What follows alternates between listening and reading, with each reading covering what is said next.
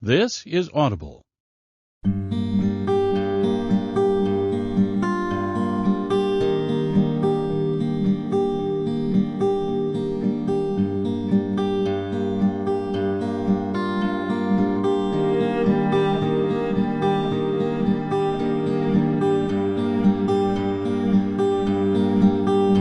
Macmillan Audio presents The Hush by John Hart.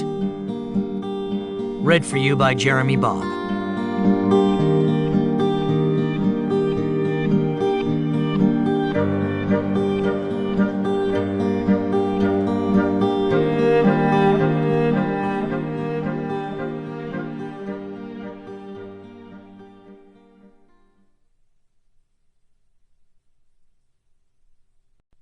Chapter 24. Luana Fremantle knew weakness like she knew the bottom of a bottle.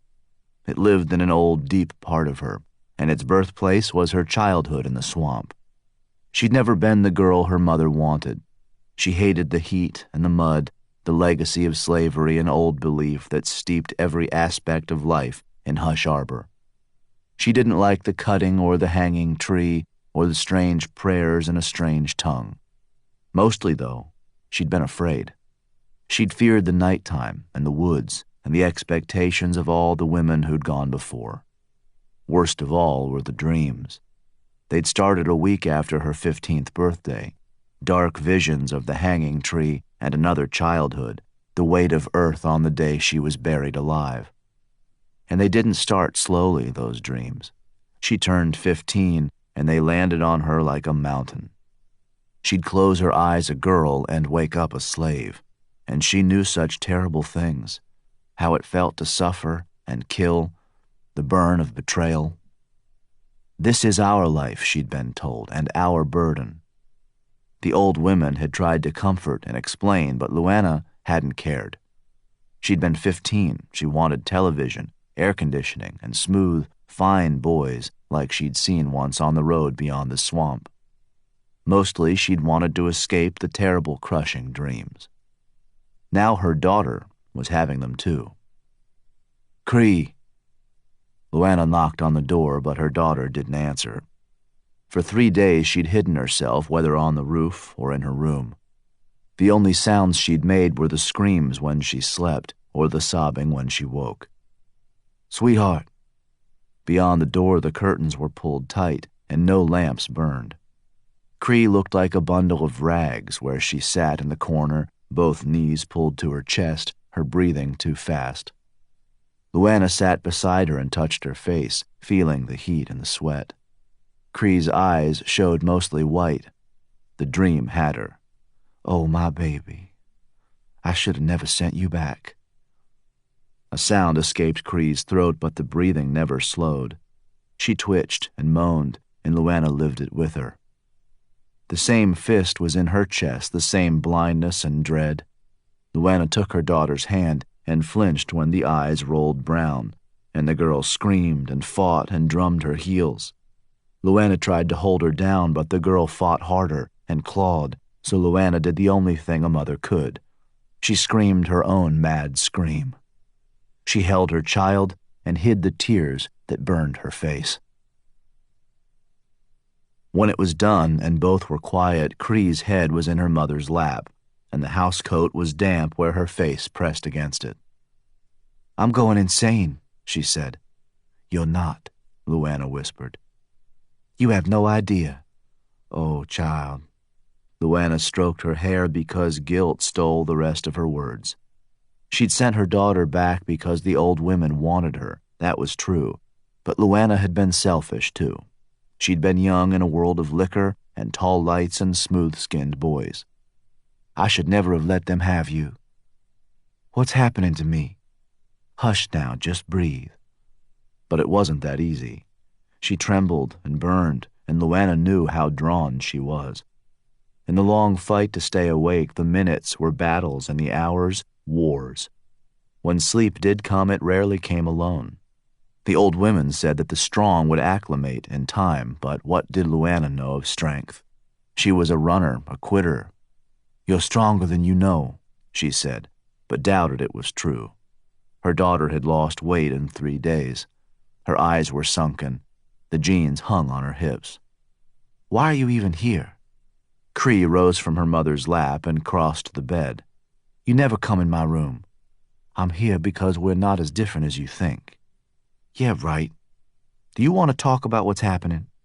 Cree laughed, but it was more like a sob. "With you? No. Let's not pretend. Maybe I can help." "You can't. Cree, just leave me alone." She sank onto the mattress and Luana touched the damp place made by her daughter's tears. "I've never been much of a mother. Any kind of mother." Luana nodded because it was true. "I'm going out for a while. Are you sure you don't want me to stay? You can talk to me, you know. I was your age once. Say hi to your friends at the bar." "Sweetheart, I thought you were leaving." Luana nodded in the silence. In the hall outside, she touched the door once, then went to her room and dressed. She put aside the housecoat and worn slippers, then tidied her hair and found a dress that was modest over plain shoes. Putting what money she had into a small clutch, she looked once at the bottle, but left the apartment without it. That was hard, but not the hardest part. At the apartment next door, she knocked and waited, and tried to smile even as the neighbor frowned. "What are you supposed to be, some kind of church lady?" Luana smoothed her dress, embarrassed to know her neighbor of 10 years had never seen her out of a bathrobe or short skirts or sweatpants. "I need to use your car." The neighbor frowned around a cigarette. "You're a drunk." "No more so than you." "That may be true, but it's my car." "Not now, Teresa. Not your normal bullshit." Teresa laughed once, an otherwise unflinching woman, soft and colorless except for her eyes, which glittered. She and Luana drank together in one apartment or the other, and once a week they'd meet in the local dive by the chicken shack, the two of them side by side over cigarettes and off-brand liquor. They were friends the way cellmates were friends. "It's important," Luana said. "I need it." "To drive where?" "East and north, a few hours." "No. It's for my daughter." Teresa squinted until the marble eyes all but disappeared. The car was 30 years old with plastic taped where the right window should be. It was worth a few $100, but Luana was the only friend she had. "Screw it," she said. "I'll drive you." The drive out of Charlotte was loud and unpleasant. The plastic slapped and cracked, the exhaust leaked in from a hole rusted through the floorboard. Teresa tried conversation for the first hour, but Luana didn't have it in her. "Turn here," she said. "Take the next highway east." Traffic fell away the farther they moved from the city. 8 lanes went to 4, and then 2, a narrow blacktop through the pine and sand hills, then into Raven County. "The hell are we doing out here?" Teresa was on her second pack of menthols.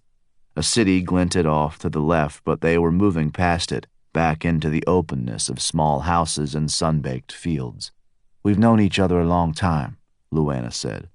"And you know most everything about me. The divorces, the jail time. This is different. I can't talk about it." "Why not?" "Because you wouldn't believe me." "Yeah, well." She was doubtful, but Luana didn't apologize or explain. A line of forest rose in the distance. There were hills beyond it. "There's a crossroad," she said. 2 miles or so. Stop there." 5 minutes later, Teresa pulled onto the verge where 2 roads made a giant X in the world. Forest ran off to the left. To the right, a cornfield surrounded an unpainted house. Biting her lip, Luana looked up one road and down another. It looked the same, but she was unsure. "That way, I think." She pointed left and then followed the forest for another mile. "Yes, go left there." The road forked, then turned to gravel. "There's the driveway." Turning onto it, the old car scraped over the low spots, then rolled to a stop where a stream cut across the drive. "I can't cross that," Teresa said. Beyond the stream, an old shack stood under the trees. "It's okay," Luana said. "You'd not be welcome anyway." "And you will?" I'm not sure. Wait here. That sounds like a fine plan. Teresa reached into the glove box and pulled out a small revolver left on the nightstand 20 years ago by some man, now forgotten. I'll be here if you make it back. Don't joke. Luana opened the door and metal screeched. The stream was shallow, but her shoes got wet, and she left prints in the dust for the next 20 feet. 16 years had passed since she'd been here. She didn't even know if the old woman was alive. That's far enough. The voice came from the shadows under the porch. Luana squinted and saw a shape in a chair by the door. Is that Verdine? She said. Who's asking? Luana Fremantle. You can't be Luana Fremantle. I told Luana Fremantle 16 years ago I'd shoot her next time she stepped foot on my dirt. That was a long time ago. I was a kid. You called me a crazy old hag, a jumped-up know-it-all with no right to look down her nose at better people. I brought you my daughter is what I did, only because you were too scared to face your mother straight on. Can I come up or not? Are you drunk again? No. Is this some kind of social visit? 'Cause this ain't no runaways club. My daughter's dreaming. Not outside the hush, she's not. Would I be here otherwise? Luana waited in the heat and silence. Verdine had left the hush in her 50s, and that made her special. Most left early or died in the same place they'd been born. That made Verdine an ambassador of sorts, a conduit for medicines and news, for the children who'd left and the one who'd come back. Luana suspected it was those feelings for Cree that kept the rifle in the old woman's lap and not on her shoulder. Best come on up, she said. Luana climbed the steps and endured the slow inspection. Even in the dress and plain shoes, she felt the disappointment break over her. She was the one who'd run away and broken her mother's heart, the thankless child who'd taken with her the last great hope of those who remained. They're gone now. You know that. The old woman circled her. Not just your mother and grandmother. Everybody. A way of life. I know that. I tried to get the land back. For money, I imagine. Don't pretend to know me. And don't you talk back. I saw the greed in you even as a child. Blackberries weren't enough. You wanted peaches. When peaches grew tiresome, it was chocolate and tobacco. You still have that fine silk scarf? Luana blushed under the question. She'd stolen the scarf from a tourist at the roadside stand where her grandmother sold honeycomb and dried fish. Cree is dreaming, she said. Nobody dreams outside the hush. My daughter does. A hard glint came into Verdine's good eye. Few had the dreams, most never did. For those who believed as the old women had, dreams of the past were signs and entreaties, raw communication that bound the dreamer to Hush Arbor as the soil itself was bound. The Merrimon boy was here. What? Just yesterday. He's dreaming of John Merrimon and the dying wife, the fever. It's only a matter of time until he dreams the rest. You're helping him? Luana asked. Merrimon men have always been the key. Cree is not a part of that. She can't be. You're implying there's some kind of choice? I won't allow it. The visions will only get worse. They'll break her down. She'll lose herself.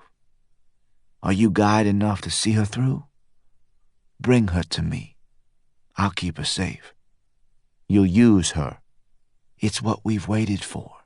Not my daughter. Then go home.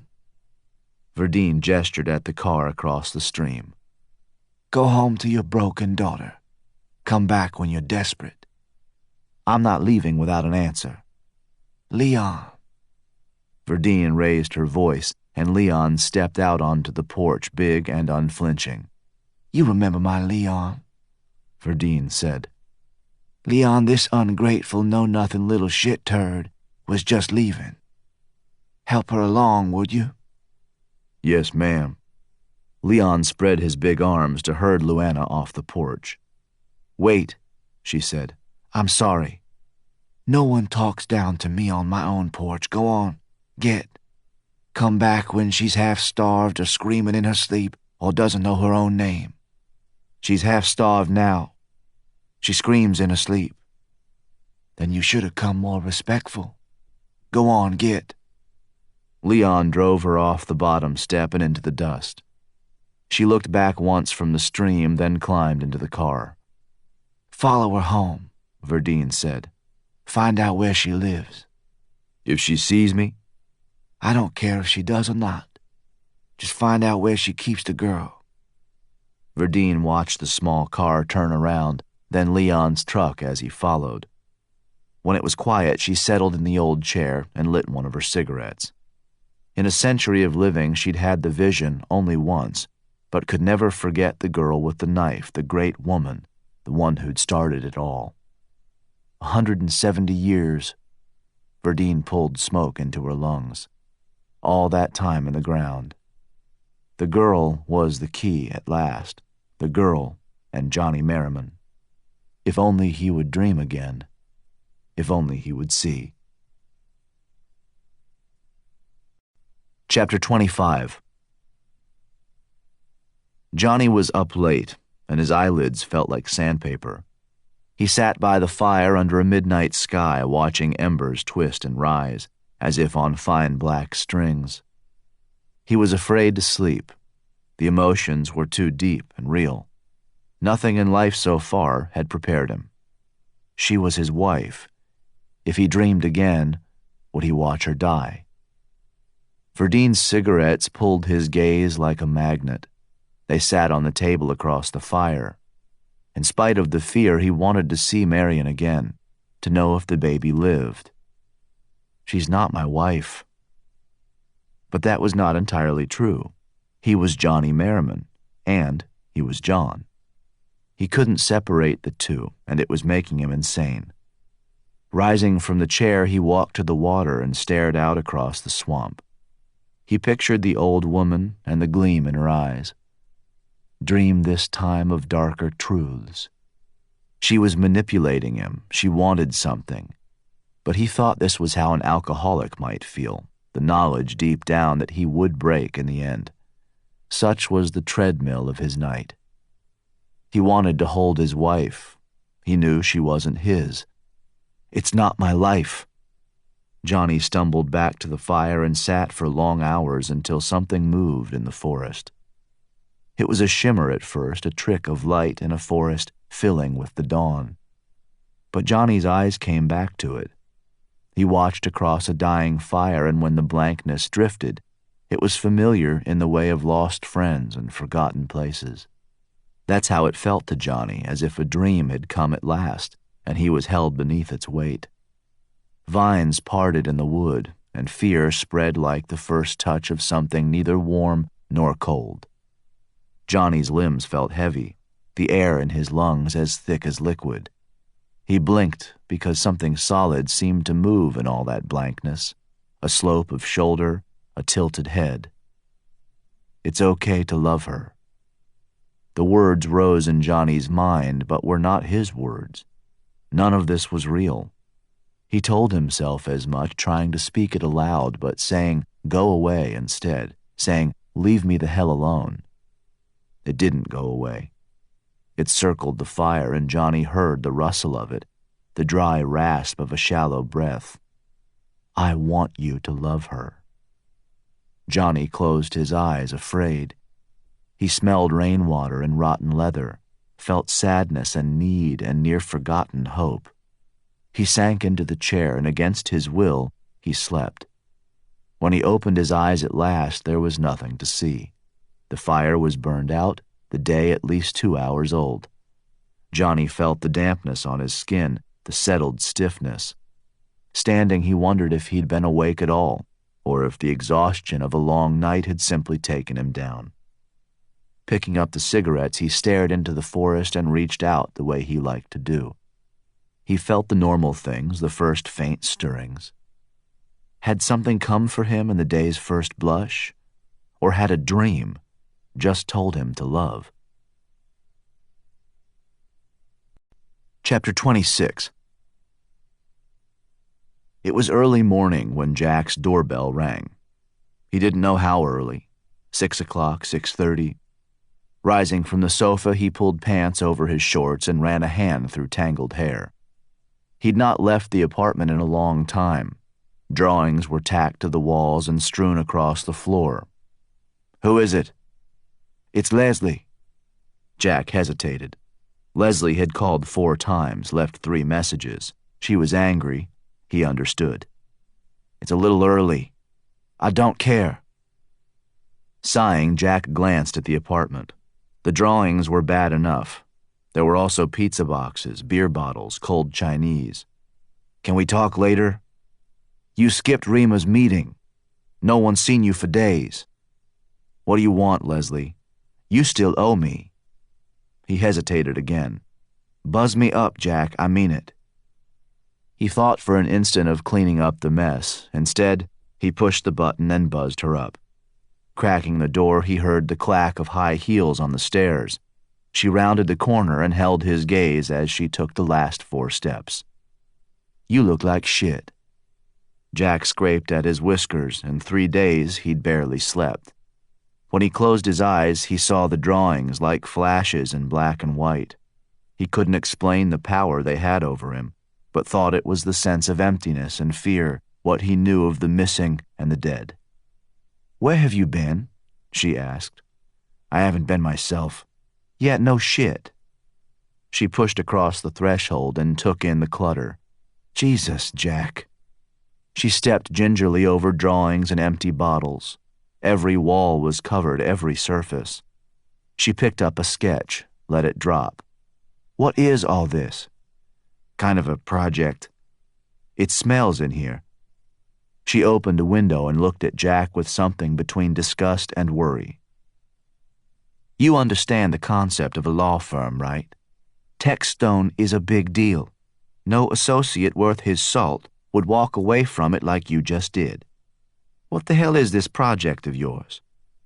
She found Jack's research on Hush Arbor, but he took the pages from her hands before she could read of any deaths or disappearances. "Leslie, listen." He put the articles face down on a table and guided her toward the door. "I'm sorry I blew off Reamer and Techstone. I'm sorry for everything. But this is not a good time." "Not a good time? Have you lost your mind? People are talking. Partners, Jack. The ones who hired you. Whatever this is, whatever you're doing." She gestured at the walls, the refrigerator, the cabinets. "You're going to get fired." "I don't really care." "Then you are definitely not the man I thought you were. You were going to be the youngest partner we ever had. I saw something in you." "Something's changed. I'm sorry." "You still owe me one." "Ah, business. Don't make that face. I told you from the start it was just sex." She pulled a card from a pocket in her coat. "I want you to call this man. He's a New York editor. He wants to talk to Johnny Merrimon." "Why should I do that?" "There's money in it. Maybe a lot." "For Johnny?" "Of course." "Why do you care?" "Maybe I want to write a book one day. Having an editor's ear is never a bad thing." "You're kidding, right?" "Hey, my life is more than sex and law and money." "How much then?" "A lot, I imagine. They're going big, apparently. Color photographs, a special hardcover edition. It's the best-selling true crime they've ever published. They want to send Johnny on tour with the author.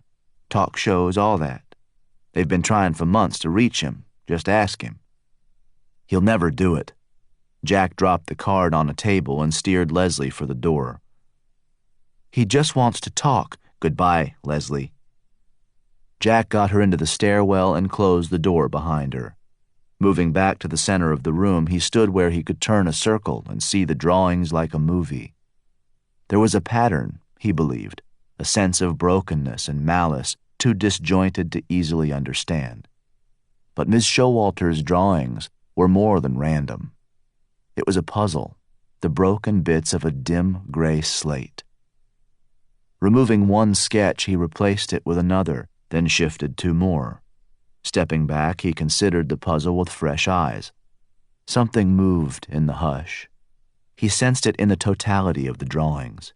It teased in the blank spaces and streaks of black, in the charcoal worked so hard and fast that the paper in places was worn shiny. Whatever it was, whatever the reason so many people had died or gone missing, Johnny was in the middle of it. In the tapestry of such deceit and violence, what was Jack's responsibility to a friend who didn't want his help? Just how much did one friend really owe another? Everything. Jack took down a row of pictures, shifted 3 more. He owed Johnny everything. By morning the next day, even Jack had to admit that he was drifting dangerously. His career was falling apart. Johnny wouldn't answer the phone. Maybe like this. He cleared an entire wall and tacked up drawings of the cave and scattered bones. Leslie called at 9, but every thought was Johnny, the hush, Jack's worry. At noon he had a beer, but it didn't fix the problem. Jack was hiding in the drawings. He was afraid. By early afternoon, Jack knew it was time to leave the apartment. The cracks were widening. He needed answers.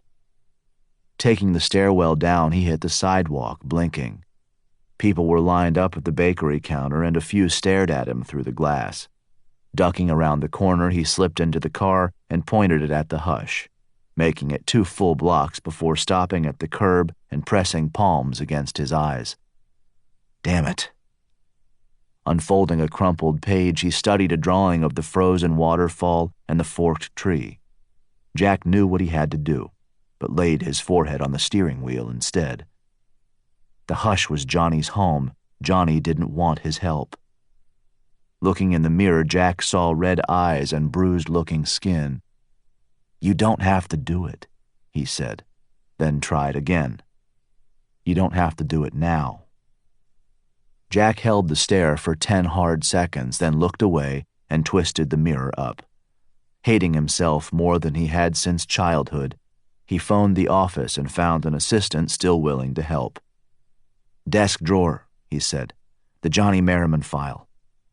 He waited while the assistant found Luana Fremantle's address in Charlotte. It was a 90-mile drive. The hush, he decided, could wait. Charlotte, North Carolina, was like a lot of old cities grown rich. Towers rose like the tines of a crown, and wealth spilled outward from the shadows. Fine restaurants, trendy neighborhoods. Time and neglect had driven the poverty into entrenched pockets of subsidized housing, and Luana Fremantle lived in one of the worst. GPS took Jack to a faded tower beside a cracked sidewalk and an empty lot, where he parked on the street between a shuttered church and the offices of a bail bondsman named Big Chris. People moved outside, but not really.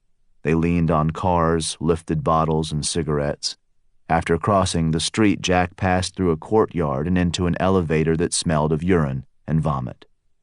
On the 23rd floor, he found the right number above a heavy-gauge door with multiple locks. He knocked twice and waited.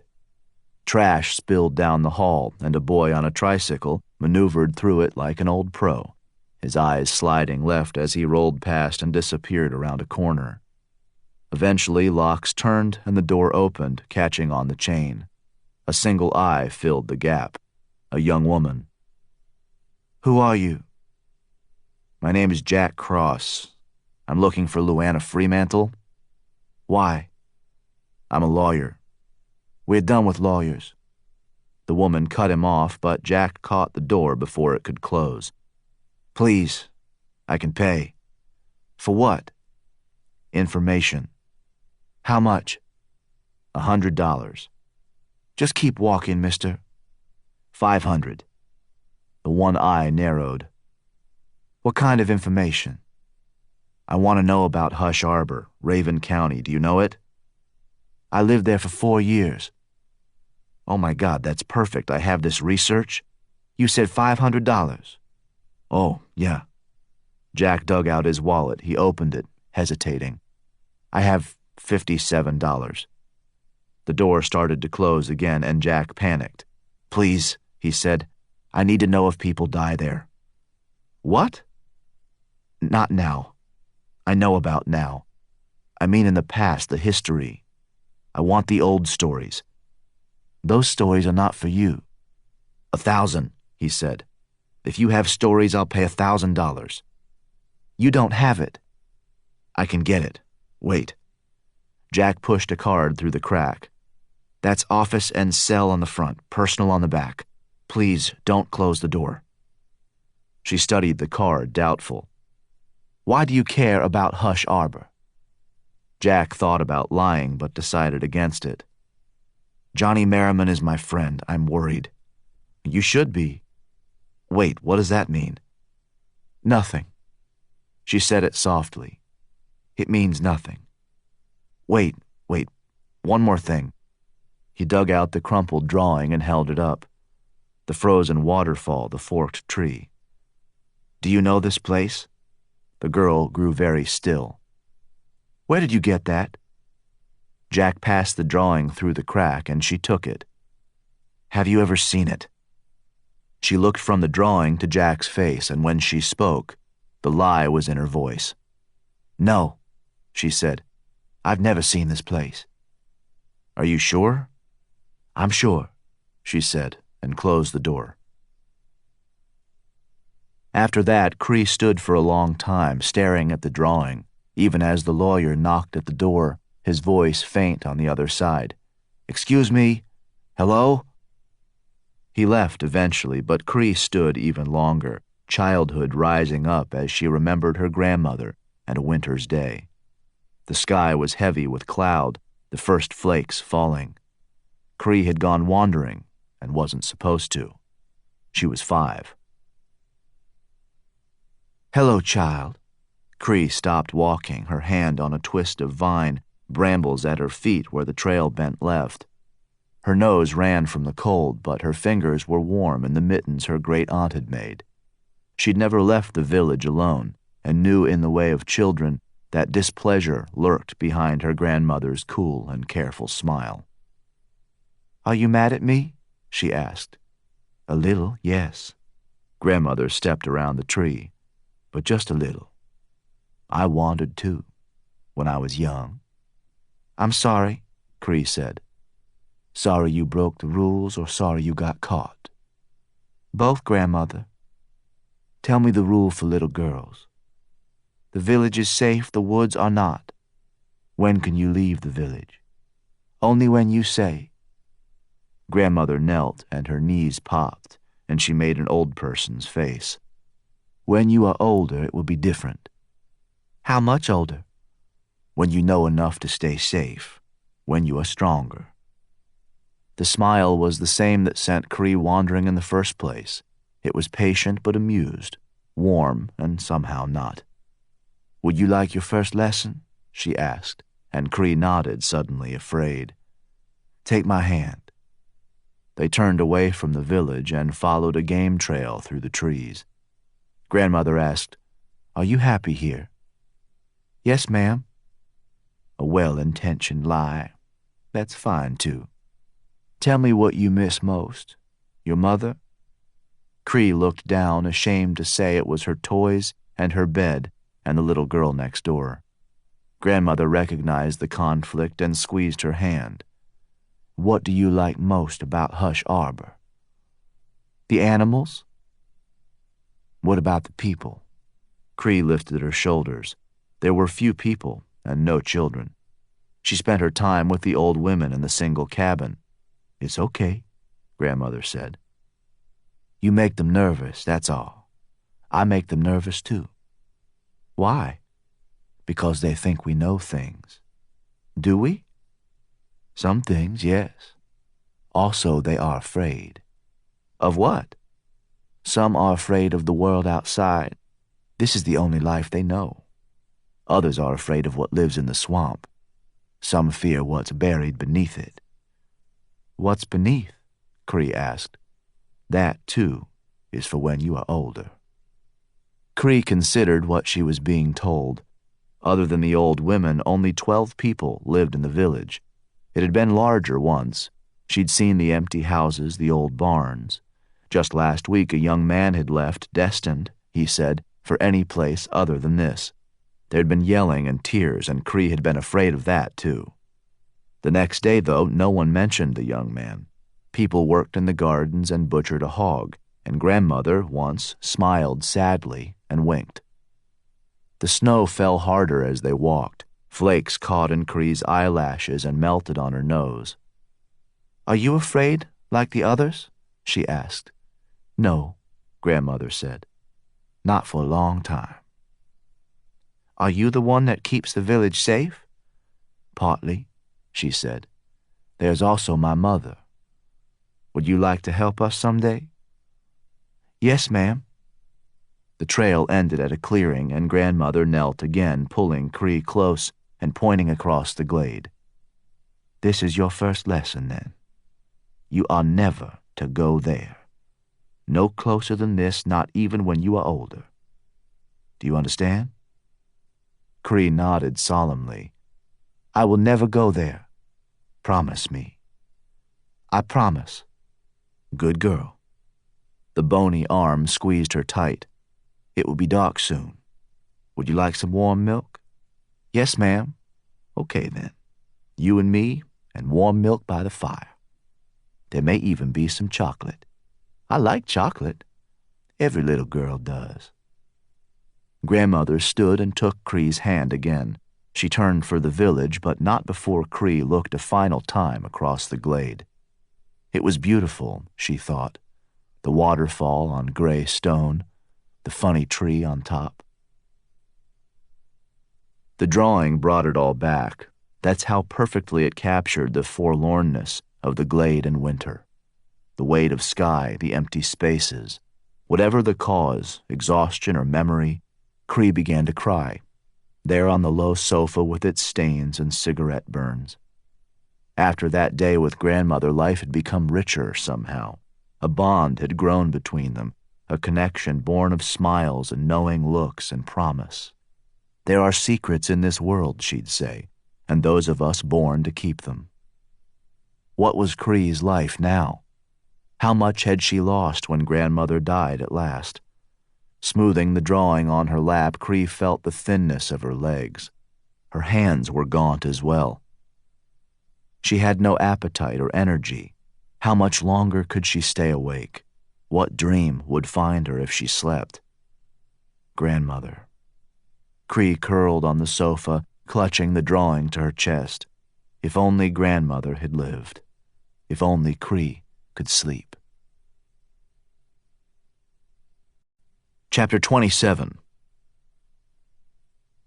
The road ran empty for miles as Johnny left the hush, and the old moped rattled along at 30 miles an hour, the bald tires slick on the pavement, the smell in the air like burnt oil and hot metal.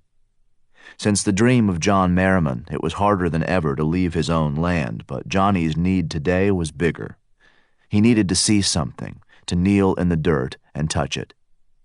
Rolling back the gas, he coasted to a halt where a long drive wound through the hills and touched the county road.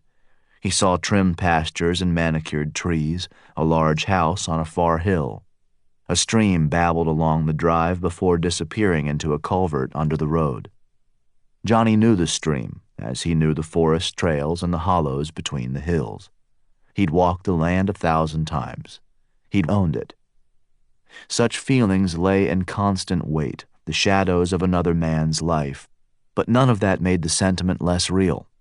Johnny didn't have all John Merrimon's memories, but what he'd dreamed he knew as if he'd lived it himself. The actions and reactions, the loves and hates, small flickers of thought. This had been his home. The drive was paved now, but it followed the same lines. The manor had been just there. Johnny studied the lodge and thought briefly of William Boyd, humbled by how eternal the land remained.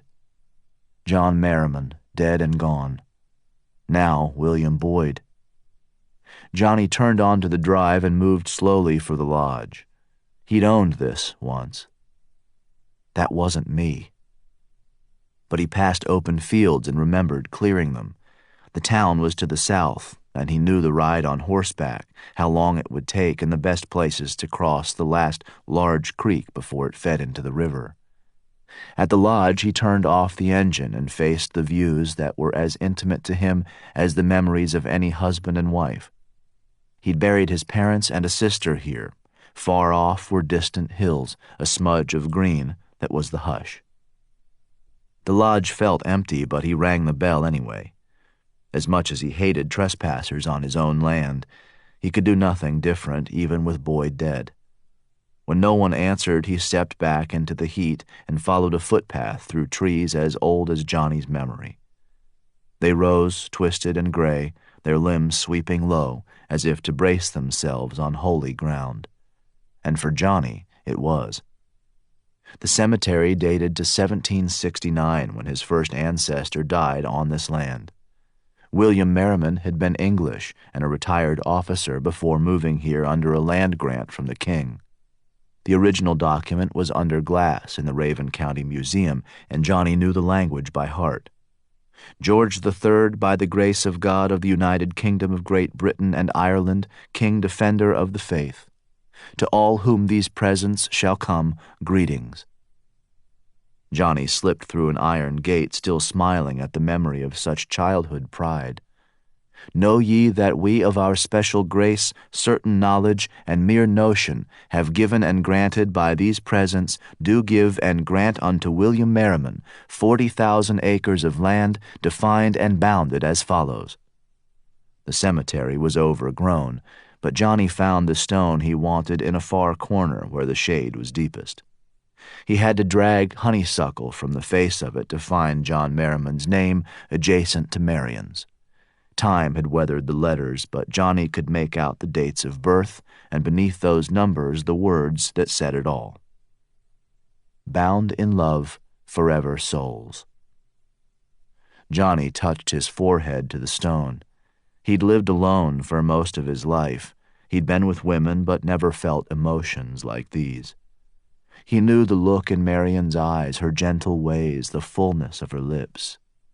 It was his life before. She was his life. Chapter 28. Cree could not get off the sofa. She missed home, her true home, and those feelings were larger than memories of Hush Arbor or the big bed or the little stool kept by the winter stove. Young as she'd been, she'd had a people, a future. Pushing deeper into the cushions, Cree smelled her mother's perfume and spilled coffee and all the foods she ate. Everything smelled of plastic, the plates and the food, the television that sat blankly across the room. A clock ticked in the kitchen, and even that was plastic. Rolling onto her side, Cree stared at the drawing. They said I was special, a mighty thread. Looking at the drawing, she thought maybe her grandmother had been insane after all. What did her mother call her? A crazy old witch, an old witch born of old witches. Cree closed her eyes but flinched when a knock sounded at the door. The lawyer, she thought. Go away. Someone hit the door again. Please go away. Open the door, child. The voice was faint through the door, but like her grandmother's. No one else had ever sounded so frail but sure. No one else had called her child. Who are you? Through the peephole, the woman appeared small and withered, so short that Cree could see little of her face, just the forehead and hair, the creases and the black eyes. You can call me Verdine. Most everyone does. What do you want? Why, to talk to you, of course. Cree opened the door to the length of the chain. I don't know you.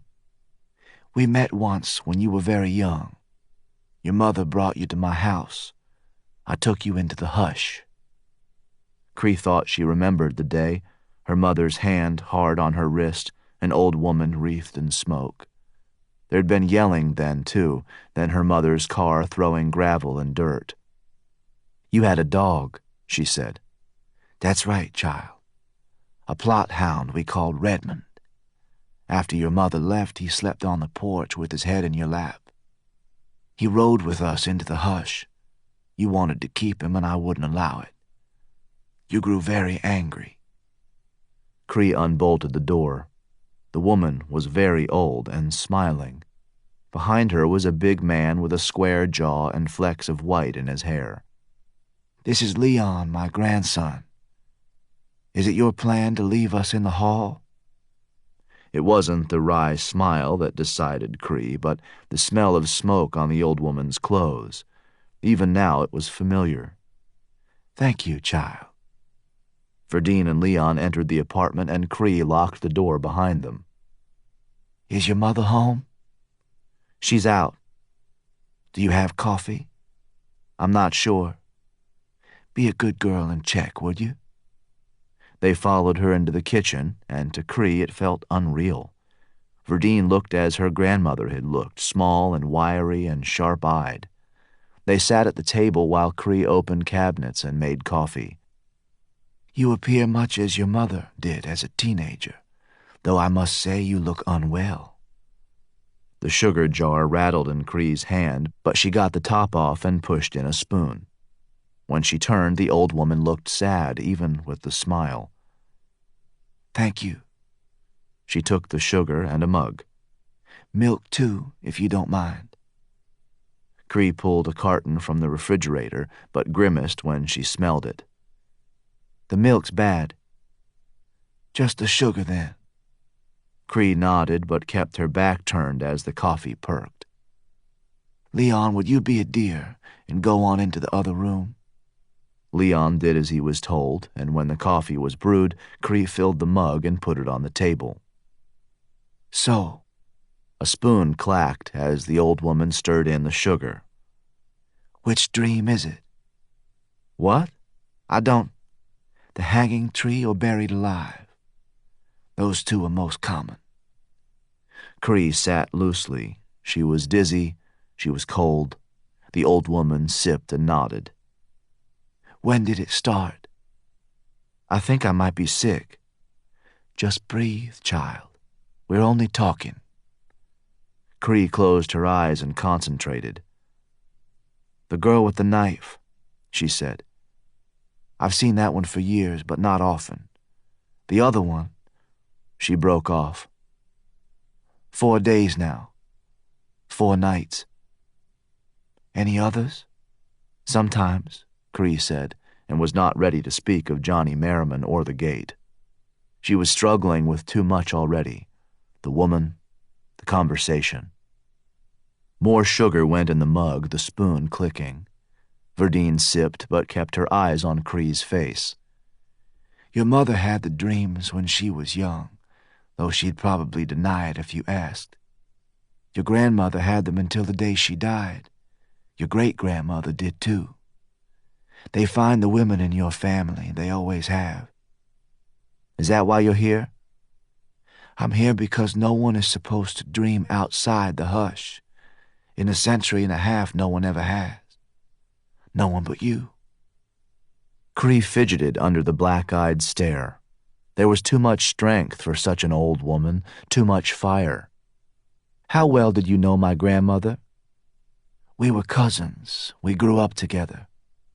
"And Hush Arbor?" "I lived there same as you, but left a long time ago." "Why?" "A man from outside. I thought I was in love." Do you have the dreams?" "Once," Verdine said. "A long time ago." "Why are you here?" "To help you." "But how?" "Let's talk about these dreams. What do you remember of your time in Hush Arbor?" "Most of it, I think." "Do you remember the story of Aina?" The question took Cree by surprise. "It's a children's story," she said. "Grandmother would tell it to me before bed at night." "Tell it to me now." "Why?" "Humor an old lady." The request for the story struck Cree harder than anything yet. It was the beginning and the end, one of the first things taught by her grandmother and the last story told on the day she'd died. Cree had been so small that kneeling by the bed, her face had been level with the old woman's. She could close her eyes even now and see the tired smile and the map of her skin. She'd smelled of tea and dried leaves and dying. Come closer, child. Cree pressed tightly to the bed. Wind sighed against the glass, and people were gathered outside in the cold. The whole village, all who remained. Grandmother was dying, and the village would die with her. People understood, so there was keening beyond the glass, the crying of women and the murmur of lost men. They were afraid of her death and what it meant for the larger world. Grandmother sensed them out there, same as Cree, but her eyes were for the girl alone. Tell me the story of Aina, she whispered, and Cree, afraid, shook her small head. It's more important than you know. Please. I don't want to. Come, child. Tell me one last time. Cree wept then, thinking of all their nights together and of the times she'd heard the story or told it herself. It was as familiar as the feather pillows, the woolen blankets, the warmth of the fire. Grandmother touched the tears on Cree's cheek, then nodded and closed her eyes. It's the first story, she said, the most important of all. Cree took the withered hand and felt how cold it was. Go on, child. Do this last thing for me. I want to hear the story and to know you will remember it. Cree looked from grandmother to the window and saw the faces there, the dark eyes beyond the glass. She was alone with the old woman, so she leaned into the bed and told the story of Aina exactly as she'd learned it. Hush Arbor is our home, she said, but our people are and always have been of Africa. We come from the coast on the western edge, from the top of a mountain that rose higher than all others. For centuries, women ruled on the mountain, and the greatest ruler of all was named Akachi, which means hand of God. At the height of her power, 29 nations bowed to Akachi on the mountain. 10,000 spears defended her home, and her daughter's name was Aina, which means difficult birth, which is also just, as Akachi labored for 3 days to bring Aina into the world. When the child at last was born, a great storm fell on the mountain, so powerful, it is said, that much of Akachi's power washed away with it, for she was sickly in the years that followed, and the kingdom fractured. War followed war, and Aina grew in a world defined by death and blood and a broken mother. By the time she was 10, Aina sat on the throne to hide her mother's weakness. By 15, she commanded armies of men and was grown cruel by years of war. When the great queen died, she gave to her daughter the power that was hers by birth. Yet great as that power was, Aina was too young to wield it well, and in the blindness of her youth, the great betrayal came. The man who betrayed Aina was called Darren, which means born of night. This was also a just name, as it was in the night he came with 100 men to take Aina from the place she slept. A trusted general, he sought to find her sleeping and weak, but a servant girl saw the men coming with spears and rope, and woke Aina in time to flee the caverns that made her palace. For half a night she was pursued by this man she'd once trusted, and though she was new to the great power and weak in its use, she killed 13 men before she was trapped and bound and carried from the mountain so that Darren, born of night, might be king. Knowing her death would mean an uprising from those who loved her, Darren hid Aina by day and in darkness carried her down the coast to a small kingdom ruled by a bitter man. There she was stripped and sold and put on a ship so she might be brought across the ocean and sold again and taken north to a country whose very name means black as night. Raven County. The old woman interrupted Cree, her smile loving but small. Our home, she said. This place. The old woman was crying too, so Cree climbed into bed and put her cheek against the failing heart. She heard it slow inside the narrow chest, and grandmother's hand was on her head. I'm sorry, the old woman said. I wanted to teach you more. I wanted to make you strong. In the apartment, Cree was shaking her head. I don't want to tell the story. But you remember it. I remember, Cree said, and looking with fresh eyes at the old woman, saw all the ways she was unlike the grandmother she'd loved. The stare was too intent, the mouth a bitter line. Why are you really here? Because you are the last of your line, and because the dreams matter in ways you can't possibly understand. Then tell me. The old eyes narrowed and the woman nodded. Your grandmother said you were special. Enough about my grandmother. Tell me what you want. Verdine nodded again, but even as her mouth opened, a commotion rose in the other room. A door slammed. Cree's mother was yelling. What the hell is happening here? Cree rounded the corner as bags hit the floor and groceries spilled out. What are you doing in my house? Get out! Leon had the big arm spread, but Luana Fremantle was undaunted. A finger came up when she saw the old woman. I told you to stay away from my daughter. We're just talking, Luana. With you, there's never just anything. Get out of my house, both of you. Cree, go to your room. I'm not yet finished with your daughter, Verdine said. I'll need a few more minutes. No, absolutely not. Leon, if you would keep Luana in this room. Cree, come back to the kitchen. Don't you go anywhere with her, Cree. Come, child. You have questions, I have answers. The voice was soft, the smile inviting. Cree looked at her mother and saw panic twist her face. She mouthed the word no, but Cree was already turning. She's my daughter, damn it, you can't have her. Verdine raised a hand dismissive, and Cree fell into her wake as if pulled. She was exhausted and sick, and the moment was blurry as if it too were a dream. The narrow woman and the raised hand, how small and bent she was, and how she walked as if floating. Part of Cree's mind said exhaustion, hunger, hallucination, but the dreaminess was fine because she wanted what was in the dream. Looking back from the kitchen door, she saw her mother in the same strange haze, but a gun was in her hand, and that, too, could not be real.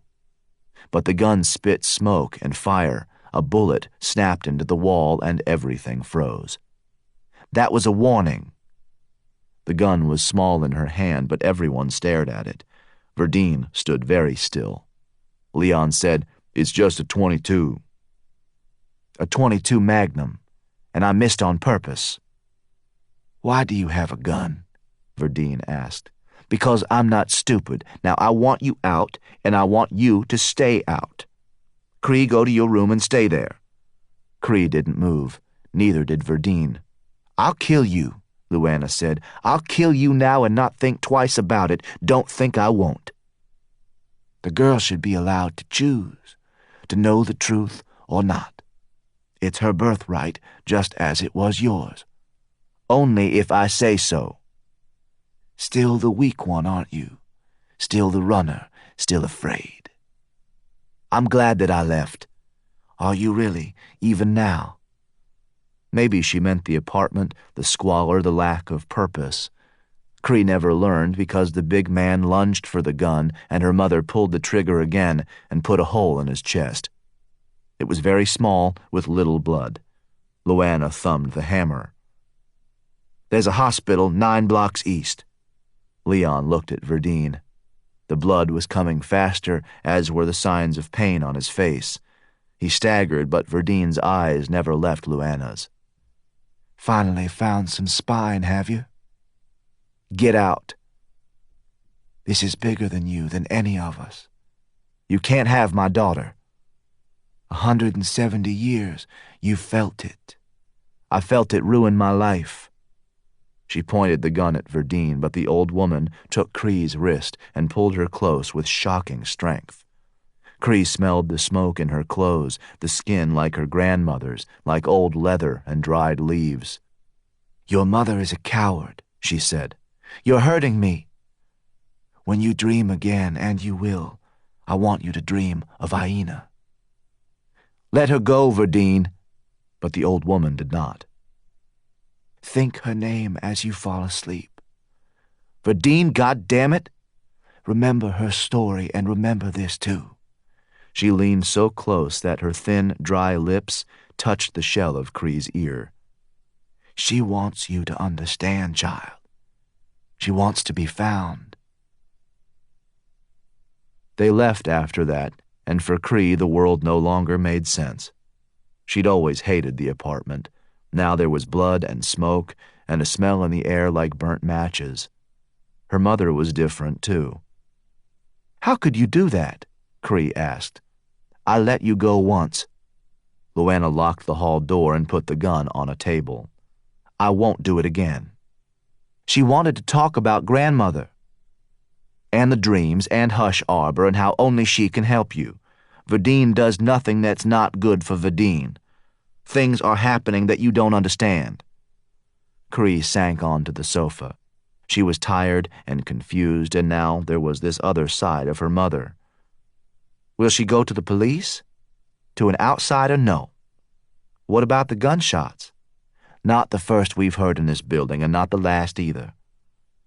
"She told me to dream of Aina. You'll do no such thing." "Sooner or later I'll have to sleep."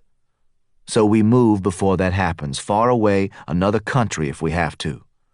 "With what money?" Luana's face softened unexpectedly, and she sank to her knees, taking Cree's hands in her own. "Don't be seduced by the dreams or Verdine or her talk of your birthright. Hush Arbor is a cancer. It eats lives." She squeezed her daughter's hands. "Just trust me, please. That woman is not your friend."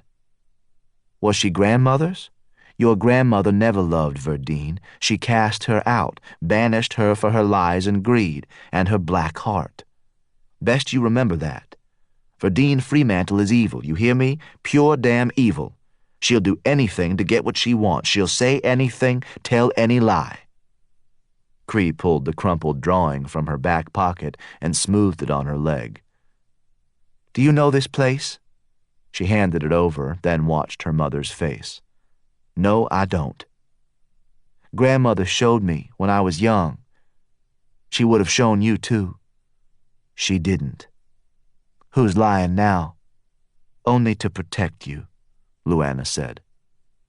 "Your lies, her lies, what's the difference? I'm not like Verdine. Don't think that I am." "I want to know about this place. This place. This." In short, angry motions, Luana ripped up the drawing and dropped the pieces. "Hush Arbor is cancer. I'll not say it again."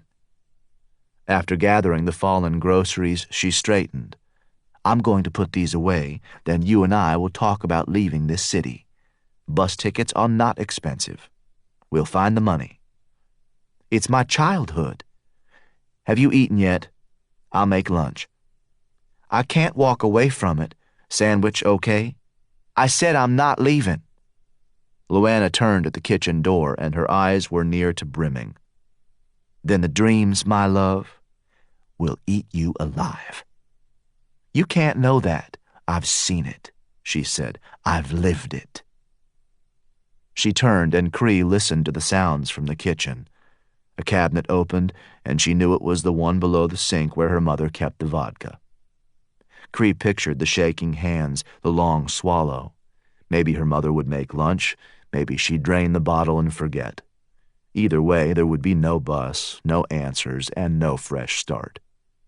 Knowing the pain she was about to cause, Cree gathered bits of paper from the floor, then unlocked the door and slipped quietly into the hall. 5 hours later, Cree was back in Raven County, on the busy streets downtown. She touched her face and thought how insubstantial it all was. The city, her bones, everything that was not the dream. She found the building where the lawyer worked, and its windows showed her a sunk-eyed girl in 3-day clothes. Too ashamed to go inside, she turned over the lawyer's card to find his home address. She stopped a dozen people before one agreed to help. When she gave him the name of the street, he pointed down the hill and left, and she found the address above a narrow stairwell beside a bakery full of sleek people in nice clothes. Fumbling at the door, she stepped into a dim stairwell that bent twice on the way up. On the landing outside his apartment door, Cree asked herself a final time if this was smart. She didn't know him. He didn't know her. But the drawing was his. Maybe he could tell her more. Maybe they wanted the same thing. Knocking twice, she waited. When no one came, she found a spot on the floor and leaned into a corner where the old plaster smelled like old paint. She pictured Leon and the small hole that leaked such little blood. She wondered what her mother was doing and if Johnny Merrimon was alive, and why Verdine wanted so much for her to dream. Settling into the corner, Cree felt her eyes grow heavy. She was tired and afraid, so she pictured herself in a treetop on a vast plain. Black stone covered the plain, and the only sound was wind. It moved the treetop, and Cree moved with it. She was untouchable. She could see forever. Aina. How many times had she heard the story? I want to dream of Aina. She repeated the words until they softened and she believed them enough to drift.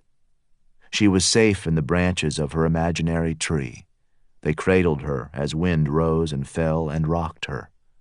There was no world beyond the blackness of her skin and the sky and the stony plain that ran forever. She imagined a world of infinite warmth, then said Aina's name a final time. It sounded in the darkness, and Cree was gone from the world. She was a traveler, a dreamer, a sailor on a broken sea. When her eyes opened, she was on another ship, and half dead and covered in grime. She was on her side, bodies pressed so tightly against her own that she couldn't move, could barely breathe. She retched, and the bile ran down her chin to join the blood and shit and other vomit. Around her, people cried out and prayed. 12 of them were dead and still chained. It was night, and waves crashed against the hull beside her head. She was Cree, but only just. The rest was Aina, and she felt it all. The wounds and starvation, the old and the dead, the children too young to understand. They were in the darkness, all of them, terrified and lost and weeping. It was too much and too real, so Cree squeezed her eyes shut and held her breath. The ship rolled, and she felt the thrum of it, the sluice of water. She focused on that because the rest was bigger than fear or pain or even death. Aina felt it all as if it were her own, all the souls and chains and abandoned hope. She felt the motherless child, half-starved and bleeding for the first time. She knew the man who'd lost his wife and was ashamed, the broken women and the raped girls. She knew hunger and hot air, the ankles rubbed to bone and smeared with grease to keep off the maggots. Cree felt it too, and couldn't bear it. She fisted her eyes and screamed, tried to leave but could not. She was of the girl and in her, a passenger trapped. For the long hours, the despair of so many drove her mad with pain. It was too much, like stone breaking. Cree tried to crawl away, but Aina's mind was filled with madness too. Suffering and want and suicidal thoughts. She was the drain that drank it down, a flower in the rain. She had nowhere to hide, and that made it hard for Cree too. She'd never known awareness like this, the power of it and the weight. In despair, she clawed into the recesses of Aina's mind, looking for the corners and quiet eddies. No such place existed, so Cree sought the stillness of memory, forging deeper and down until she found the darkness of a cave and firelight and other nights. She saw little and felt less. She was a child afraid, skin against a naked breast. But there was love there, and peace, a gentle voice, and the promise of morning. Cree knew in the way of dreams that it was Aina's childhood before, that she would walk soon and leave the cavern and grow strong on the mountain. Cree felt all of that and wanted to stay buried, to flow from one memory to the next and never return to the ship where people called out for water and family and lost gods. But the dream was deep, and the ship forever. It plowed through waves, shuddered as a double crest lifted it high, stalled it for a moment, then dropped it like a building down the side of a mountain. Cree felt the crush of bodies, the slide of skin and chains and sludge. People cried out, and she knew their thirst and loss, the fear of drowning with an iron collar on her neck. The ship rose again and fell, and she lost herself in the bitter sway. She was a queen, a frightened slave. She was Aina entire. Chapter 29. Aina, 1853. Death came on a Sunday, but it was not the death people expected. It should have been the master's wife. That's what Aina heard, that his wife was eaten up with a fever like none had ever seen. Of course, the whole world was burning, scorched pastures, dead cattle. Aina knew only a few slaves, but they worried at the sick children and failed crops, and what it meant for the moon to rise red. There was talk, too, of fighting in town, of brawls and blame, and a white man bullet-holed in the Main Street dirt. It was the heat that did it, and every day was worse than the last. The sun rose red and the moon followed. Even the river felt like blood. That was Aina's thought as they carried the master's wife down the bank and tried to drown the fever that was killing her. It wouldn't work, she knew, not that kind of fever, and not as weak as the white woman was. Aina had watched them leave the house and was in the river before them, a slip of a girl as black as night and naked behind a river birch the size of her waist. She wanted to see if white people died the same as slaves, and from where she hid, it looked like the answer was yes. "Get her hair wet. Get her head. Get the rest of her down deep." That was John Merrimon, though Aina had never seen him up close. She spent her days chained to a wall or locked in a room. She was too wild to be trusted, too unpredictable and violent and African. 3 weeks had passed since she'd been bought off the docks of Charlestown, but she'd never broken, not once. She stretched her lips if they got close. She fought and cursed and felt the rising wildness that made the other slaves look away. They were scared of her. They wouldn't admit it, but they were. The women said her eyes shone yellow in the dark. The men spoke of how she bared her teeth and made animal noises deep in her throat. Of course, they came for her just the same, the yellow-haired foreman and the livery boy and the hard-handed slave, still filthy from the fields. They came because she was small and well-shaped, and because she never spoke of what happened when the door swung in on leather hinges. She was weak in this place, so she hadn't killed them yet, but she knew their names just the same. She knew their names and what they ate and where they slept. Settling deeper, Aina glided from one birch to the next.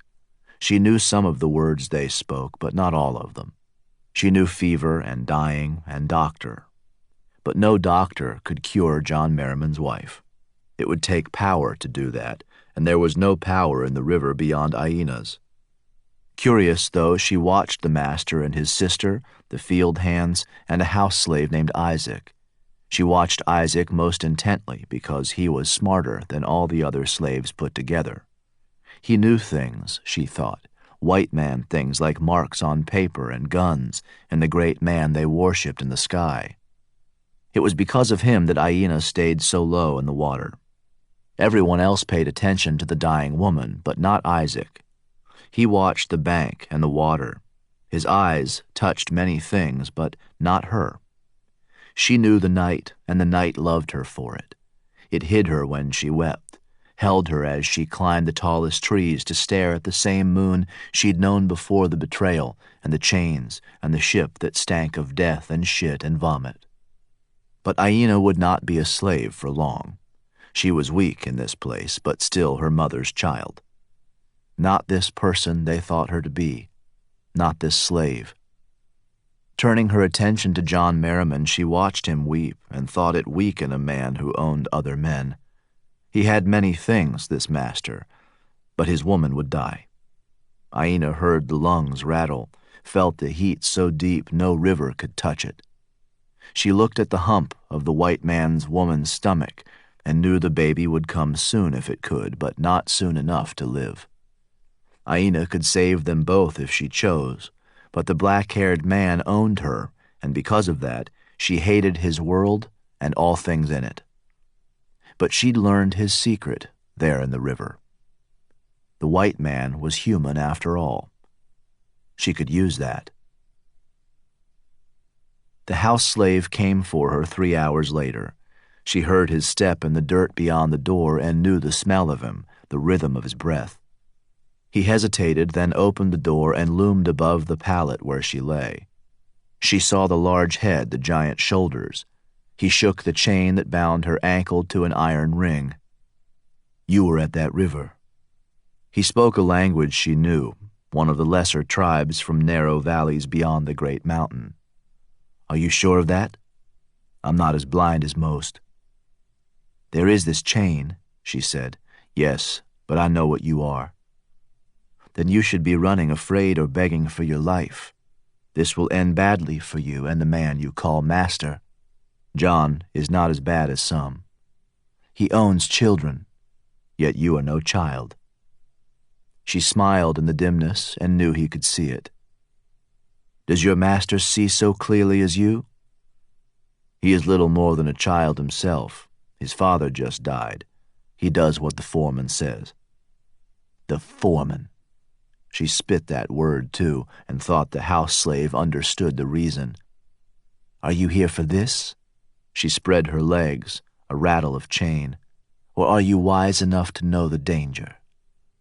He nodded at the last question. "Tell me why," she said. "Because I know what you are." "Say it, then." He swallowed hard, and she turned her face to show the scars put there by her mother's own hand. "Say it," she said, and he did. A word in her language, the one true tongue. It meant priestess, prophet, dark queen. Minutes later, the house slave led Aina through brittle grass and to the grand white house. It was like houses she'd seen on the roads of Charlestown and reminded her of the ship that carried her across the ocean. 6 months ago, she'd not known that men could build such things. Men were for fighting and hunting and fucking. But the white men built splendid things and crossed oceans. They worshipped a gentle god, yet were as cruel as children. It was to understand this contradiction that she mounted the broad steps and passed through tall doors. Inside was a space as vast as any cavern in the great mountains of home. She saw colors and fabrics, metals that gleamed, and wood as dark and smooth as a baby's skin. Stepping inside, she kept her head high, ignoring the women who were not women at all, but shadows of women that cooked and cleaned and carried the white man's shit. They risked glances at Aina's face, then looked away from the scars cut like spirals in her cheeks. Ignoring them, Aina studied a square of silver glass that hung on the wall and showed her reflection as well as any pool she'd ever seen. It showed her as others saw her, the wild eyes and scars, a dirty girl in a scrap of cloth. They thought her young and ignorant and wild, but it wasn't like that, and Isaac knew it too. No one else wore scars like hers. Not by choice. Not if they wanted to live. "This way, please." He moved up a curving staircase, and she followed at her own pace. At a great door he paused, and Aina saw the fear in his eyes. "Please," he said, "I'm begging you." When the door opened, Aina saw the dying woman in a wide bed, and by her side was John Merrimon, holding a small, bright knife. He looked at Isaac, terrified. "She's dying," he said. Isaac pushed into the room, and Aina watched them argue. It started slowly, then grew louder. She understood few of the words, but knew enough to smile a little when Isaac said, "Black magic." She'd heard the words from the mouths of other slaves, from field hands and cooks, from the old women who said the foreman couldn't break Aina, and that the fear was in his eyes too. They said she was driving him mad, that he raped her and choked her, and that she laughed in his face as he did it. They said the heat came with her, that it would leave when she was dead. John Merrimon was no different. He looked at her appalled, but the hope was growing in his heart. She saw it when he looked at his wife, and the big slave spoke. "The child can save her. There will be a price." She nodded because there was always a price. That was the way of things, woman or child, white man or black. The argument grew, and she thought it was about gods and the woman and right and wrong. Aina watched until she was bored, then crossed the room in silence. No one noticed when she moved, and that was part of her gift: cunning and deceit, suppleness and speed. They blinked, and she was beside the bed. "I fix." The white man stopped and stared because no slave off the boat should know his language so soon. But Aina was smarter than any man. "Baby die first," she said, "then woman. You pay, I fix." "You can't fix her. No one can." But Aina felt a tingle in her palms, a gathering of threads. She touched the woman's skin, and color returned. For an instant, the eyes opened. "John?" The white woman spoke, and the husband broke like a child. He dropped to his knees, the knife clattering beside the bed. "You pay, I fix." Aina removed her touch, and the woman's eyes rolled white. "No, please, bring her back." Aina stooped for the knife, and no one stopped her. The white man cupped his hands, begging, "Please, God." But his God was not listening, and neither was Aina. She walked to tall windows with a view over fields and forest. It was a new place, a new world. "I'll pay you," he said, "I'll pay." Aina took her time because she could ask for anything, and he would give it to her. Money, land, his life. When she spoke, it was to Isaac and in her own tongue. "I want freedom," she said. "I want his mark on paper for all to see." Isaac translated, and the man said, "Yes, done. Land, too. Anything, please." Aina moved from the window, remorseless. She touched the white man's face, the bend of his arm. She let him see the wildness in her heart, then offered up a smile and named her final price. The livery boy, the foreman, the hard-handed slave. Chapter 30. Jack was in his cups again, not drunk really, but not entirely sober. He sat at the end of a dim bar at the back of a dim restaurant. The beer at his elbow was warm. The bartender, a soft man in his 60s, pointed at the glass. "Is that not working for you?" "I'm sorry," Jack said. "What?" "It's been sitting there for 20 minutes. I'm asking if you want something different." "Maybe a whiskey," Jack said. "What kind?" "Bourbon. I don't care." The bartender put a drink on the bar, and Jack nodded his thanks, sipping without really tasting. The phone was in his other hand. On it was a message from the senior partner. Jack played it for the 5th time. "Mr. Cross, this is Michael Atkins. I'd like you to be in my office tomorrow morning at 8. It's time for a serious discussion about your future at this firm." There was more, but Jack didn't want to hear it. The first 2 lines said it all. He wasn't showing up, wasn't billing. Draining the bourbon, he stood fishing for his wallet. "What do I owe you?" The bartender gave him a number, and Jack dropped bills on the bar. He wobbled a bit going through the restaurant, but didn't care about that either. He had to talk to Johnny. Outside, the sun was down, and a hot wind licked the concrete. Jack looked left and right, orienting himself. He'd never been to the restaurant before, though it was not far from the apartment or his office. After the trip to Charlotte, he'd parked the car and gone walking along one edge of downtown and then another. He'd worn his feet raw before finding the restaurant and dropping half dead onto the bar stool. The first beer had gone fast, the second more slowly. The whiskey, he was thinking, might have been a mistake. 8 o'clock. He started walking.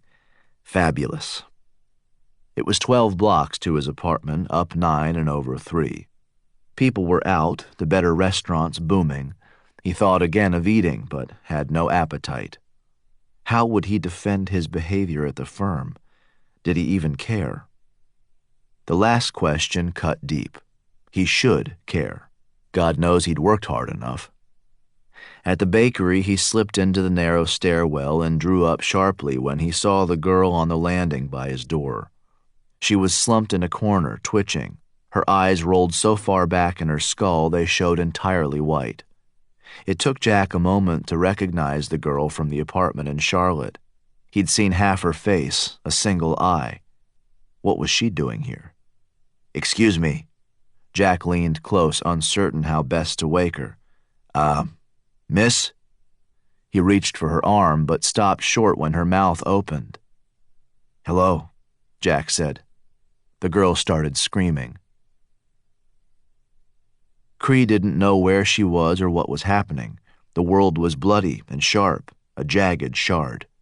She could feel the knife in her hand, the handle of it so slick and warm it felt like something alive. There was a dark night and a dim hallway.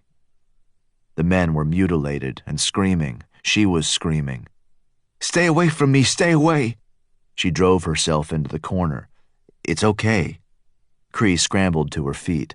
The hallway tilted, and for a hard second she felt the fire on her skin, the pressure wave of moaning as 100 slaves rocked foot to foot and kept their eyes on the dirt. "Who are you?" "My name is Jack Cross. We met earlier. This is where I live." Cree saw the stairwell, the plaster walls. "There was a knife." "No," he said. "No knife."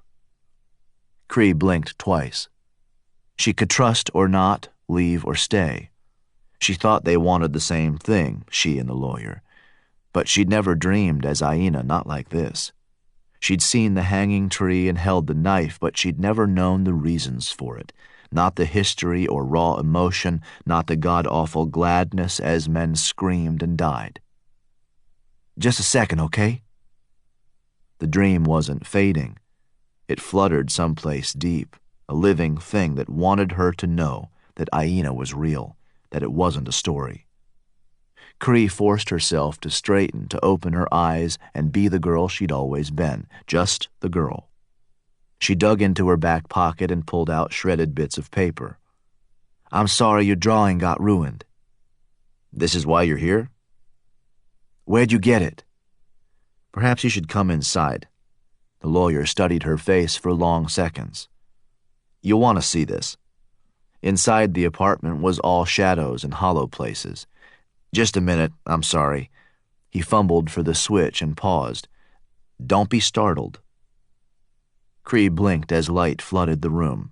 The drawings hung on walls and cabinets and doors. They stretched over tables and the sofa, spilled from stacks on the floor. She saw the glade as if she were 5 again. She could hear her grandmother's voice. "You are never to go there," she'd said. "No closer than this, not even when you are older." These were drawn a very long time ago. He watched her move through the room and explained how he came to have them. The artist drew them over a lifetime, 10 in one year, 100 the next. "There's a pattern," he said. "I can't explain it, something about the way she used the charcoal. See how parts of some are so much darker and shinier? I've been studying this for days and almost have it. It's like a word on the tip of my tongue." He went on like that for a while, but Cree tuned him out. The pictures stirred memories of every winter she'd known in the hush. The short, cold days, how fires burned large and people scurried from one cabin to the next. She'd been too young to understand the fear she'd seen, but the drawings captured those feelings of stark aloneness. "I've seen this place." He touched a drawing of the waterfall and the tree. "I can't remember where exactly, but I've seen it, and it scares me. People have gone lost in that swamp. People have died, and I'm looking for answers. I'm hoping you can help me." "With old stories?" The stories, yes, and I want to find this waterfall. Tomorrow I'm going to look for it. You say people have died. You mean outsiders? He nodded carefully. Start at the beginning, she said. Tell me everything. The telling took a while, and Cree got more than she'd expected. She learned of the trapper found frozen in a creek bed, and of the surveyor who'd stumbled into a rattlesnake den and suffered 37 bites, including 19 in the face. He spoke of boys lost in the swamp, of so many people dead or missing that Cree was disbelieving. But he showed her the articles, the old write-ups. I've never heard these stories, she said. Few have. What about your friend? Don't be bitter. About the lawsuit? Cree looked away because bitter was not the right word, not after the dreams. She could close her eyes and see John Merrimon in the summer of 1853. His face above the dying wife, the same face, yellow with fire and shadow. She knew the dream as if she'd lived it. That meant she hated him, couldn't help it.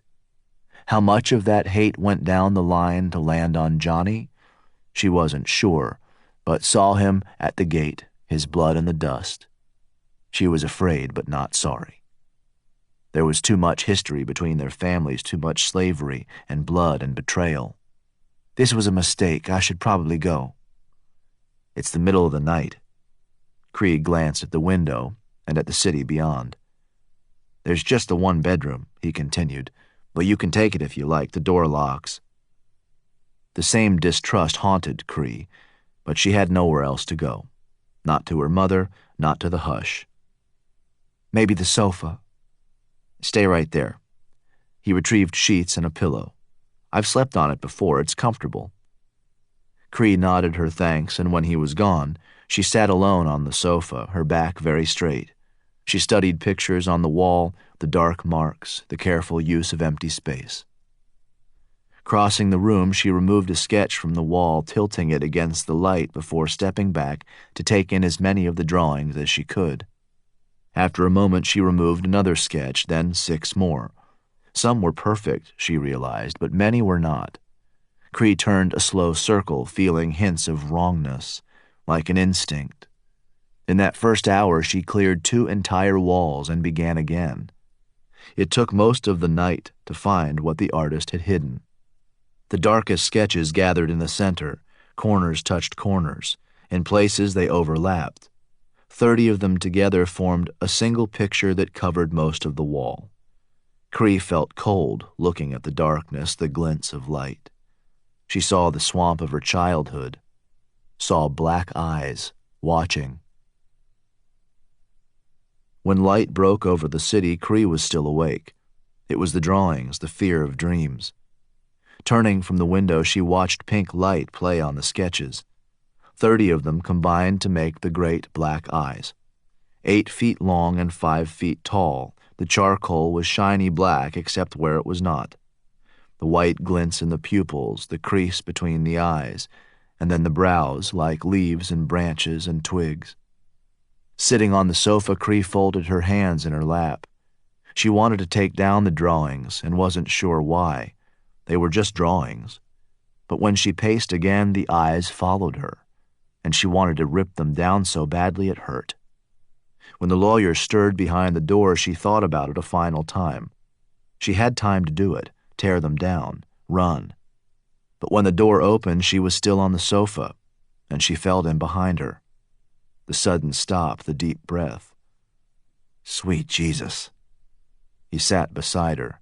The shoes he wore were shined, the suit pants creased under a bright blue tie. How? I rarely sleep these days.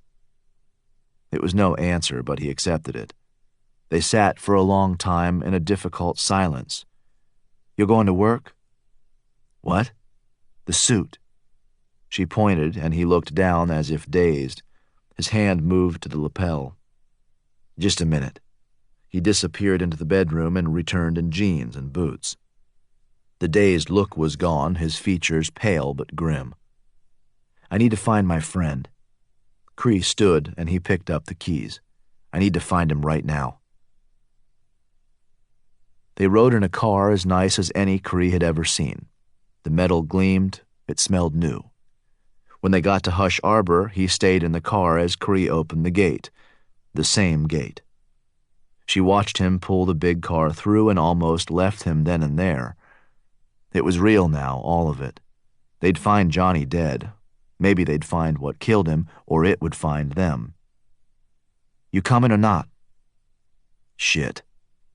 Cree got back in the car, and the lawyer took them deeper into the forest, then over a causeway with water on both sides. He stopped only once at the old sign. Pointing, he said, I was 13 the first time I saw that. The sign was faded wood, half rotted and covered with honeysuckle. Hush Arbor, it read, 1853. Cree rolled down her window and smelled the mud. Why are you doing this? The lawyer asked.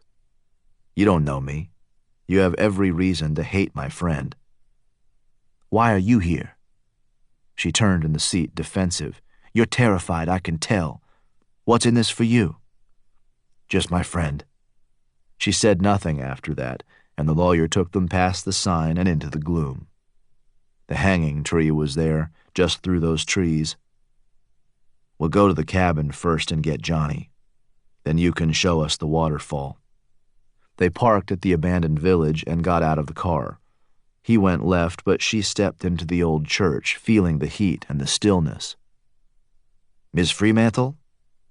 Inside, things looked as they had for years, the sconces and tumbled benches, the layers of dust. The lawyer appeared in the door behind her, but was little more than a shadow himself. She ignored him, drawn instead to the stone baptismal font.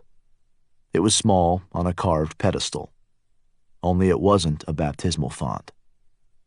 How do I know that? As a child, she'd been kept from the weekly gathering, but she'd gone to the window once. She stood on a stone block and seen. What? She remembered her fingers on the ledge, ripples in the glass. Inside, candles burned in sconces on the wall, and grandmother stood at the baptismal font. People were cowed and bent. It was nighttime. It was raining. Miss Fremantle. Shh. She'd been 4 or 5, soaking wet and afraid of being caught, as her grandmother lifted her arms to show the withered skin, the mapwork of fine, pale scars. People swayed on the benches, shoulder to shoulder, eyes squeezed tight. May I be alone for a minute? The lawyer stepped outside, and Cree shut the door as an image came unbidden. She saw the bright knife and people lined at the baptismal font. They offered a hand, an arm. Cree touched the inside of the bowl, which was stained and dark. She pictured nighttime and rain. She had the sense of black stone moving. Miss Fremantle. When she pushed on the baptismal, the stone bowl rocked on its pedestal. Lifting it from the base, she put it on the floor, feeling something very much like superstitious awe. Reaching into the open pedestal, she found the knife inside. It was unchanged from childhood, a small bone handle, a rabbit skin sheath. Drawing it, she saw an edge as bright as ice. On her palm was a thin white scar from her first day in the hush, her first time at the tree. How many of her people had the knife cut? How much blood had it spilled? Outside, she said nothing about her discovery. Her past was a secret, so was the knife. Sorry about that, she said. It's fine. Are you ready? I am. She glanced at the old church and thought of blood in a black-stained bowl. Tell me what we're doing next. He took her deeper into the swamp than she had ever been, and she shrank under the scale of it. She'd been arrogant, she thought, to think she knew this place. They followed trails only the lawyer seemed to see, and when the view opened up to show a cabin across still water, Cree stopped and stared. It was beautiful, the isolation, the stony hills. We found this spot when we were 14. The lawyer led her to the right, picking his way from island to tussock to dry land. He won't be happy I brought you, so let me do the talking. The cabin, though, was empty. Damn. Jack closed the door, then stared across the clearing and out into the wilderness. He called out Johnny's name, then tried the cell. He could be anywhere. For Cree, it was a relief. The swamp was different since the dream, and more so since she'd found the knife in the old church. Strange things moved in the back of her mind.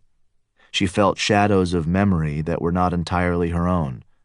She knew the knife as if she'd held it 100 times. She saw people she'd never met and remembered things she should not, things like power and the blood of hanged men, and how to skin a wild pig. Stooping, she let damp soil run between her fingers. "We could wait," Jack said. "I can't do that." The lawyer held his palm above the dead fire. "Still warm. We need to leave. I really think if you want to see the waterfall, we're going back now." He didn't argue after that. Maybe it was her voice or the way she stared. She needed to move and needed it now. 10 minutes took them back to the first island, and Cree paused a moment to look back, feeling an ache of recognition. She knew the movement of the hills, the yellow light and broken stone. In 1853, she'd known the land. She'd hunted it, owned it, lived it. Cree closed her eyes, and in her mind, a fire was burning. She heard the creak of rope and felt bits of men. She knew screams and frightened slaves. A red sheen was on the same small blade. "Miss Fremantle?" She felt the joy and satisfaction. Her arms went up, and 100 silent faces waited. Black faces, bright, wide eyes. They swayed in the night, and John Merrimon was there too. Blood pooled in the dirt. The bodies twisted. "Miss Fremantle, please." Cree opened her eyes, and the sun was shining. The lawyer was staring, his face very close. "You went away for a minute." His hand was on her arm. "You don't seem well at all." Cree shook off the hand, and for a while he was right. She watched her feet and kept her thoughts rigid. "My name is Cree, short for Creola. It's a family name. My name is Cree." At the car, he gave her water, and she kept her eyes on the ground. "Are you sure you're okay?" he asked. She wasn't. "The waterfall is that way, not far." Cree took the lead, and for a while the dislocation faded. They followed game trails to a lone hill that rose as if cast off from those to the north. Cree remembered the first time she'd seen it. There'd been snow on the ground, a low, dull sky. "This is what you want." The stone face was 20 feet tall, the waterfall loud in the silence. The lawyer shrugged off his pack and dug out one of the drawings. He held it up to make a comparison. It matched. "Now what? I don't see any great black eyes." "Don't be flip." But that's how Cree was when she got scared. She was dismissive and raw and rude. Otherwise, it was too real. Otherwise, she ran. "As a child, I was told to stay away from this place. Are you sure you want to be here?" "I don't have a choice." Cree said nothing in return, but this is why she wanted the lawyer here. So she wouldn't be alone. So she wouldn't run. They started across the glade, and he was going on about the dead deer and how this was the place it happened. The exact spot, just like the drawings and the newspaper story. Jesus Christ, exactly the same. He was a talker when he got scared, and that was okay. They both felt it, the static in the air, the expectation. 10 minutes later, they found the cave. Chapter 31. Johnny knew Jack was coming. He'd felt him for an hour, but he'd missed the girl until she actually appeared at the cabin. It was the second time he'd missed her. No, he thought. It was the second time he knew about for sure. Johnny didn't like any of it. The invisible girl, dreams of John Merrimon. A month ago, life had been as simple as preparing for winter. Now wood lay unsplit. The garden drooped under its own weight. Watching Jack fiddle with his cell phone, part of Johnny wanted to step from the trees as if it were a step through time instead. They'd open a bottle of something, Johnny would worry about the girl, but pour a glass for her too. He'd be civil, maybe learn something about the past of this place. He'd not forgotten his manners. He could hold a conversation if he tried. But something about the girl made Johnny cautious. He wanted her off his land, wanted her gone. Turning away, Johnny worked up into the hills, stopping at the tree where he often slept. From high in the branches, he looked down on the hush and had a sense of Jack making his way back to the old village. Between the two of them were miles of swamp and rough country, but Jack was his oldest friend, and Johnny would know the feel of him anywhere in the hush. The girl remained hidden, but Johnny faced larger questions at the moment. After days of reflection and sleeplessness, it had come to this. Verdine had warned Johnny of the past. She'd been emphatic, and he'd experienced enough to know the dangers of it. That life felt as real as this, and though there was darkness there was beauty as well. A wife, a child. Even now he felt the pull and wondered if he could lose himself in all that lushness. It was the past, his family's past, and he thought maybe there were answers there. Stretching out in the hammock, he peered through the leaves and into the same sky Marion would have known. Did she die so the child might live? Had John cut the baby out? As questions, they were worn beyond their age, but Johnny could think of little else. Marion and the child, this life that was not his own. Settling deeper, he drew one of Verdine's cigarettes from his pocket. He stared at it for a long time, then he lit it. John Merrimon was delirious with exhaustion and grief, but not so far gone he doubted word of the hanging would spread. His foreman would swing, a white man. John didn't care.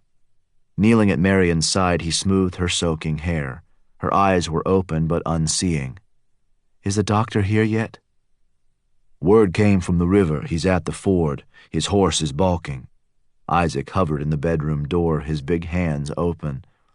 "Send another horse, for God's sake. Drag him if you have to." Isaac left the room to deal with it. When he returned, he nodded. "It's done. Your fastest horse." "And the lawyer?" "Downstairs. He doesn't like it." John nodded slowly. What man would? "Give him dinner and a bottle. He doesn't leave until I say." "We have to move fast," Isaac said. People would not stand for it, a white man hanged with slaves. "Where are they now?" "The foreman's in the cellar, bound and gagged. The slaves are outside under guard." "What's the mood?" "People are grim. They're scared." It was bad business, and they both knew it. Not a single name had been spoken, as if somehow that made it less real. It was the foreman, the slaves. "What about the girl? She understands the map?" "She wants the swamp and the northern hills, the most inaccessible places you own." It was 6,000 acres, but John didn't care. He touched his wife's face, and when he looked up, his eyes were burning. "It's murder, Isaac. She says they raped her, hurt her. Do you believe her? Does it matter?" When the doctor arrived, John met him on the stairs. "I need to know if you can save her." He dragged the doctor upstairs and pushed him at the bed. "I need to know if she will live or die." "Calm yourself, please." "Damn you, man, tell me." "Very well." Displeasure deepened the doctor's voice, but he checked her temperature and pulse, then opened her gown and listened for the baby. When he stood, his face told the tale. A fever this high would have killed most people by now.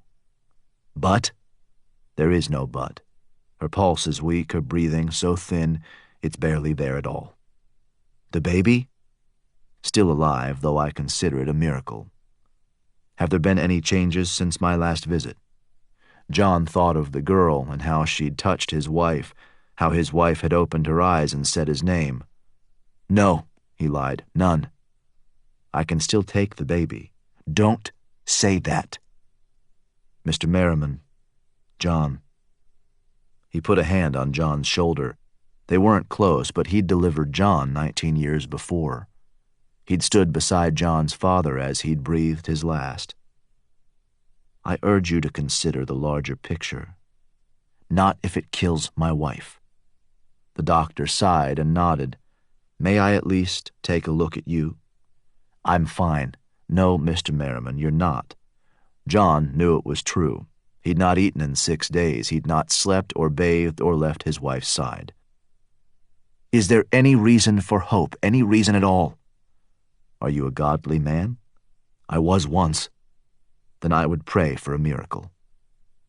When he was gone, the girl came at last, and came slyly. You know the land I want? She stopped 10 feet into the room, and John had a sudden insight into just how smart she was. Had she asked for the whole plantation, the county would have risen up. She wanted the dark places, the forgotten lands. I want people, too, and tools for building. She used a mix of English and her own language. John looked at Isaac, who translated. People? John asked. My people, African people. Just heal my wife. There is a place your slaves worship. We will go there first. There is no such place. He knows. She pointed at Isaac and spoke in her own language. Isaac explained, looking ashamed. Some of us worship in secret. She says it's the only place she will accept your payment. Do you know this place? In the swamp, Isaac said. I know it. She wanted the slaves to see, so they trailed behind. John looked back at the shuffling line, the condemned men on the buckboard that rattled and clanked as the path narrowed. How much farther? He asked. Isaac rode beside him. Not far.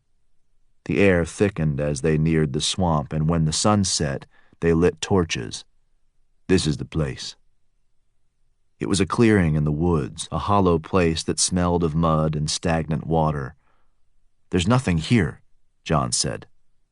That's always been the point. John swung down from the horse and held Isaac's gaze. For Marion, he said. For your wife. Tell her to get on with it. But the girl was already moving. She cut away the white man's clothes, then did the same to the other two. They froze as the knife moved, but the girl was not finished.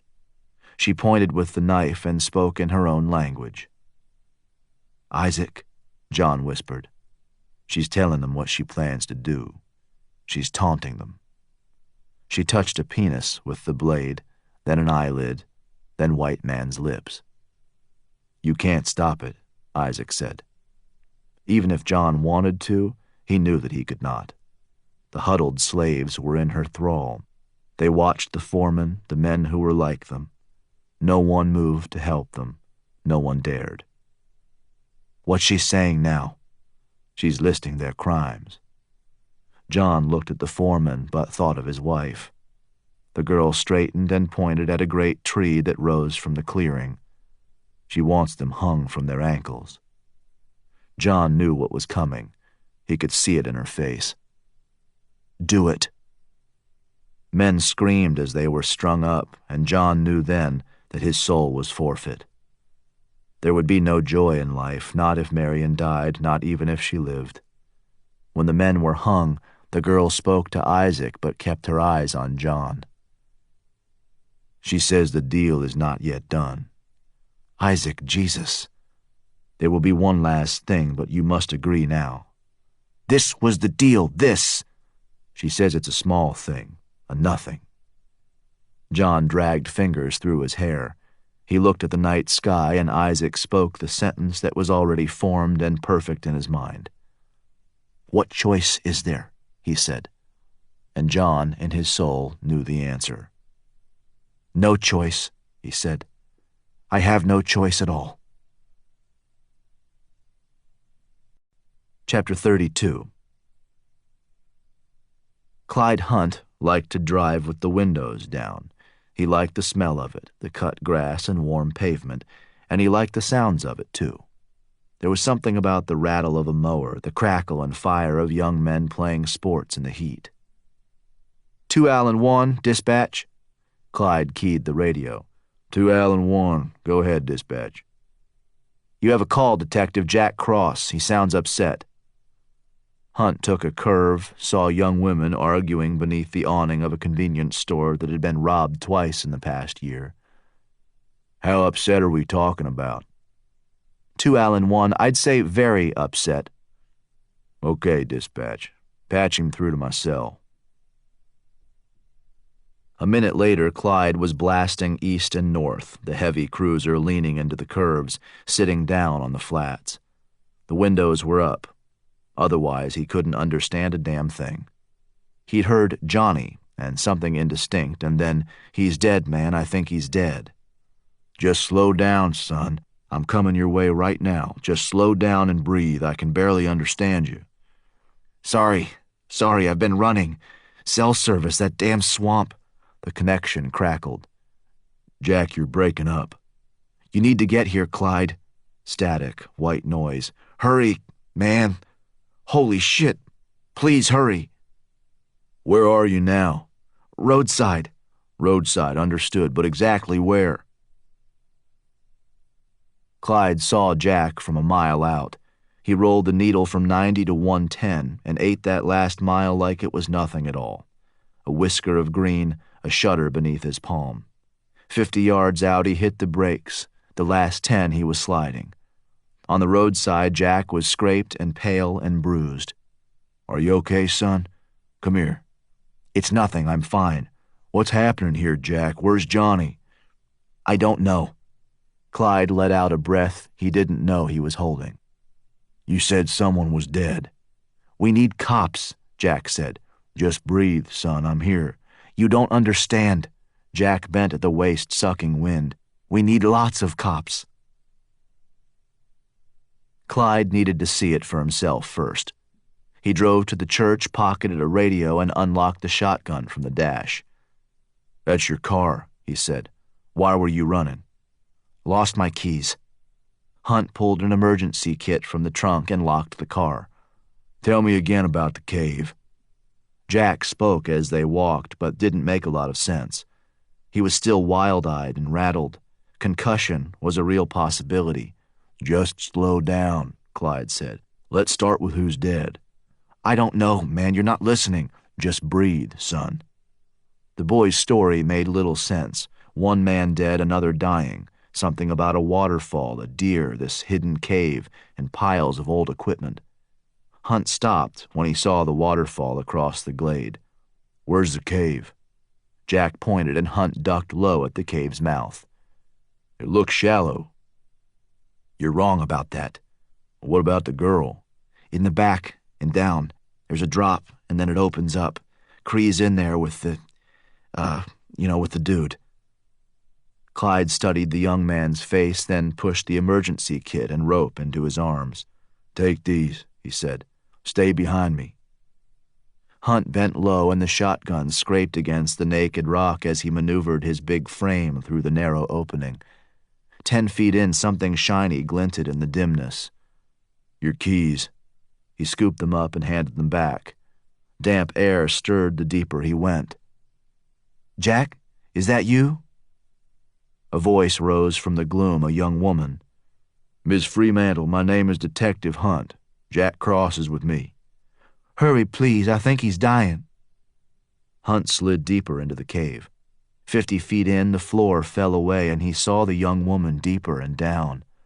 It looked like a man beside her, but everything was obscure in the gloom. "Give me the pack." Jack handed it over, and Hunt pulled out a half-dozen glow sticks. He cracked the seals and dropped them. They fell into a sea of bones. Everything looked different under the floodlights. The stone was gray, the bones so old they were almost black. Hunt watched technicians in white hazmat suits work across the exposed bits of rock, setting markers, taking photographs. He struggled with the image. The cave was not so wide as he'd thought, but deeper. The floor was littered with bones and bits of rotted cloth, an old pack, and a broken snowshoe. Farther in, he saw a brass lantern, a rusted rifle. If he had to guess at the number of human remains, he could not. They gathered in the low spaces. Some of the bones were cracked and chewed. Scavengers, maybe, coyotes or something? Tom Lee joined Hunt at the drop. How old you think? Some of it's pretty old, but not all of it. Hunt pointed at scraps of faded cloth. That looks like Gore-Tex. 1980s, maybe? The rifle, though, that's 100 years at least. What's going on here, Clyde? Your guess is as good as mine. Anything from the survivor? He'll be lucky if he lives. He's sure as hell not talking. What about the dead one? 24 hours maybe 48.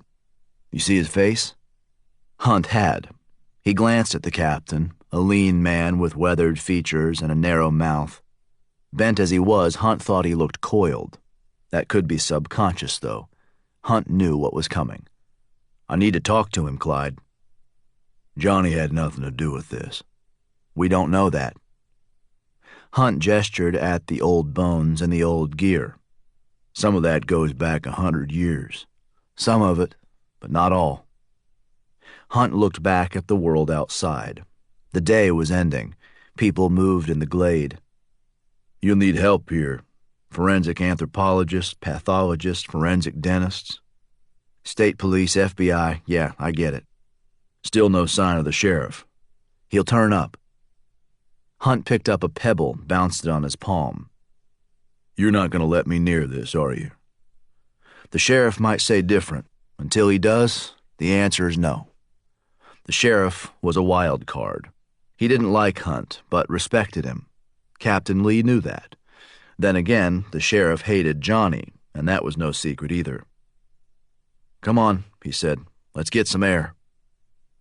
Outside, a dozen four-wheelers were parked haphazardly, mud on the fender wells, heavy cases on the racks. People weren't panicking yet, but a current was moving. Johnny had been a wild card since childhood, but it was different now, even for the harder cops. Little time had passed since William Boyd died in a way no one yet understood, and the rumors were rampant. Now there was this cave, the multitude of old remains, another fresh body. An investigator called out from across the clearing, and Lee said, "Stay here." "Yeah, no problem." Hunt watched him leave, then let his gaze slide to the body bag stretched out in the dusk. After a moment's thought, he crossed the clearing and unzipped it.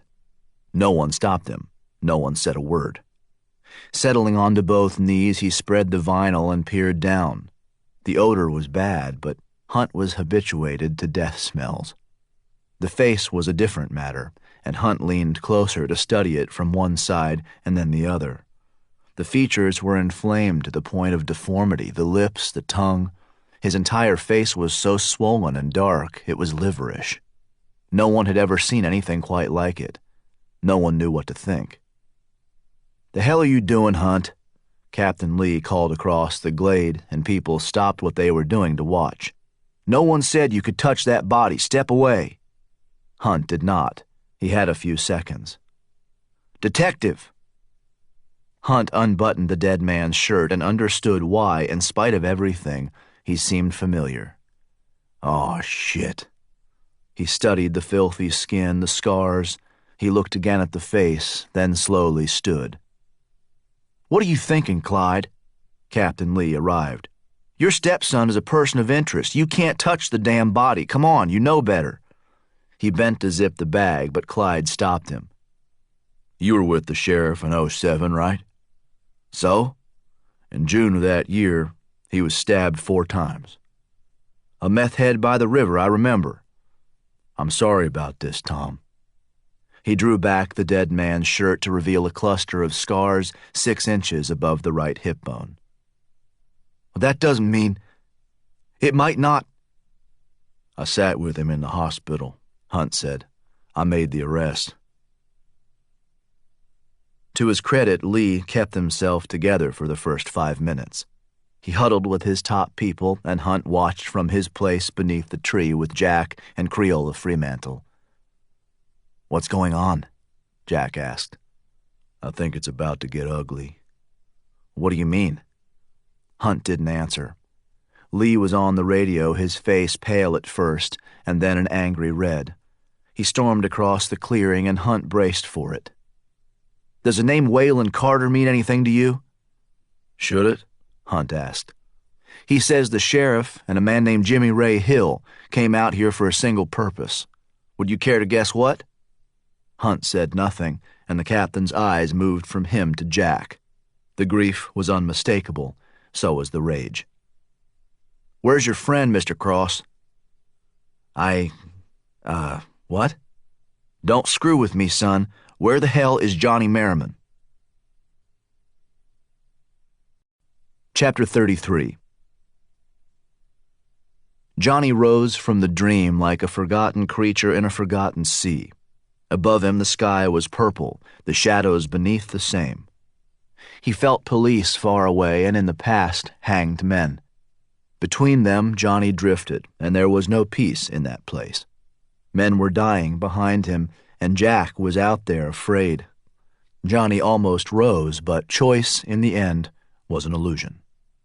He had nothing left for Jack, not even for himself. He sank back into the blackness, for that's what forgotten creatures did. They surrendered themselves. They faded. John Merrimon was on his knees, the taste of vomit in his mouth. He couldn't look anymore, couldn't bear the screams. Isaac knelt at his side. "The girl says you must watch." "No. She says you must watch if you want your wife to live." John did it for Marion's sake, but he watched the knife instead of the girl, focused on its movements rather than the things it cut. There was purpose in her eyes. She was playing to the crowd, showing her power. John saw it in the firelight. A white man was bleeding, same as the blacks. The blood glinted the same. The screams were the same. "Dear God, have mercy on my soul." It was a whisper only Isaac heard. God is dead in this place. And that, too, was her purpose. The killing of gods and expectation and systems. She was making this place her own, and some of the people as well. John saw the ones who would stay. Their eyes burned and they nodded as the knife moved. It was a line in the gathering as clear as any John had ever seen. Those who looked down and cowered, those who watched. It took a long time for the men to die, and when it was done, she drove the knife into the tree and stripped away the rags that were her clothes. Naked, she stood before the gathered slaves, and before her nakedness, they bowed. John had never seen such silence in so many people. She spoke in her native tongue, her voice soft but loud enough to fill the clearing. "Do they understand her?" John asked. "Some," Isaac said. "What is she saying?" "That this is her land now, and that those who are willing and strong may live here as well." "Tell her it's not done yet." Isaac delivered the message. She spoke again and smiled. "She says to give her your jacket." The jacket was bottle green with gilt buttons and a velvet collar. John smoothed the front, then handed it over. She wore it like a coronation gown. The walk back was processional, and at the house the crowd lingered. From the porch they were a sea of faces, and John felt the animosity. People had tasted blood. There were some who wanted more. "Now my wife." The girl dipped her head, and John led the way. He tried to ignore how she smiled out from his coat. He didn't care anymore, not about her bloody hands or the things he'd seen or the parts of himself he'd sold. But the girl was in no rush. She circled the room slowly, then put a palm on Isaac's chest, whispered in his ear. "She knows the power of words on paper." "Fine," John said. "Bring the lawyer." The lawyer came and was disbelieving. "My God, man, you actually did it? You let a slave kill a white man?" "I had no choice. You'll pay for this, you know that." "I'm sure I will." "You've prepared the documents?" "I wish now that I had not." "The sooner we finish, the sooner you can be away." "Very well." The lawyer opened his case. "I'll need legal names, etc. No woman has ever owned so much land, and certainly no slave." There will be repercussions. I don't care about that. How much time to finish? Not long. They discussed names and particulars, and John sent him to the study with a warning. If you leave before I say, I will hunt you down and kill you myself. Isaac, if you please. Isaac took the lawyer's arm and guided him from the room. When he returned, John pointed at the bed. Fix her, he said to Aina. The girl did not move. Fix her or I'll kill you too. I'll kill everybody. The gun was in John's belt and he was deadly serious. Were his wife to die, he would die with her. In some ways, that was better. Eternity, an escape from this shame. Do it. The girl shrugged and laid a finger on the dying woman's face. For an instant the air hummed, then Marion's eyes opened and she spoke as if she'd been awake for hours. The baby's coming, John. I feel the baby. John staggered for the bed, but the girl lifted her hand, and Marion fell away again, the soul of her the only part that mattered. Bring her back. There is the final price. She spoke in broken English, but John understood. Anything. The girl rattled off in her own tongue, and Isaac spoke haltingly. She wants a daughter. A daughter? Yes, whatever she wants. For that, she needs a man. What? But her intention was obvious. She cupped a palm between Isaac's legs, and when she spoke again, it was the same satisfied smile. She says I will give her daughters, and they will be strong and fine. Isaac, Jesus. She says you will give me to her now, or else the woman dies. Chapter 34. It took Jack 10 minutes to convince Captain Lee to leave him alone, and that was only because Clyde helped. Just back off, all right? He doesn't know anything. Hunt was yelling at the end, but Lee didn't buy it. Behind him, others gathered and watched and hated. They thought Jack knew that maybe he was involved. I said back to hell off, I mean it.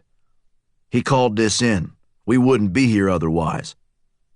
That made sense to Jack, but the anger overrode it, that sense of loss and betrayal. That's Willard Klein in the bag, Lee said. Do you know how long I served with him? How much he means to me, to all of us? I don't know anything, Jack said. I'd tell you if I did. Bullshit. You and the Merrimon kid go back forever. You think I'm stupid? You think I don't remember? And you, he stabbed a finger at Hunt, don't pretend for a second that you're impartial. No one's pretending anything. Hunt showed his palms. But you need to calm down. This is bigger than the sheriff, you know that. All I know is that I want your son. I don't know where he is, Jack said. Do you know where he lives? Jack looked away from the question. You help me with this, Clyde, or I swear to God I'll burn you down. You said it yourself, I have no jurisdiction here. FBI, state police. You should be making calls.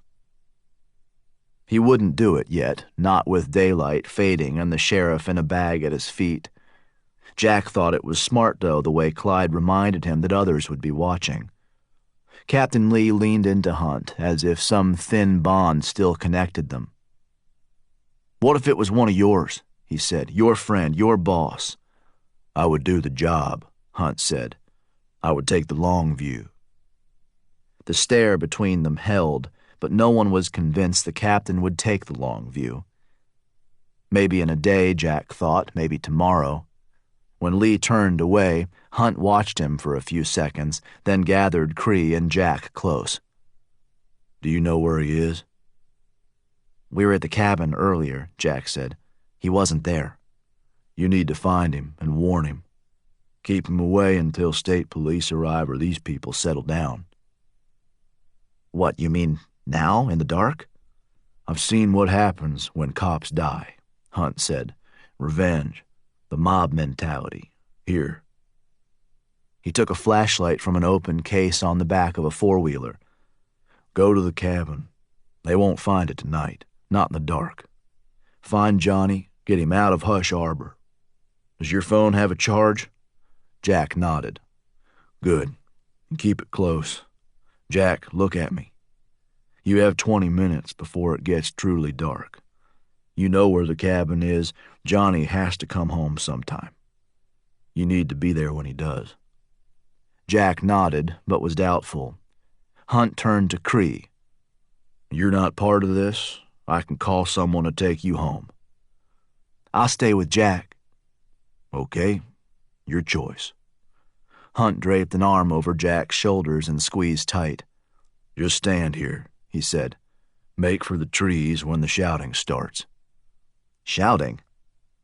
Jack asked it numbly, but Hunt was already walking. He circled the knot of county police, then knelt by the body and unzipped the bag a second time. After that, the shouting came fast. They went to the cabin, but Jack knew from 50 yards out that Johnny wasn't there. 10 seconds inside and a minute calling Johnny's name made the silence even starker. "Is there some other place he might be?" Jack knew the tree in which Johnny often slept. It was on a hilltop to the north, a hard walk in full daylight. "Are you afraid?" he asked. "We just found a pile of dead bodies. The cops are sure to be looking for us. If not now, then later. But other than that, you know." He meant the silence and the unusual stillness. She hugged herself and felt the terrors of those early years.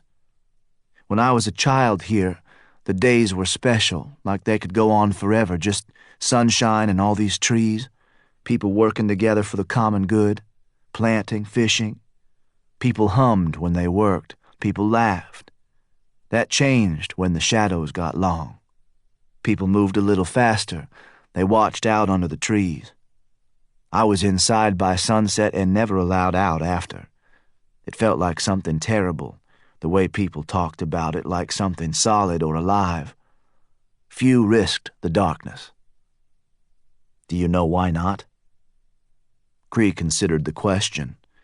Truth was, only the old women moved freely at night, and then only 2 together or maybe 3. "All I know is that people got edgy with the sun going down. They got their work done, then locked the doors tight." "Jesus. Are we going inside?" Yes. God, yes." Jack fumbled around inside. He found matches, lit candles. Cree stepped in behind him, studying the fireplace, the bed, the books rode on a shelf. "This is where he lives?" "Sort of." Jack opened one cabinet, then another. "Let's have a fire and some food, then we can decide what to do. I'll get wood." He went outside and Cree sat on the edge of Johnny's bed. This was his place, a Merrimon place. Drawing the knife, Cree tilted it against the light, then touched the edge and watched a line appear on the pad of her thumb. A drop of blood rose, and she felt a strange stirring in her chest. Tilting her head, she listened to the sounds outside. The lawyer was stacking wood in his arms. Wind moved the trees, and when a nighthawk made its sharp electric call, she pictured its looping flight, the long wings with a white blaze beyond the bend. How did she know that? She'd left the swamp as a child and cared nothing for birds. But she knew the nighthawk laid its eggs on bare ground, that they came in summer to breed and left for the winter in great flocks. Cree spread her palms where Johnny slept and felt pressure in her skull like something was trying to get inside. She wanted to burn this place, to wipe it so clean only the earth would remember. Why? Her head ached. She was sweating, pressing her palms against her temples. Cree rocked where she sat and knew the moment something broke. She was Aina. She was Cree.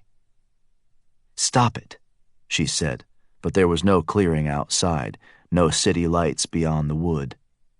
Her face was broader and scarred. Her heart was filled with anger. "Miss Fremantle?" Too many memories, too much hate.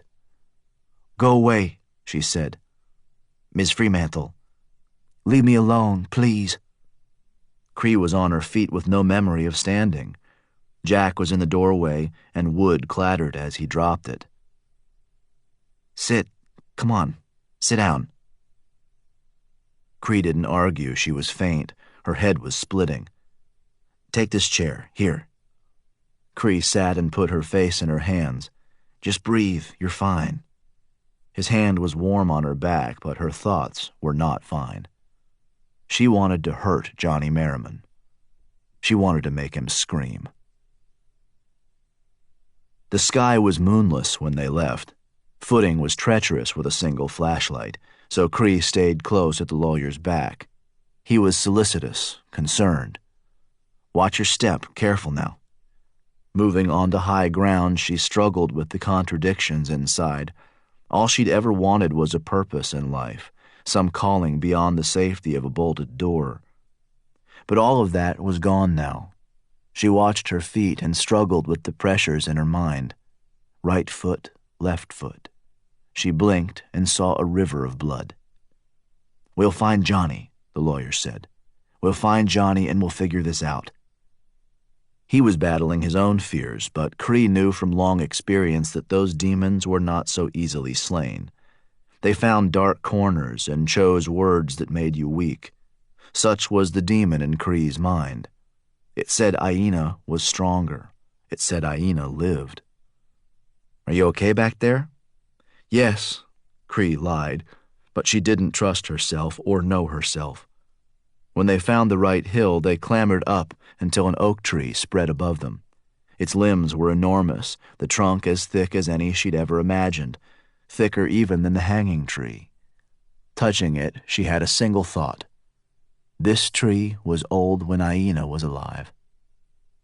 It was another thread that spun out in the night. "Johnny!" The lawyer's light shone into the branches, and she saw something high above. "Is that him?" "There should be a hammock." It looked right to Cree, the bend of it and the length. The lawyer called out again, but nothing moved where Cree thought she saw the hammock. "I'll go," she said. "Are you sure?" She ignored the eagerness that took her into the lower branches. She didn't want to hurt him, didn't want to kill him. "Be careful, please." Already the lawyer seemed far below, his light shining upward as Cree moved up into the smaller branches. When the trunk forked, she followed the larger spine, and where it forked a final time, she found the hammock and the man in it. Darkness hid the details of his face, but she knew the cheek, the slope of his jaw. He was moaning in his sleep, his eyes rolled white. "He's here. Is he all right?" Cree didn't answer. He was helpless 100 feet up. "Ms. Fremantle." The lawyer called up, and it helped. "Hey." She tried to wake him, but the word came softer than she'd planned. "Johnny," she said, but the name was wrong. "John," she heard, and the sound of it was a wind in her head. She went away for a moment, and when she returned, the knife was in her hand and against his throat. "Do it." It was not a voice, but an echo. She touched the blade to his skin and felt want so profound it was need. She saw him on horseback and at the river. Were his eyes to open, she would know the exact shade, a brown so deep it was black. "Do it for us." She tilted the knife and saw its edge, the killing edge. In that moment, she was ready to open his throat there beneath a rising moon. It was that close, the same eagerness. Then she looked into his rolled white eyes and understood the horrible truth. It wasn't a dream at all, the echo in her head. It was a touch. It was a taking. Chapter 35. Helicopters came into the skies of Hush Arbor 20 minutes after the sun did. Hunt heard them before he saw them, a murmur as they neared, then the rattle and clatter as they thundered overhead. Rising from his car, Hunt scrubbed sleep from his eyes to watch them circle and bank. One was owned by the sheriff's department and had the distinct markings he knew so well. The other was unfamiliar. State police, maybe a loner. Squinting at his phone, he looked for Jack's number, then punched it in as the helicopters banked a final time above the old village before working off in separate directions, one moving due north, the other bending north and west. Hunt held his breath as the number cycled and the phone struggled to find a signal. Damn it. Hunt shoved the phone in his pocket. He'd been up most of the night trying to contact Jack or Johnny, trying to calm his wife. She didn't know everything, but law enforcement was a small community, and she'd been catching the whispers that something bad had happened in the swamp. Hunt had said, "Trust me, sweetheart, please." But how long could he expect that to hold? An hour more? He doubted it. Not with the sheriff dead. Not with Johnny in the mix. It was the troublesome side of the boy's notoriety. People knew his name. The fascination remained. Hunt considered the phone again. The nearest dependable signal was 4 miles away, one of them on dirt roads, the last 3 on old pavement. 10 minutes away, maybe 12. "Where are you, son?" As questions went, it was pretty desperate. The sheriff's department had flooded in overnight. On duty, off duty.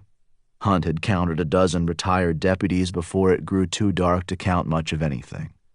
They'd established a main command center in the old church and kept a presence, too, at the cave.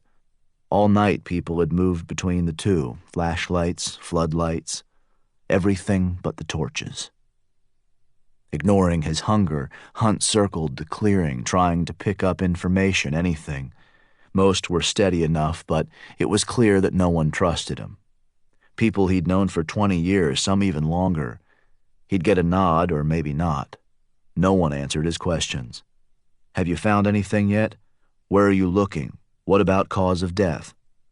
All that mattered were the simple facts of the sheriff's death and Johnny's potential involvement. They had history. He was dead on Johnny's land. Beyond that, it came down to the years. Willard Klein had been the sheriff of Raven County for 4 decades. People knew him and loved him. People owed him. Normally, that was a good thing. Not today. Today, a pair of deputies stopped Hunt as he stepped onto the trail that would lead him to the cave. Sorry, detective." They didn't look sorry at all. Hunt gauged the tension in their shoulders, the way both men rode the balls of their feet and watched to see if he might push back. "Are the state police coming?" he asked. "We're not to talk to you or to let you pass. Orders." "What about FBI, scientists, any outsiders at all?" "Just you." Hunt gave it a 4 count, then turned back the way he'd come.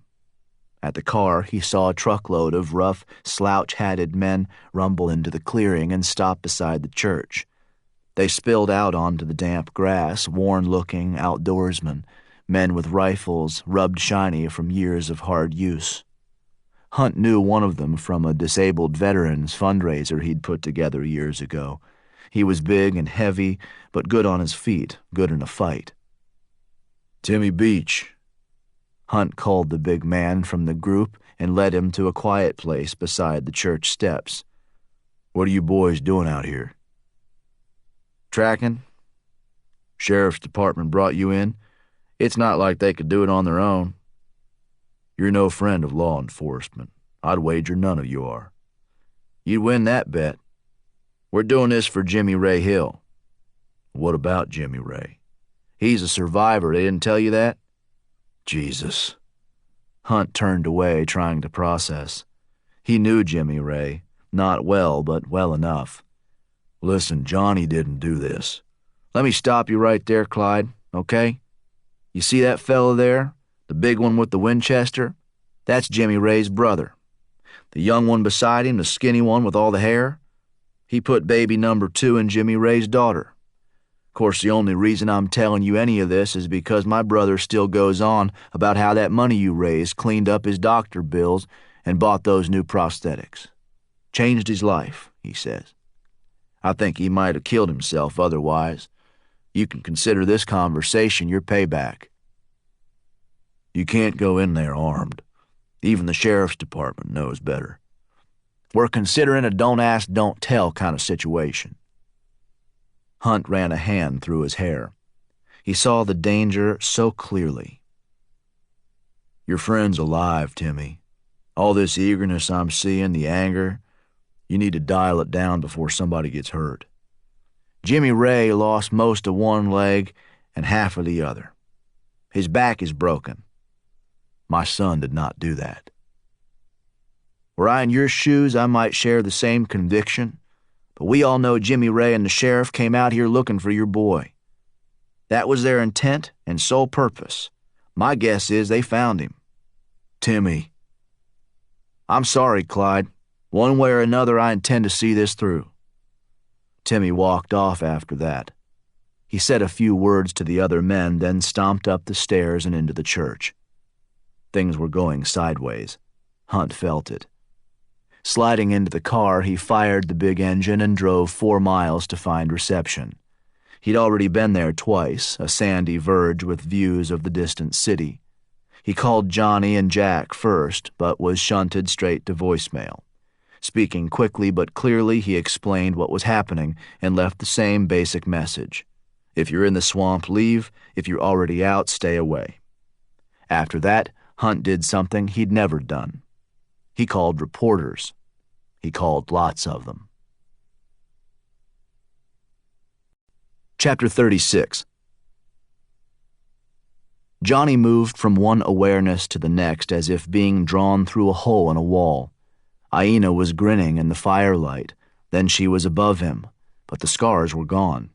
She had the same dark eyes but different lips. The sky beyond her was a morning sky. Where am I? She looked away and yelled at someone below. He's awake! Johnny tried to rise but was belted into the hammock. What? You spent most of the night thrashing about. I thought you might fall. I'm gonna be sick.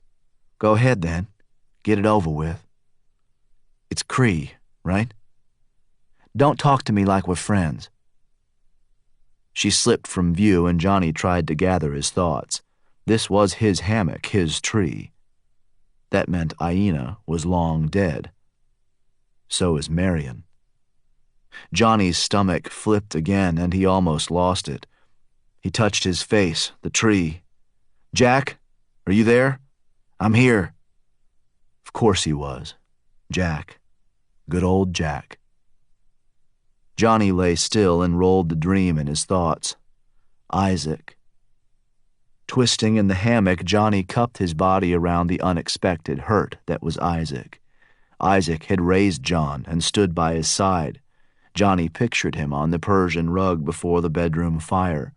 He saw Aina's eyes as she toyed with him, then Isaac's face as the understanding spread. Isaac. John had been speechless. It's okay. It's not. For your wife, Isaac had said, for the mother of your child and for you. John Merrimon had wept at the kindness, the sacrifice. Hey, man, are you coming down? Johnny knew that some kind of trouble waited below. He could feel it in his friend and in the hush, felt cops and movement and anger. He tuned it out to think again of the life he'd never lived. Verdine had warned him of the dangers of dreams. Life can pale, she'd said. This life, yours. Johnny, man, come on. I want to get the hell out of here. All right, Jack, keep your pants on. Stripping off the belts that held him, Johnny descended to find Jack and Cree, the both of them dirty and sleepless. Here. Thanks. He handed over the belts. You okay? Jack said. You're bleeding. What? He pointed and Johnny touched his throat, dotting his fingers with blood. It's just a scratch, Cree said. But Johnny recognized the lie. The line on his throat was straight and razor thin. The hell? I said it's just a scratch.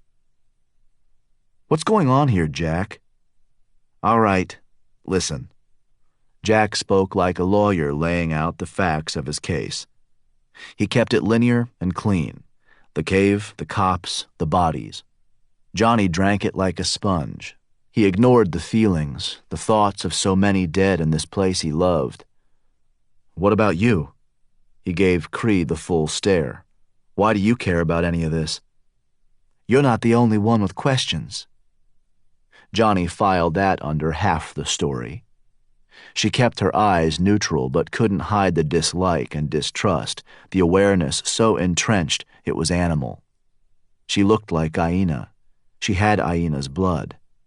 Johnny's spine prickled. "Why were you in the tree?" he asked. "Someone had to watch you." Johnny touched the line on his throat. "What day is it?" "You're shitting me, right?" Johnny wasn't. He could have been in the hammock for 2 nights or even 3. His whole body ached. The hunger was crippling, so was the thirst. "Just give me a minute." He turned away, needing time to think. Cops were in the hush, and Sheriff Klein was dead. Cree seemed to know things, or at least feel them. "You say they found someone alive in the cave?" "I think he's in ICU." Johnny looked down on the distant swamp. He wanted his life back, his home. But then there was Jack. "We need to leave," he said, "now." "And go where?" Johnny asked. "Someplace they won't find you." "I haven't done anything wrong. This is my home. Trust me, J-Man, as your friend and your lawyer. You don't want to go down there until things have settled." Johnny decided not to argue. He needed food. He needed to think about the dream and Cree and what it all meant. "Okay," he said. "I know a place." Leon's was empty so early in the day, but Leon was there. Johnny saw him as they crossed the field beyond the washout. He was turning meat on the giant cooker in the back of the sprawling bar. Johnny recognized the tilt of his head, the massive shoulders. Even before he turned, Johnny knew what was coming. He looked like Isaac. It was the broad face and deep-set eyes, the steadiness and the easy smile. Johnny saw it slide onto his face, then disappear just as quickly. He looked at Jack and Cree, then closed the lid on the cooker and wiped his hands on an apron. "What's all this, then?" "Morning, Leon." "Johnny?" His eyes flickered on Jack but settled on Cree. "Young lady?" "How's your chest?" She said it flatly, and Leon didn't smile.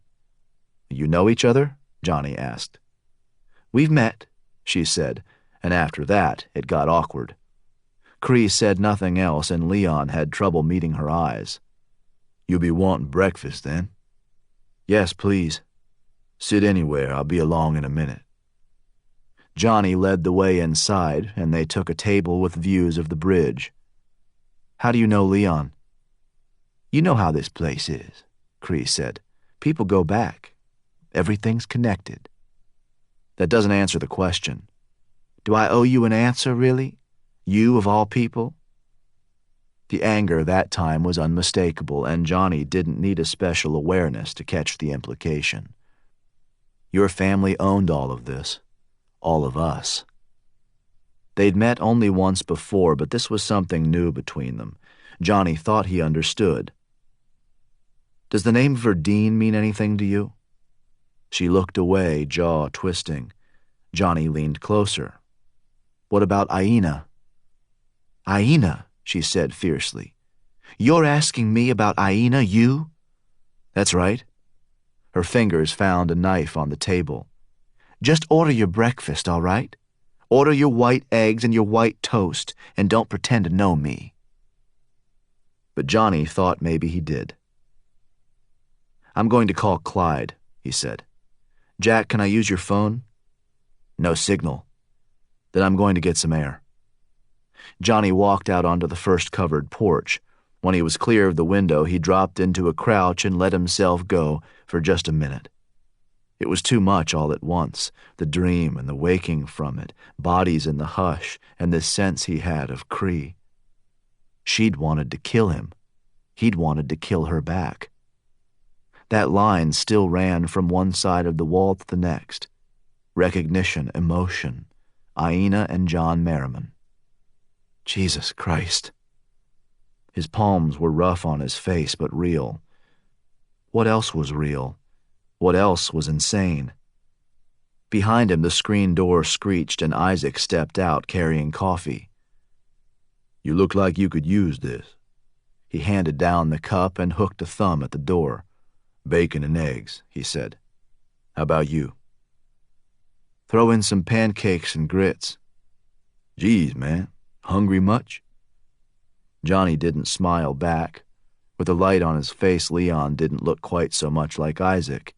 He had the same shape, but was not so large. The eyes were lighter. "You all right, my friend?" Johnny looked away. Isaac, Leon. Who was he kidding? They looked the same. "I'll eat out here, Leon. Thanks." "Your friends?" "Make an excuse for me, will you?" Leon went back inside and came out later with breakfast. Johnny took it to a chair at the nearest table and ate by himself. Sunlight was bright in the east, but the day was still cool. That changed as Johnny worked his way through the eggs and pancakes and bacon. The sun rose higher. A cop car rolled onto the bridge. Leon was making biscuits when Johnny ghosted inside, closing the door with a whisper of sound. "Everybody down, everybody quiet." Leon came into the room as the other two stared dumbly. "Cops," Johnny said. Moving to the window, Leon watched the car roll to a stop.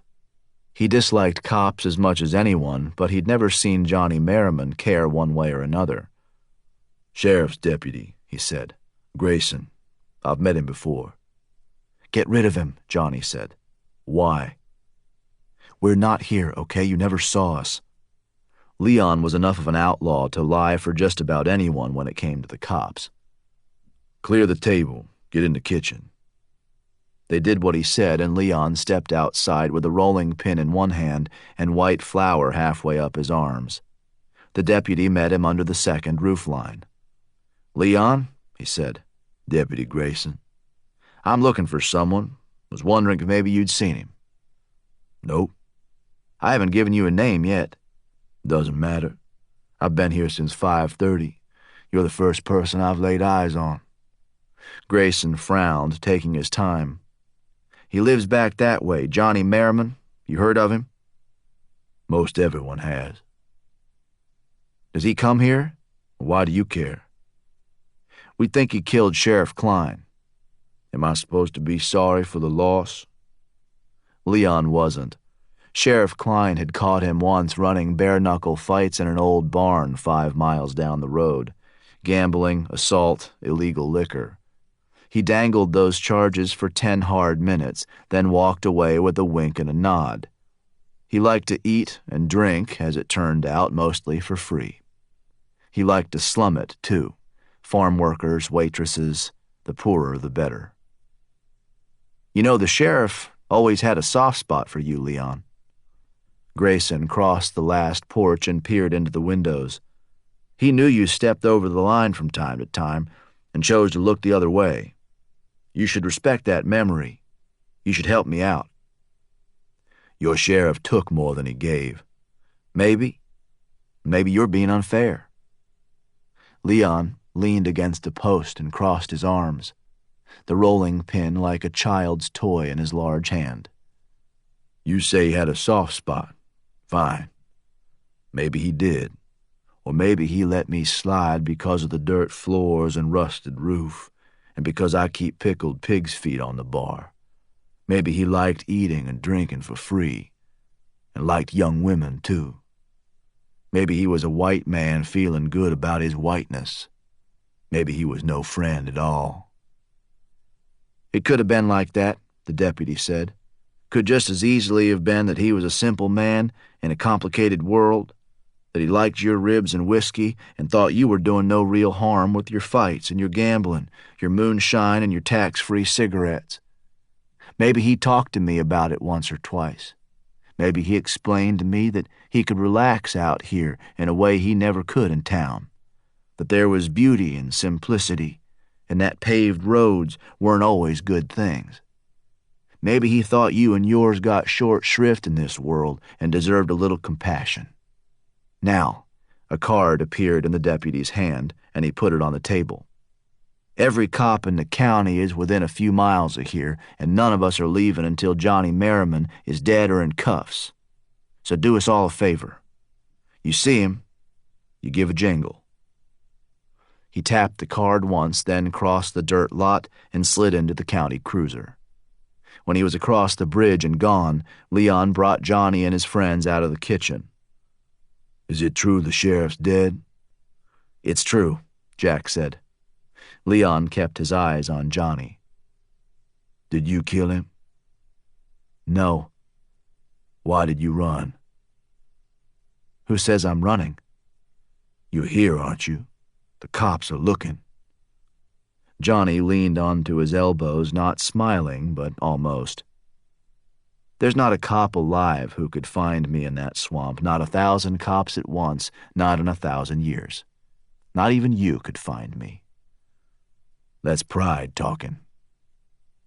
"Maybe." "What about you?" He spoke to Cree. "You're what, 18 years old? Why are you involved with this mess?" She shrugged and looked at Jack. "I go where Johnny goes." Leon followed the glance and let his gaze linger on Johnny's features. He was the only city boy Leon had ever liked, the only white face. "You want me to get you out of here?" he asked. "Where would we go?" "My grandmother's place," Leon said. "She knows you. She knows Cree. Besides, no cop would go there." "Is that right?" Jack asked. "Oh, hell yes." Leon stood and was certain. Not even the sheriff bothered Verdeen.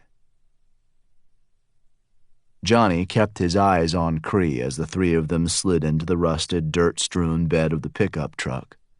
Leon got them low in the bed, then drew up a tarp to cover them. "Stay down and still," he said. "It's not far, but Deputy Grayson won't be the only cop on the back roads." "It seems over the top," Jack said, "and yet I have no reason to lie." He tucked the tarp around them, weighting the edges with bits of cinder block. The space beneath the tarp was blue and dim. It smelled of gasoline and old grease. Cree was curled on her side beneath the cab window. She was watching Johnny's face and trying to conceal her emotions. For another man it would have worked, but bits of awareness lingered, and Johnny knew two things at once. That in Cree the anger was winning, and that Leon did in fact have some reason to lie. It was a cloud on his thoughts, a flicker when he thought no one was watching, but Johnny could watch with his back turned and his eyes closed. From under the tarp, he saw Leon clear as day. He steered the truck across the bridge. He was unhappy about the lie. "How do you know Verdeen?" Cree asked. "She knows things," Johnny said. "I sought her out." "What things?" "Stories of your family." "That's none of your damn business." "Stories of my family, too." Johnny watched the resentment move on her face. If emotions were color, hers would be purple-black, streaked with red. "Tell me about Aina," he said. "Screw you." She turned away, but Johnny saw the battle inside. A blaze of orange, he thought. A bonfire in the night. Leon drove slowly, and dust rose as the old shocks complained and gravel pinged off the undercarriage. Verdeen was doing things that made little sense. He humored the old lady because she was all the family he had left in the world, and because she'd been harmless, more or less. Keep an eye on the swamp, she'd said. Keep an eye on Johnny Merrimon. He'd never actually expected to meet Johnny Merrimon. He was just a name, a kid. Leon rolled his right shoulder, feeling stitches pull where the little bullet had gone in, tumbling. It had torn through his pectoral muscle, glanced off a rib. Even now, he didn't know why they'd gone to that rat box apartment in that rat box city. 6 years. That was the length of their unlikely friendship. Johnny was white. His stepdad was a cop. Then there was Leon's abiding distrust of white society. Verdine had raised him that way. She'd fanned the flames. Look what they have. Look what we have. It had never been pleasant to look at straight on, but the woman had a hole in her heart that 100 years of life had never filled. Small as she was always hungry. "Bring him to me," she'd said, "every chance you get." Leon glanced at the tarp in the rearview mirror. Last Christmas, Johnny had given him a pair of deerskin gloves he'd made himself. Before that, it was a rifle scabbard, and before that a wild hog, not just fully dressed, but carried through the hills on his back besides. Leon had been hunting the deep woods for almost 50 years and knew how hard it was to carry 200 pounds of meat over broken ground. That was blood and sweat, serious hard work. What did an old woman want with a man like that? Leon turned the questions as he drove. She was crazy, he decided, just a crazy old woman. But he thought of the hunger, too. When the turn came, he took it, his truck rolling through the stream, then up the far bank. Verdine was on the porch, standing and watching. Like she knew they were coming, like she was waiting. Chapter 37. The first reporter arrived at 9 minutes after 8. Tom Lee learned of it from the rookie he'd left on the roadside specifically to make sure no one wandered into his crime scene. Captain Lee, come in, please." Lee keyed the mic, already unhappy.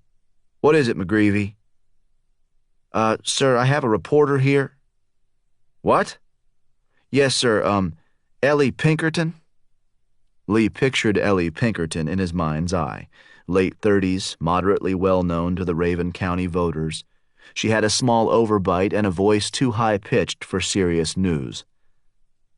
"Can she hear me right now, McGreevy?" "Yes, but walk away, son. I'll wait." He didn't want to wait. He wanted to hit something. When McGreevy came back on, he said, "What the hell is a reporter doing on my crime scene?" "Sir, how did she find out?" "I don't know." "What did she say? Wait, scratch that. Give me your cell number. We're not doing this on an open channel." The rookie gave his number and Lee dialed it. "What does she know about my crime scene?" "She heard there were bodies. She said there was a cave." "Shit." "She has a camera crew, sir. They're filming me right now." "All right, listen." Lee surveyed the command center. "I'm sending 2 more men your way. You keep those reporters on the state road. No one gets in." "There's just the one reporter, sir." "Shut the hell up, son. Where there's one, there'll be more coming." Hanging up the phone, Lee shoved it into a pocket, then tracked down 2 uniformed officers he trusted. "Come with me." They fell in behind, and Lee banged on the top of Clyde Hunt's car. The city cop rose into the heat, and the deputy wasted no time. "Who did you tell?" "What do you mean?" "Don't bullshit me, Clyde. Who did you call?" "State Police, FBI." "This is my jurisdiction. They won't come without a call from my office." "True, but now they're waiting for it. They're gearing up." "God damn it, who else?" "Reporters." "Which ones?" "All of them." Lee nodded at last, angry with himself. He should have kept Hunt close, should have seen it coming. "All right, Clyde. I understand why you did it. I'm not happy, but I get it. You," he pointed at the 2 deputies, "get him off my crime scene, then stay out there with McGreevy and keep everyone else out. Nobody gets in, not even the state police, not unless you call me first." He turned away, but Hunt wasn't finished. "People are watching, Tom. Keep your people in check." Hunt was right, and Lee knew it. For a man as hard as Willard Klein, a lot of people had loved him, and they were worked up now. It was the way he'd died, his face, that goddamn cave. Taking the church steps, he surveyed the map tacked up on the wall inside. 13 teams were on foot in the swamp. 19 patrol cars worked back roads around Hush Arbor. 2 helicopters were in the air. "Any word yet?" A female deputy worked the radio from a camp table they'd set up in the corner. A lot of interference out there. Not everyone's in touch.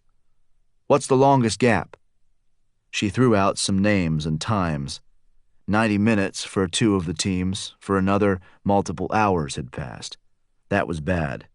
Teams were to check in at the top of every hour. Anything good? Lee asked. Hang on. She pressed a hand against the headphones she wore. She keyed the microphone. Chopper 2, say again, please. A pause. Roger, stand by. She stripped off the headphones, twisting in the chair. Ask me your question again. Anything good? Lee asked. Chopper 2 just found his house. Lee took the microphone. Put it on speaker. She flipped the switch and static rolled onto the dial. Chopper 2, can you confirm location? Roger, dispatch, stand by. A second passed, then the pilot gave the coordinates. There's a clearing. We're setting down. Signs of movement? There's something. Is it Merrimon? What the hell is that? Chopper 2, stand by, dispatch. Static. Jamie, you seeing this? Chopper 2, stand by, Jesus Christ, sweet Jesus. Lee heard a scream, then static. What just happened? He handed over the microphone. Get them back. She tried for 2 full minutes. Nothing, I'm sorry. Shit. Lee went outside, staring northward. No, you, come here. A deputy came to his side. Give me a boost. Really? Now, damn it. Another deputy came over, and 2 of them boosted Lee high enough to clamber onto the church roof. It was metal and steep, but he climbed to its peak and stopped there, breathing hard. To the north, smoke rose, a great boil of it, a hard black plume. Finding the wreckage was a foregone conclusion. They had the coordinates, the pillar of smoke. When they reached the site, everyone was sweaty and filthy, their faces streaked with blood from the switchgrass and brambles. Oh, my God. Wreckage littered the clearing. Even the cabin was burning. How many men? Lee asked. Just the pilot and a spotter. The radio operator was at Lee's side. She'd insisted. Ravenwood had to stick. The spotter? Jamie Kimmel. Ah, shit. Ravenwood was 63 years old, a veteran. Kimmel was just a kid. All right, people. Spread out. They moved into the clearing, keeping their distance from the hottest parts of the fire. It looked as if the helicopter had struck the upper branches of a single tree, then cartwheeled past it, breaking apart on impact and slamming into the cabin. The tree still burned. The fuselage was charred and gutted. Flames guttered on the inside. Lee saw the pilot from 30 feet out, still strapped in and smoldering. The spotter was on the ground 50 feet away, half his body blistered and burned. Jamie! The radio operator dropped at the wounded man's side, and Lee remembered only then that they'd been dating for a while. Medic! The medic was a retired deputy and almost 70 years old, but he'd been a corpsman in Vietnam and hadn't lost a step. He worked hard and fast, stabilizing the boy as best he could, prepping a syringe of morphine.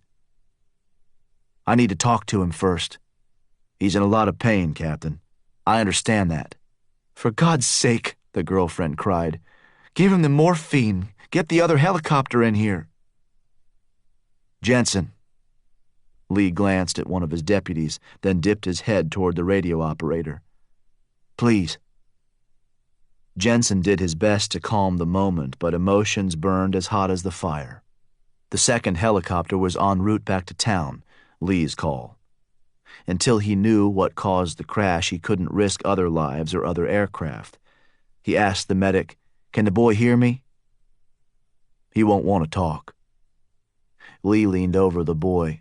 One eye was blistered shut. Can you hear me, son? A nod, tears on the boy's face. What happened here? Kimmel tried to speak, but the words died in his throat. He swallowed, tried again. There was no tree, he said. What? There was a blur. We were coming in. A blur? There was no tree at all, he said. There was no tree at all. And then there was. Chapter 38. Johnny took the steps to Verdine's porch with more caution than the last time. He felt the years behind them, his family and hers, hanged men and the hush. So, she said, this is a fine picture. We don't intend to stay long. She stepped aside to make room. Leon hung back, but Cree and Jack followed Johnny up. Creola, she said, then glanced at Jack and dismissed him. Does your mother know you've come? Let's leave her out of this, Cree said. A wise choice for one so young. Come, sit. She motioned them to chairs on the porch. Leon, don't stand out there like a bump on a log. We need another chair. When they were seated, she reached for an old transistor radio that sat on the railing, antenna extended. You've been busy, haven't you? She dialed up the power, and they listened to local radio coverage of the gathering storm. Rumors swirled of dead policemen and a mass grave. Reporters were being held at bay. Further rumor spoke of manhunts in the swamp and of potential FBI involvement. Wait for it, she said. 2 minutes later, the reporter mentioned Johnny's name. Why are you smiling? Johnny asked. Because knowledge is power, and you lack the knowledge you need. Because you require my help, and it's time at last. I ask for something in return. I don't need anybody's help. She turned on the radio again. In 30 seconds, Johnny's name was mentioned twice more. Facing potential murder charges, local resident Johnny Merrimon is the subject of this very intense search. Turning the knob again, Verdine rocked, and in the silence waited. What do you want? Johnny asked. For you to walk with me. She rose, leaning on a cane, and Johnny walked beside her in the yard. Tell me about your latest dreams. Who says I'm dreaming? She laughed quietly, still walking. I've known dreams and dreamers for 100 years. Don't lie to me, son. You dreamed of John and Aina. I see it on your face and in the way you look at Cree. How far did the dream take you? The hanging tree? The baby? The baby lived? He asked. Your great-grandfather. Emotion welled up in Johnny's chest, so unexpected and strong he had to look away. How do you know these things? All my people knew the stories. They dreamed themselves or spoke to those who did. A few dreamed more than once, and most of those poor souls fled the swamp or lost themselves in the darkness. That's the most common dream for my people, the closeness and damp, the rich black earth. What about Cree? Cree is the last of her kind. She dreams her own dreams. Dreams of Aina. She's a direct descendant, mother to daughter. You see how they are the same? Cree stood alone at the rail watching them. She looked the same as Aina, small and narrow-waisted. She stood the same, held her head the same. She hates me, Johnny said. Do you blame her? She wants to kill me. You or John Merrimon? Johnny closed his eyes. What do you know about the cave? I know there are truths you must discover for yourself. You mean another dream? She looked away, pursing her lips. I just want my life back, my normal life. There is no normal in the hush. There is only story and magic. There is no magic. Don't play with me, boy. I know truths you can't dream of, stories of sacrifice and love and horrors that will make your hair turn white. I've walked beside the great dreamers and seen what rises in the night. No magic, please. You have the stink of it all over you. What do you want from me, Verdine? Your dreams. Haven't I been clear? What about Cree? She's your family. Cree cannot dream this dream. Only you can. Only a descendant of John Merrimon. They put a pillow on the floor because Johnny could never sleep in something as soft as a feather bed. Jack was beside himself. Johnny, man, what the hell are you doing here, seriously? Just keep an eye out, will you? For what? Johnny didn't have an answer. He was too long from the hush to know the thoughts or reasons behind Verdine's request. She'd said Cree could only see through Aina's eyes, as he could dream only through John's. Logically, that made sense. Logic. Johnny's lips twisted at the thought. The hell are you smiling at? Jack demanded. Just don't go anywhere. Are you ready, young Merrimon? Johnny looked up at the old woman. Beyond her, Leon leaned against the wall, frowning.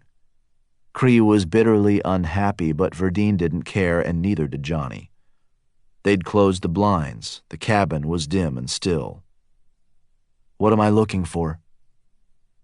Aina. I want to know where she's buried. How do I do that? Do you remember her face? Yes. Picture it in blackness. The old woman drew smoke, handed the cigarette down. Picture open eyes and dirt falling. Sleep for Johnny did not come easily or quickly, Verdine's special cigarette notwithstanding. Eyes were on his face, and Johnny felt them the way any man would. This isn't working. It will. Just breathe. Johnny tried for an hour, then imagined a curtain around him, a black cloth that rose beyond the ceiling. The pillow was soft. The floor was not hard. For another hour there was stillness in the cabin. Then Johnny twitched once and bolted up screaming. Jack tried to hold him down but could not. Leon added his weight, but Johnny fought and clawed and drew blood. He was choking and half crushed, so he fought like a dying man. He was not himself. He was. He screamed until something tore, and in the darkness he was blind. Chapter 39. Luana Fremantle felt forgotten and used up and pointless. It was not a new sensation. She sat on the sofa and flipped from one channel to the next. Not every station was talking about it, but 3 of them were. Official police sources are characteristically tight-lipped, but it's impossible to miss the feverish level of activity here on the northern edge of Raven County. Behind the reporter, an ambulance rushed by, lights spinning. Police cars followed it. In the distance, a plume of smoke rose. While dangerous to speculate, sources close to the sheriff's department indicate that multiple bodies have been recovered. Of unusual significance is the apparent age of some of the remains. With no official statement from authorities, we can only speculate as to the veracity of these claims. But the sheer volume of police indicates that something large is indeed happening. I've counted no less than 20 official vehicles in the past hour as men and material moved ceaselessly into this vast tract of wilderness. Luana turned it off, thinking of her daughter. Before Cree, the future had been like a shiny dime far out on an empty road. She'd thought it would be so easy to walk out there and pick it up, but the dime never came any closer. She'd thought boys might take her there, and when they could not, she decided that men might be better suited. Somewhere along that road she dropped Cree like an afterthought. Maybe a kid would be fun. Maybe that would keep her man close. 4 husbands later, Luana understood the painful truth. There was no dime on that road, and there never had been. Closing her eyes, she thought of her daughter. Only Cree had the shine now, and she'd run away from home, drawn to whatever place the dreams took her. She'd be in the hush or with Verdine. Maybe she was one of those bodies found dead in a cave. Luana chewed on how Verdine had stolen Cree away with her talk of dreams and Aina and choice. There was no choice. How many had gone crazy from the dreams? How many had killed themselves?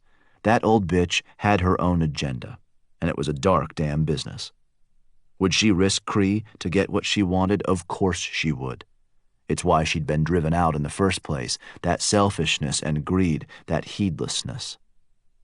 "And what about you, Luana Fremantle? Have you been any less selfish?" It was an ugly question, but Luana tried to face it straight on. She'd been hungry for that shiny dime. She'd chased it blindly, and in her tireless pursuit of it, had sent her only daughter back to life in the hush. Had the old women lived, Cree would have been there still. Luana admitted that guilt. She breathed it in, then considered the pistol in her lap and rose with it in her hand. It was time to put her child before herself. Time at last to be a mother. Chapter 40. Johnny rose up, kicking and screaming. "Get away! Get the hell off!" He found his feet like a punch-drunk fighter. "Damn it! God damn!" "Johnny!" "No," he said. "Just stay the hell away." His hands found a hard plank wall, and he pressed his face into the wood. He saw the grain of it and beads of sweat on the edge of his nose. "What the hell just happened?" "I don't know, man. You tell me." Jack dashed blood from his nose, pressed it with a handkerchief. Leon had a gash on his cheek, a swollen lip. Cree's hand was at her chest, and only Verdine seemed calm. "What did you see? Tell me quickly." "Nothing. Don't lie." "I saw nothing," Johnny said. "I was in the dirt." "No, you weren't." "I was. I can taste it." "No."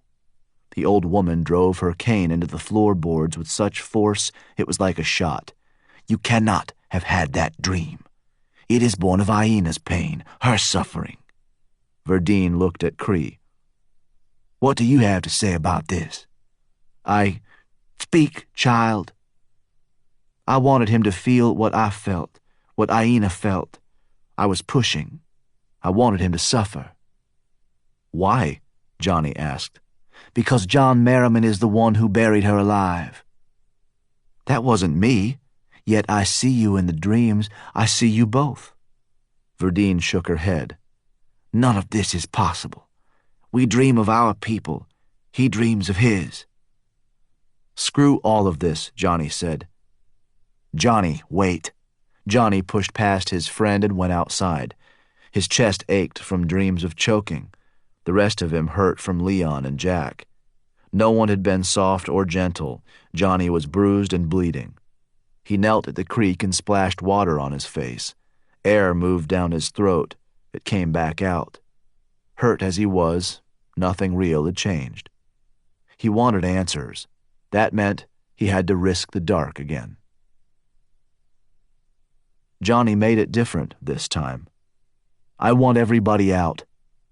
10 minutes had passed since he knelt at the creek, yet everyone looked the same. They stood in the same places as if rooted. "Johnny, come on, man." "You too, Jack, outside." Johnny turned to Cree. "If I wake up in a grave, I'll blame you for it." "I'll try to think nice thoughts." "Just get out." He watched her go, then faced Verdine. "It would be helpful if I knew exactly what I was getting into." The old woman straightened above the cane, but seemed smaller somehow. "Foreknowledge might affect the vision." "I don't care." "All that matters is the location of Aina's grave." "Why?" "You need to ask. Really? You know what she feels." "You mean felt, past tense." She stared blankly, and Johnny frowned. "What makes you so certain I can find her?" "John Merrimon shot Aina twice and buried her in the swamp. No one else was with him. The memories are his alone." "Say you're right and I find this grave. What's in it for me?" "I'll answer any questions that remain about the place you call home. I'll make Hush Arbor yours alone in every way that matters, all its secrets and history. You do this for me, boy, and I'll give you everything you ever wanted." She was selling hard, but Johnny still didn't trust her. "I didn't kill anybody," he said to Cree. "Maybe John Merrimon did, but it wasn't me." "Just find her." "You want the same thing?" he asked. "Same as her?" "Yes." "Then keep your thoughts to yourself," he said. Don't put me in some damn grave. After that, it took a long time. He heard their whispers beyond the door. He closed his eyes and tasted dirt. When sleep arrived, it came as softly as a blush. It wasn't there, and then it was. The dream came next, and it began with Isaac. His face glistened, and it was night outside, torches beyond the glass. "They've come," he said. The mob was moving down the drive beyond the great porch, 50 people, maybe more. "How many do we have on the front door?" 4. Some of John's men remained loyal in spite of everything. They guarded the door, rifles in hand. "How about the back?" he asked. 2 more. "It'll be enough." "I hanged a white man. On my orders." "It won't matter," Isaac said. "They want me to hang next." "Yeah, well..." John checked the loads in the heavy revolver he wore at the waist. They were in his study, John and Isaac and the lawyer. Aina stood at a different window watching the crowd. The lawyer sat at the desk. "Finished," he said. "The slaves?" John asked. "Freed." "And the land?" The lawyer glanced at the girl by the window. She was ignoring them, but he lowered his voice nonetheless. "In Isaac's name alone, as you requested." John opened the safe and drew out a stack of notes. "You should go out the back," he said. "It's safest." The lawyer took the money and donned his hat. "I'm not sure you'll survive this." "I'm not sure you should." John thought maybe the lawyer was right. He didn't care. "Back door, Isaac. Show him out." When Isaac returned, John pushed the deed into his hands. 6,000 acres, my friend, for you and your family, for your sacrifice. That's not what she wanted. She won't know the difference until it's too late. Why are you doing this? Maybe it will give you some leverage in the days that follow. Maybe it will make this bearable somehow. John lifted a rifle from the rack and laid a hand on the sheaf of pages left by the lawyer. "These are documents of manumission, one for each of our people. If I don't come back, you will." John nodded, but shouts rang outside. He spoke above the din. "Not everyone will wish to stay with her. For those who do not, I have arranged transportation north." A window shattered as a rock sailed through, struck the fire tools and scattered them. "Whatever happens, you stay inside. Are you sure about this? You saved my life." John smiled. "Freedom, land, my love and respect. How else could I ever repay you?" John left him with the girl, and at his bedroom door he stopped. His wife was smiling up. The child was at her breast.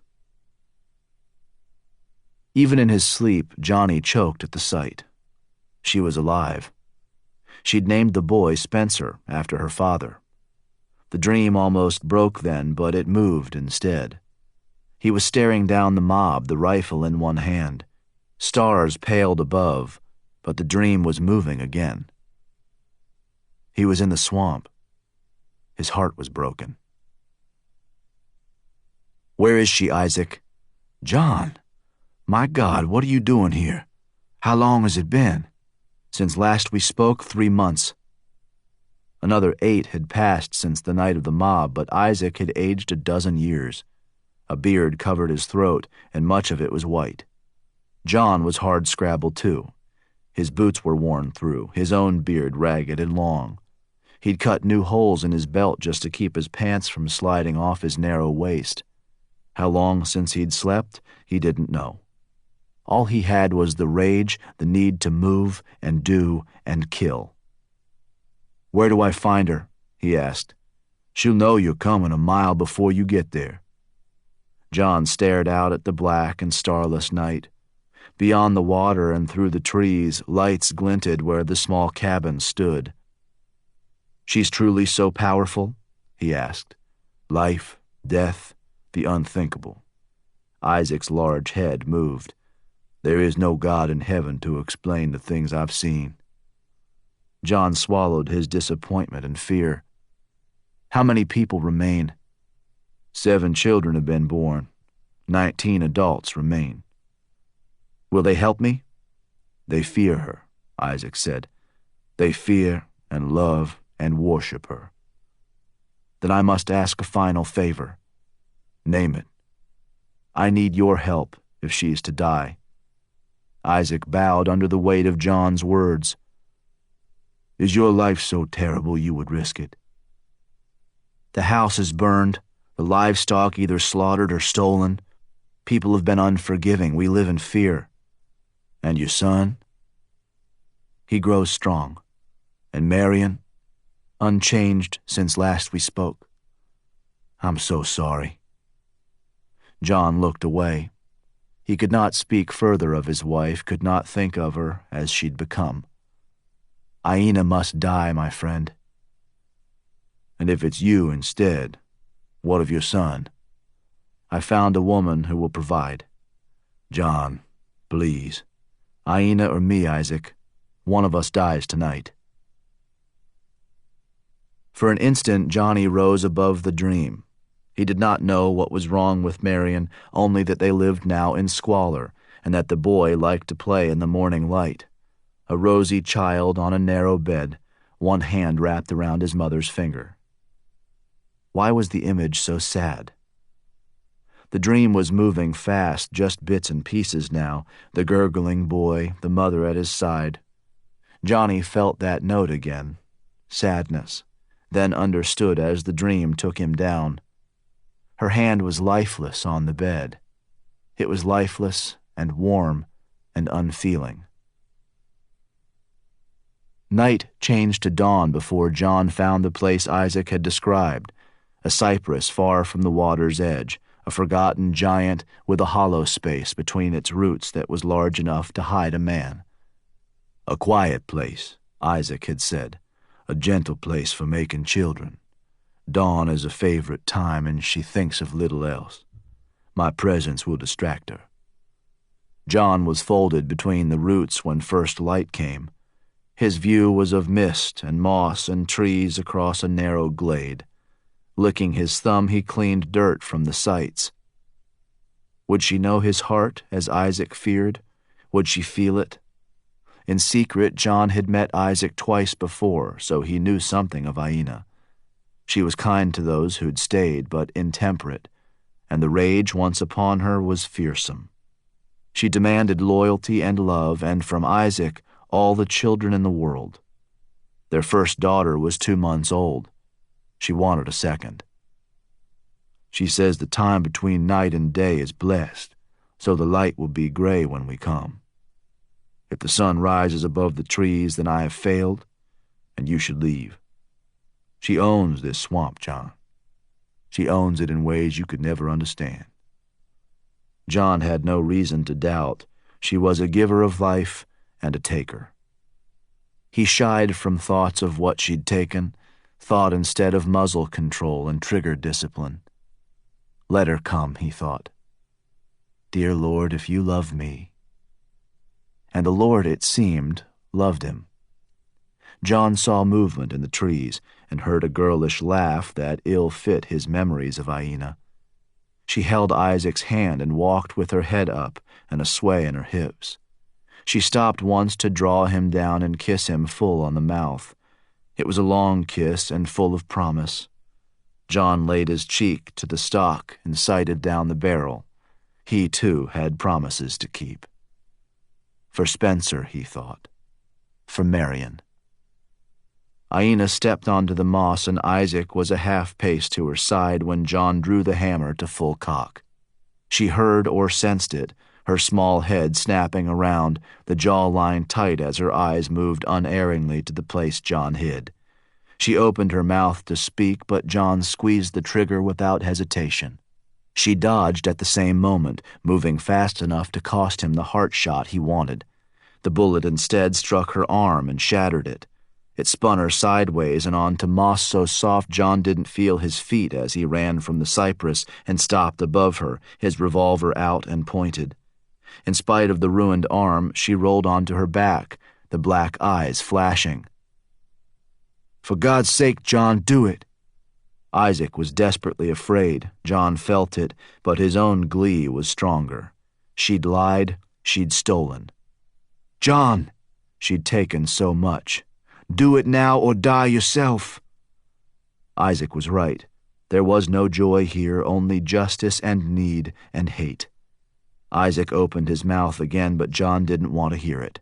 He crossed himself for the sake of his soul, then shot her in the chest instead. Chapter 41. Luana took the car without asking. Her neighbor was passed out drunk, and things were bad between them anyway. She'd accused Luana of stealing the pistol from her glove compartment. Luana had denied it, but both of them knew the truth.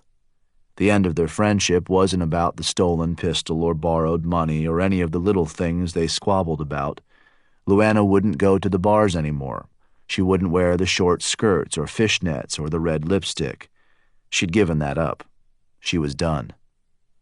"You won't last a day," the neighbor had said, and Luana feared she might have been right. Her hands shook as she fumbled with the keys. She tried to steady herself. The back seat was stuffed with boxes and bags, everything from the apartment that had any kind of value: clothing and pots, a toaster, and Cree's extra shoes. She didn't really know what else. The packing had been a blur of sweat and tears and the fear she'd get caught, but no one stopped her. A couple of boys eyed her lazily, and an old woman watched from a window on the third floor. Luana looked once at her own windows, then rattled out of the city and onto the back roads leading north and east. The route took her through small towns with liquor stores and open bars, but she kept driving. Once across the Raven County line, she felt the prickling of childhood fears. For Dean was the story told to frightened children. She was the taker, the untrusted, the one they'd driven out. Do as you're told, child, or she'll come for you, too. Now she had Cree. Skirting the edge of town, Luana steered for Hush Arbor, and 2 miles out she felt the difference. Cars passed where there had never been cars before. Police cars, news vans. The roadblock was set up 20 yards after the last turn off the state road. A dozen vehicles waited to be let through or turned away. Luana pulled onto the verge and studied all the official men with their badges and vinyl belts and hard-edged guns. The radio said state police had come at last, and that the FBI was en route from the field office in Raleigh. For a while, she watched a cop she knew. He was Johnny Merrimon's father. She'd seen him in court. He stood at a tree line speaking to an older man in a uniform. Luana closed her eyes, trying to process all the energy and movement. Hush Arbor had never been about engine noise and radios and crowds from the city, and it surprised her how much that sense of wrongness bothered her. Didn't she hate the swamp? Hadn't she left? Digging in a kitchen box, she found a small, sharp knife and tested its blade against her skin. For her daughter's sake, she planned to challenge Verdine. She'd need to make an offering first. Clyde Hunt had been a cop for decades and had connections everywhere: the media, state police, especially the sheriff's department. Yes, Tom Lee had frozen him out, but the captain couldn't be everywhere at once. He sure as hell wasn't on the roadside. "Talk to me, Clint." Hunt guided an older deputy into the shade. They worked cases together back when Hunt was green. They went to the same church, shared a few friends. "No one's found him yet, if that's what you're asking." "And?" The deputy looked uncomfortable. His boots were muddy. He'd been on his feet a long time, in and out of the swamp. "You know about the helicopter?" "It went down, I heard." "It crashed into Johnny's cabin." "Jesus." "People were scared, Clyde. I mean truly afraid." "Of what?" "The way the helicopter went down, some other things." "I need you to be more specific." Clint frowned, and it cut deep lines at the eyes and mouth. Clyde realized with a shock that he was frightened, too. "Clint, that helicopter should not have crashed." "Accidents happen." Charlie Ravenwood has been flying for 40 years. Desert Shield, Desert Storm. He was decorated twice. You knew that, right? I did, yeah. He flew into a tree. Clyde tried to picture it. I don't understand. He hit it 60 feet up and spun off into the cabin. There's not a cloud in the sky. There's no fog, no wind. There's other things, too. Communications are breaking down, radios work, and then they don't. Men are getting bogged down and lost. Operational mishaps. No, Clyde, you're not listening. Hunt was listening now. In 30 years, he'd never seen Clint raise his voice outside of an arrest or some kind of violent disturbance. All right, then. Talk to me. When I say people are lost, I mean that literally. 2 men from 2 different search parties, they're just gone, vanished. That's not possible. I don't know what to tell you, Clyde. They were there, and then they weren't. People are shaken, they're spooked, but that's not the worst of it. What? We still have teams out there. We still have people missing. Colson Hightower knew very little about what was going on in the swamp, or for that matter, the world beyond Raven County. He'd become a sheriff's deputy to make his mom proud, and because he'd thought the uniform might make him more handsome somehow. He'd been right about both things. His mother forgot about his lack of will, his failures, his years as a middling student. She thought he looked snappy and fine in the brown polyester uniform, and so did Jenny Claiborne. She'd married him, after all, and they'd been together for 12 good years. They had a dog and a small house with a garden where Jenny liked to grow tomatoes and cucumbers and carrots. Watching her do that work gave Colson no small amount of pleasure. Her hands in the earth, her soft, round figure in cut-off jeans and one of his old shirts. She'd put him in the shade, bring him a beer, and say, "Relax, enjoy. You've had a hard day making the world safe." She always smiled when she said it. She smiled and smelled of warm earth and growing things, and her lips were soft on his cheek. Colson thought of Jenny's garden as he trudged through the swamp, the last man in a line of exhausted men. This part of the job was not so fun. He liked riding in the car and doing paperwork and cleaning his gun once a week, even though he never fired it. He liked making safety presentations to kids at school and working the football games on Friday nights and having a beer with the other deputy once the stands were empty and everyone safely off school grounds. He liked the clean parts of the job, the safe, predictable parts, and didn't mind when the higher-ups got angry with him or frustrated with his lack of ambition. He had the uniform and he had Jenny, and that was enough. He held on to those thoughts as the swamp tried to break him.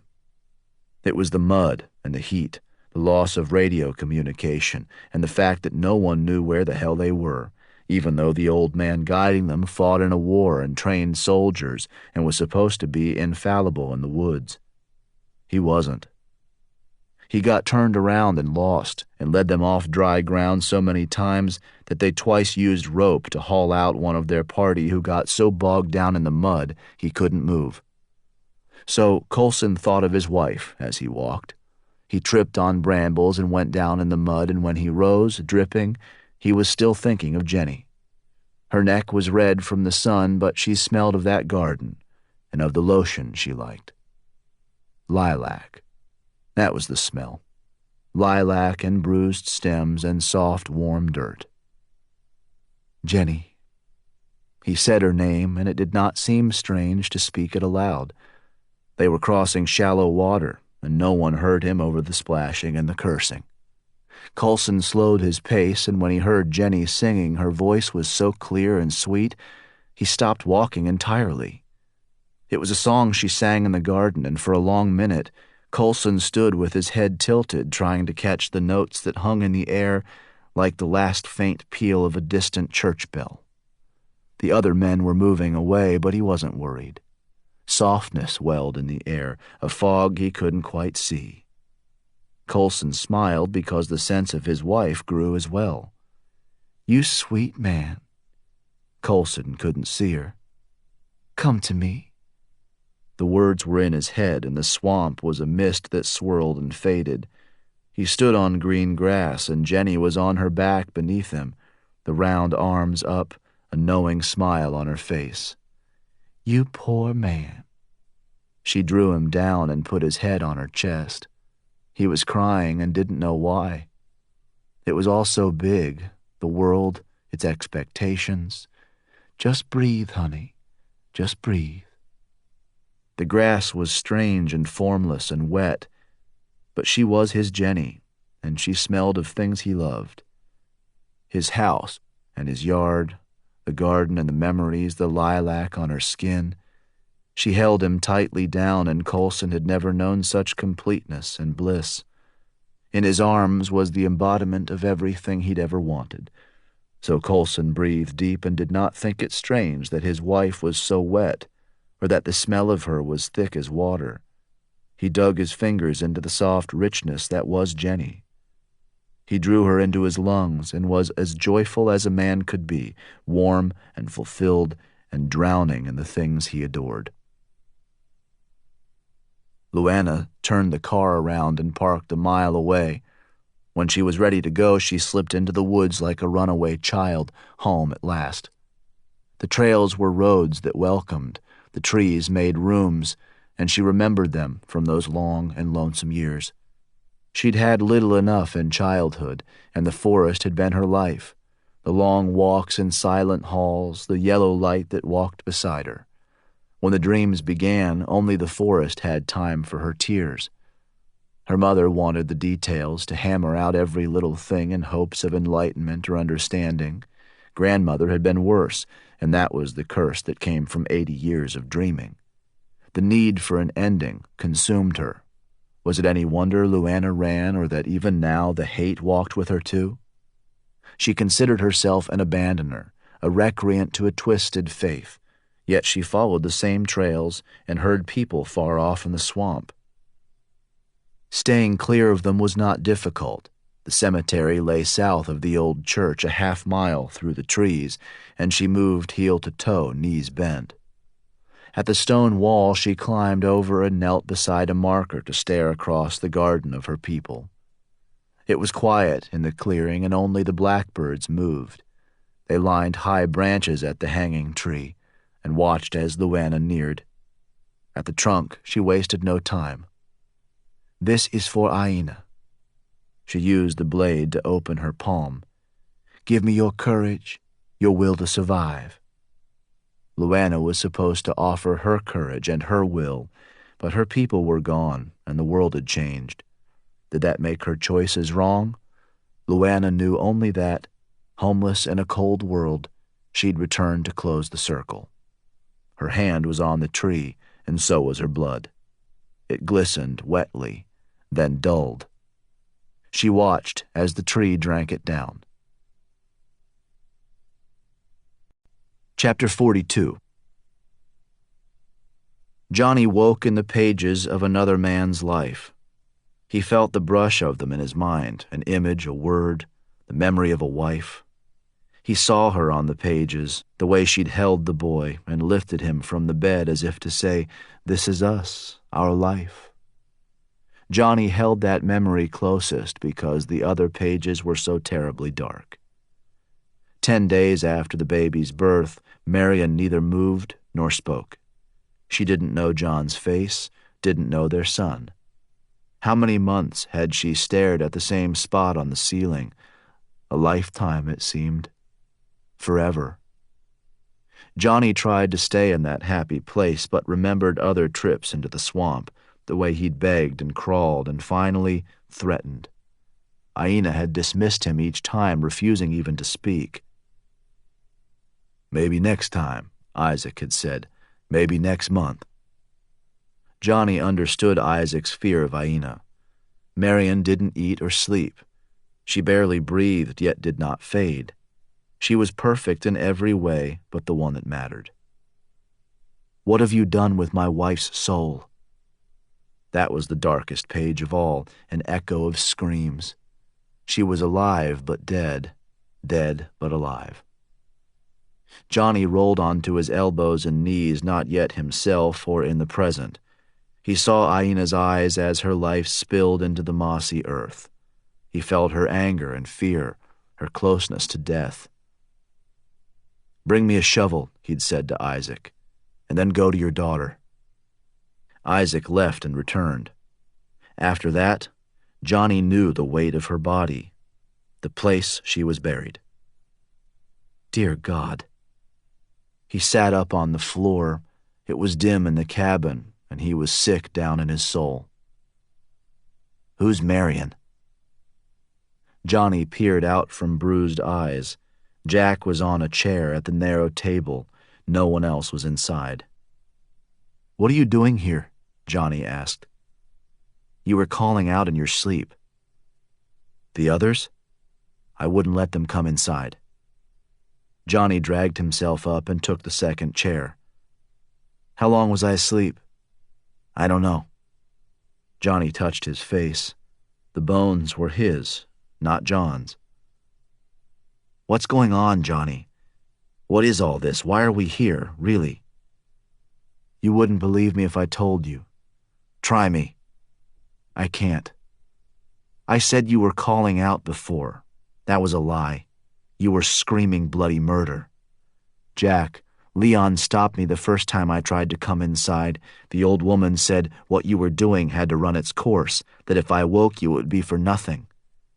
I threatened to call the police. It's the only reason she agreed." Johnny leaned back in the chair. Lifting an edge of the curtain, he saw Verdine and Cree and Leon. Only Verdine looked happy. "She said if I woke you, she'd kill me. I believed her, Johnny. I think she's dangerous. She wants something from me, that's all. I'm watching her." "Have you looked in her eyes? Watching's not enough." "Just bring her in, all right?" "Not until you tell me what's going on." "I can't. Then I want to go home." Johnny understood. Jack was a creature of logic and rules, an educated man bound to a system Johnny no longer trusted. Could he accept the truth were Johnny to share? Not a chance. He'd see risk where Johnny saw beauty, danger rather than something glorious and grand. It didn't matter that the past was troubled and grim. They were his people, his beginnings. "Go if you want to, Jack, I understand." "Damn it, Johnny, don't do that." "What?" "That calm acceptance thing you always do. Can't you be needful just once? Just once can't you admit that we're the same?" The hurt was so obvious in Jack's face that Johnny didn't need to think about it at all. "Of course we're the same," he said. "Like brothers. Do you really want my help?" "You're my best friend, Jack. Who else is there?" "The two of us, then?" "Like old times." "All right, then." Jack rose to his feet, grim but satisfied. "Was that so damn hard?" When Verdine came inside, she moved sideways and slow, and looked to Johnny like a bottom feeder searching for the scent of something dead. She wanted what he knew. She wanted to sink her teeth into it, consume it. That energy lit her face so the dark eyes shone. "Well, boy, we all heard you screaming." "I know where she is." The old woman shifted above the cane. Nothing else moved, but the change was hard to miss. "Tell me." "Why do you want to find her so badly?" "That wasn't ideal." "It's a simple question." "Leon." The old woman stepped aside, and Leon shouldered through the narrow door. "How did I raise you to handle deal breakers?" "I'd rather not get involved," Leon said. "Johnny's a friend." "I don't care about your friendships or your druthers. Do it like I told you." He hesitated. "Don't pretend to understand me, boy, and don't presume to know better. I told you what I want, now do it." Leon met Johnny's gaze. "I'm sorry about this." He lifted his shirt to show a revolver wedged behind the belt. It was large and in places rubbed silver. "Does that even work?" Johnny asked. "I shot it twice 20 years ago. I'm thinking it still works fine. What if I don't tell her? You gonna shoot me? This doesn't have to be complicated, Johnny. You answer her questions, she answers yours. Everybody gets what they want, we all go home. All right. Johnny glanced at Jack, then shrugged because he'd known all along he'd take her to Aina's grave. He'd wanted a better read on Verdine, though, and now he had it. Dangerous, Jack had said. Jack was right. They rode in the same truck under the same tarp, and for Cree it was all about the breathing, in and out, looking for the calm. She knew the difference between Johnny and John, but they were so alike. Looking at Johnny's face, she saw betrayal and pain, the black eyes as dirt rained down. She concentrated on Verdine instead. She'd come into the village once when Cree was only 7. There'd been shouting and anger. Cree had watched from the door, too young to understand the anger and movement, but the old women had talked about it that night. Her wants are impure. That was grandmother at the stove. Lustful? Great-grandmother asked. Not just lustful, no. Wanton? Yes, that's the word. Grandmother's hands moved and grease popped in the skillet. The woman is shameless and lustful and wanton. Cree had been too young to understand the words, but she never forgot the disapproval in those lined old faces. Wanton. Cree had looked up the word once. It meant many things. Dissolute, malicious, unrestrained. Luana knelt in the dirt by the hanging tree, humbled by the same religious awe that had terrified her as a child. The bark was dry where she'd touched it, and she felt the spread of branches above, the twine of them, and the deep, cool shade. The tree was so damaged and massive she couldn't believe it was still alive. It had been ancient when she was a child, and older than most when men were hanged from its lower branch. It was failing at last, but was still the tree of her childhood. It still held up the clouds. Luana wrapped her palm in a scrap of cloth, thinking of that childhood and the small knife and the dreams they'd said would come. From an early age, they'd told her, "We feel Aina as few others do, the women of our line. The dreams are our burden and our gift." If lives of poverty, misery, and thankless commitment were gifts, then yes, the old women had been blessed indeed. But had they ever been happy? They'd had each other, of course, and men on occasion. Luana remembered smiles and kind looks and a million conversations by the stove. Were it not for the tree, she'd argue that they'd been benignly crazy, just crazy old women forgotten in the swamp. But the tree was hard to ignore. The tree and the dreams. Leaving it behind her, Luana sought out her mother's grave. It lay in a sunny place near the eastern wall, and the inscription carved into it was simple. "A child of dark earth," it read, and few would understand just how many chords those simple words struck. They spoke of Africa and Aina, of long struggles in the muds of Hush Arbor. It was too much for Luana, the sweep of time and family and endings. "I'm sorry," she said. "I'm sorry I wasn't there to say goodbye." She touched the stone, then spread out on the grass and lay like that for a long time. The sun set and night fell, but Luana didn't care. She was in the garden with the mothers and daughters who'd gone before. Now the line was at an end. There was just her and Cree, and they were leaving. "Where are you, baby girl?" Rising at last, she climbed the wall and made her way back into the woods. She thought of Verdine, who'd been driven out. That's where Cree would be, with the taker, the untrusted. Luana felt the cemetery behind and turned for darker trails. She walked for 5 minutes, then saw it, far out in the trees. A whisper of movement, a flicker of light. Hunt was on the roadside when the sun settled, and still there when something fundamental changed. A vehicle emerged from the swamp, then another, then 7 more in a ragged, mud-spattered line. The men inside wore sour expressions and looked neither left nor right as they rolled past reporters who shouted questions and trailed them with cameras. Hunt made a mental inventory as they passed: woodsmen, volunteers, retired cops. He waited until he recognized one of the drivers, then flagged the truck down. "Brinson, hey." The truck rocked onto the verge and stopped. In the fading light, the driver looked grim. They all did. "Detective?" Brinson was a retired drill instructor who'd moved up from Fort Benning 10 years earlier. Early 70s, he was still one of the toughest men Hunt had ever known. 2 other men were in the truck, both younger and clean-cut. Hunt didn't recognize them. "What's happening?" Hunt asked. "Why are you pulling out?"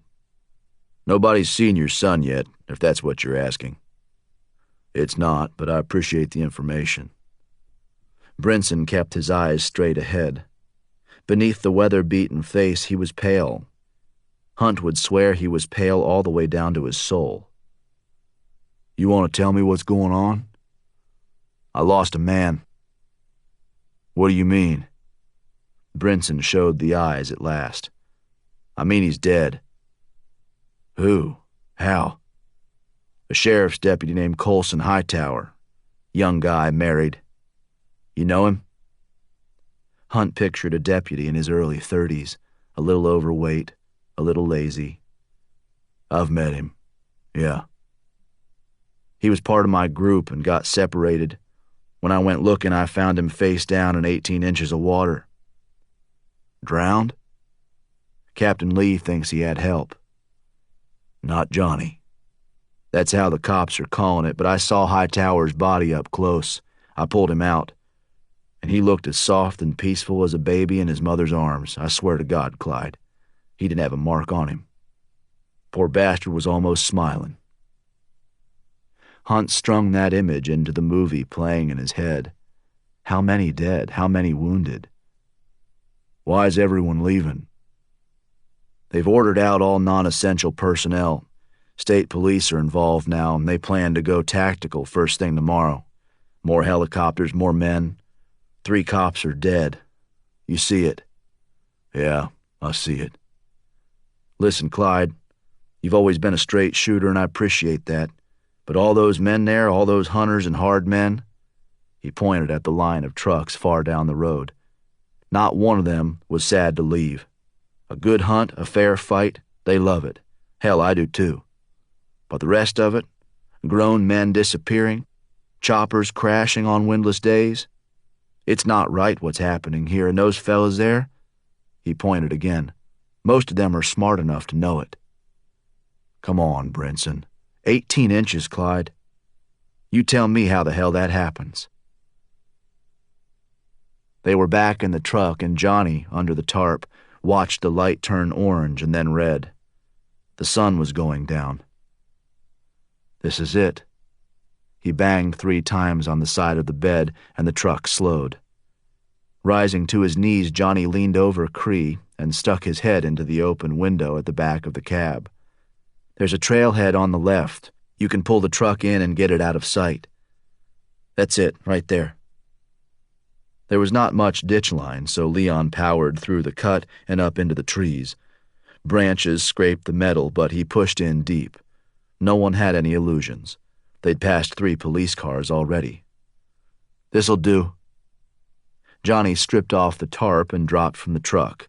He was in the hush, and opening so fast it made him dizzy. Feeling his way along the bed, he pushed off into the green, stumbling a bit as his mind tried to catch up with the sudden flood of awareness. Life, he thought. So much life he was choking. "Johnny, man, you okay?" "Yeah, buddy, all good. Come on." At the truck, Johnny propped his forearms on the ledge of Verdine's open window. "You ready?" "Are you telling me this is the place?" "From here on, we walk. No roads. Not without cops." "Do you know that, or just think it?" Johnny studied the lines around her eyes and wondered exactly what she knew about his life in the hush. The question felt intimate. She was watching too closely. "Come on." He opened the door and she descended from the truck. Leon? She gestured at the bed and Leon heaved out a pickaxe and shovel. Jack said, "Are you serious? Lantern too?" Verdine nodded at the back seat and Leon reached in for the lantern. "All right then, young Merrimon. Start walking." "Can you keep up?" Johnny asked. "Try me." Johnny took the long route, keeping the copse to the northwest. When Verdine lagged, he eased up. He didn't trust her, but he didn't want her to drop dead either. "You may have to carry her." "I'm watching her," Leon said. "About that revolver, let's not, okay?" Leon kept his voice flat, but Johnny knew he didn't want to hurt anybody. That being said, Verdine was all the family Leon knew. Johnny had to think about that, too. "Is she crazy?" he asked. "You're the one taking us to a dead woman's grave." Leon stepped across a fallen trunk. "You tell me." Johnny went inward after that. He tried to read Verdine, but found that the awareness dulled if he focused too closely. He felt Leon perfectly, and Jack too. But when he closed his eyes to concentrate on Verdine, she was like a ghost. Cree was 10 times worse. She vanished in the hush, and he remembered how he'd met her that first time, invisible at the church. She was imperceptible now, too. He heard her footsteps and saw her. He could reach out and touch her. Otherwise, she wasn't there. Johnny studied the empty space she made, then looked at Verdine. She was watching with a smile on her face. "You see it, don't you?" "What?" "Yeah." Verdine nodded and kept walking. "You see it." After that, it got dark quickly. Leon lit the lantern when the old woman tripped for the first time. "It's just a little night blindness." "How much farther?" Leon asked. "This is good for now." Johnny stopped, and everyone else did too. "The cemetery's just there, 300 yards through the trees." "We're close then." Johnny sat on the ground to show he would not be rushed. He would take her to the grave, but she had an end to keep up too. "Let's talk first." "There's no time." "I have all the time in the world." Johnny watched the struggle at play on her face. Whatever she wanted from Aina's grave, she craved it for a very long time. Anger, need, impatience. She pushed them all down. "Very well." She gathered herself and sank onto her haunches. Beside her, the lantern hissed in Leon's hand. No one else sat. "What do you want to know?" "Everything." "Johnny, I don't like this." Jack's worry was palpable. Johnny held up a hand to silence him. Verdine was hungry. He was too. "Talk." Verdine settled lower and grew still. "You love this land," she said. "Yes." "Do you know why?" "Why would anyone?" "Shush, boy. Do you think I'm stupid? You have the stink of power all over you. You're flush with it. You think I'm greedy? Look inward, boy. You stink of hunger too. I could smell it the first time I saw you. You'd kill to keep what you have." "I don't. I'm not." "What do you see when you look at him?" She thrust a finger at Jack. "You see everything, don't deny it. How about her?" This time it was Cree. She shrank from his gaze, but he stared for long seconds. "You see nothing. That's what you see. You see nothing because the power you love so much belongs to her, like it belonged to her mother, like it belonged to Aina." "I don't understand." "Take me to her grave and I'll show you." "No." "Take me now, or I will tell you nothing more." "Not yet." "Then I'll kill you myself, you stupid, selfish child." She rose to her feet, and the rage was real, a spring so tightly wound she trembled with it. "You Merrimons," she spit. "You thieves and killers, you fucking fucking men. Sit down, Johnny said. No. Do you want to know where she's buried or not? Yes. She bared her teeth, a hiss. Yes, damn it. Then sit. Johnny pointed at the ground. Please. Like all born to life in the swamp, Luana moved well in the woods, even at night. Her feet found the soft places. She made little noise. At first, the light floated as if carried by an unseen hand. It was a will-o'-the-wisp, a star the size of a child's fist. She'd heard childhood stories of lights in the deep woods, and been taught early that to wander alone was more than childish disregard. It led to switches and hungry nights. Every child was taught the same. But those were children's stories, and she was grown. Besides, it was beautiful, like nothing she'd ever seen. How then did she feel such a familiar pull? It was evening warmth, a mother's touch. It was every good story told around every great meal. Luana knew it as she knew her own secret hopes. The light was for her. The light. The light disappeared. It winked out, and Luana ached for this thing she'd never known. Wholeness, wellness. Luana's legs trembled. She heard voices far away, and deeper still she saw another light. For a moment she hoped, but it was an average light surrounded by average people. Police, perhaps. She didn't care. The other light was everything. It was strength, her life, her soul. What else would ever matter? What else could? If some part of her recognized the insanity of such thoughts, the rest of her didn't care about that either. She was a shell in the night, a tired, lost woman with tears on her face. She would have cried for real then, but saw the light elsewhere. It flickered and danced, far away and fading. With a stifled cry, Luana chased it. No caution, no stealth. She pounded through the forest, tripped and fell, and ran again. A small voice deep down said, "Stop, this is madness." But Luana didn't care. She felt her mother and better days, and hope so rich she might never eat again. "Wait, please." Luana ran up a small hill and down the other side. She splashed through water and found the light waiting. It floated in a hazy void and was smaller than she'd guessed. The void around it was a trick of the night. It shifted. It flowed. Luana twisted her hands in indecision.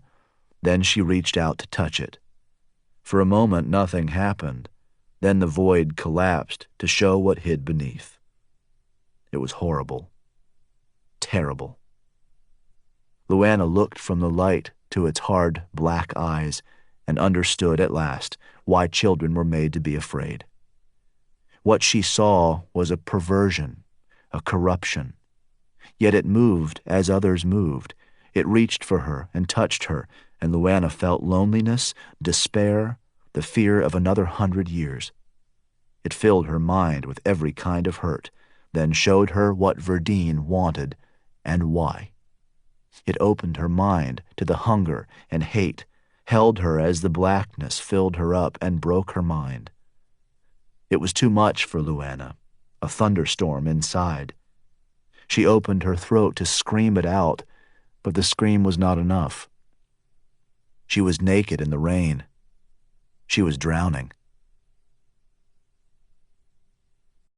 Chapter 43. At the old church, the scream seemed to be everywhere at once, above the cops, around them. Some thought it was human, others didn't believe it. It was too high and horrible, too full of hurt. "Jesus, God Almighty!" Captain Lee closed his mouth and finished the prayer in silence. "What do we do?" The voice was behind him, but Lee didn't turn. The scream went on, then ended suddenly. For a full minute, no one moved or said a word. "Captain?" Looking around, Captain Lee saw the expressions he expected. Some were resolved and ready, but most were pale. He'd heard the whispers all day. The swamp was haunted. Johnny Merrimon was a ghost. Can anyone say for sure where that scream came from? Direction, distance, anyone? No one spoke, no one moved. The captain peered out into the night, past the line of frightened faces. There was no sound at all, nothing. In the trees, a mist was rising. Johnny was first to move when the scream ripped through the forest. He didn't even think about it. Jack called out, but Johnny was 100 yards away and then a mile. He found the woman in the trees beside a trickle of water. The screams had died to whimpers, but it was enough to track her in the darkness, and that was a good thing. Johnny couldn't feel her. For the length of his run, he knew little more than the sounds she made in the hush. Finding Cree's mother then was no real surprise. He had no idea why she was there or how she'd managed it, but only Cree was as blank as this. Only Cree was such a nothing. "Miss Fremantle?" He touched her shoulder, but her mouth hung open, the hot, quick whimpers like those of an animal in distress. Johnny had no love for Luanna Fremantle, but he couldn't leave her like this either. "Your daughter is close. I can take you." He gripped her arm, but her body was locked tight. "Can you hear me?" Johnny was watching closely enough to see her eyes lose some of the glaze. The panting stopped, and she tried to speak. Miss Fremantle?" "Run," she said, but it was too late. Johnny felt the gathering behind him, the movement of air and sudden cold. He spun, but the black eyes held him like a fist. A voice in his mind said, "Remember." And that's what Johnny did. He saw pieces of a dream, lost pages of another life. John waited for Isaac to return with the shovel, and as he did, he watched the girl die. Her arm dangled, pumping blood that looked black in the dim morning light. The second shot had punched through her chest, right of center, and blown out through the shoulder blade. He'd seen deer take similar wounds and live this long. It was not normal, but it happened. It didn't have to be like this. He knelt at her side and knew she understood. The black eyes were unblinking, the lips pulled back. It was pain, John thought, and awareness. The girl knew she was dying, but Jesus, the rage in those eyes. "We had a deal," John said. "You save my wife, I give you what you want." "Your wife lives." Blood ran from her lips as she spoke. She was drowning on it. Her teeth were red. "What you gave her wasn't life. She breathes. She doesn't die. It isn't life. The fault is yours." "It isn't what you promised." John's voice broke, and he hated everything about himself. "You should have met with me. You should have made it right." But the girl's eyes were closed. Her lungs rattled. When Isaac returned, John was on the ground with his elbows around his knees and the pistol dangling. He looked up at the big man and said, "She's dead." "I doubt it. She's dead or so close it doesn't matter." "You want some free advice?" Isaac slammed the shovel blade into the earth at John's feet. "Bury her so deep no one will ever find her. Even I don't want to know." "Why not?" "Because I've seen things you haven't. Because these people worship her like a god." Isaac turned away, but turned back. "After this, we're finished, you and me. I see no need for our paths to cross again." John nodded. None of it mattered. "I've got the whole village working corn in the northern plots. We'll be there till lunch. Get her buried and get out." Isaac left, and the dream blurred. John knew the smell of her blood and skin and hair. He knew the crunch of the shovel as he dug and shifted and heaved. Every time he thought the girl was dead, blood bubbled in the chest wound. John couldn't get her in the ground fast enough, but it had to be deep and not findable. As fearful as some had been of Aina, there were others who'd loved her. Worshipped, Isaac had said, and John didn't want that kind of heat should the body be found. He wanted to be alone with his wife, to stare into her empty eyes and mourn. Maybe he would lose himself there. Maybe the hatred would fade. When the hole was deep enough, John dragged her down and saw a glimmer of light beneath the weave of her shirt.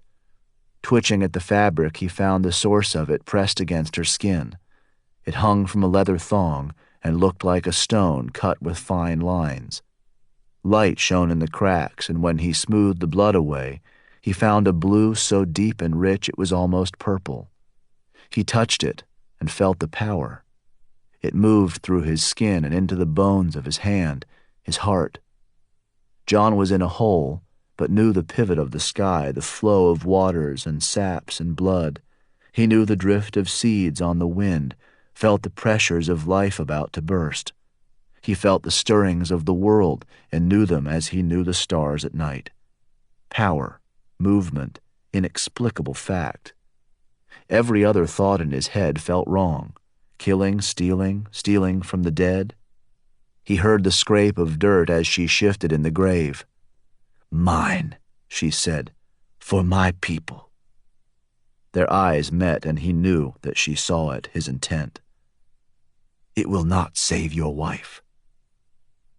But John was on the road to hell already. He ripped the stone from around her neck. He buried the girl alive. Chapter 44. When the vision broke, Johnny fell to his knees. The dirt felt the same under his hands. The taste in his mouth was also the same. That wasn't me. But it was in his heart and under his skin.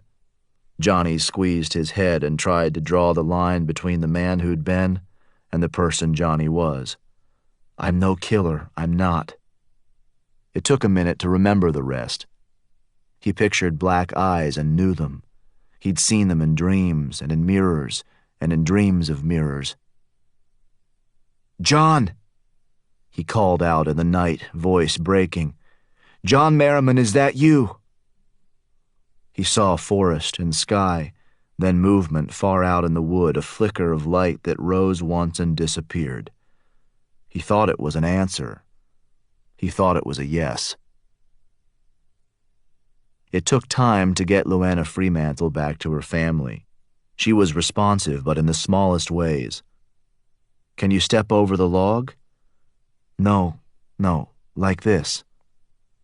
Johnny would have carried her, but each time he tried, she moaned or froze, and Johnny couldn't handle that.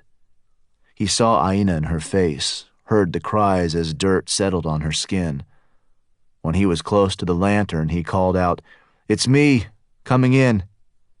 He moved into the light, and Cree rushed to her mother's side. "Mom, what happened? What are you doing here?" Luana blinked, stopped walking. "She saw something," Johnny said.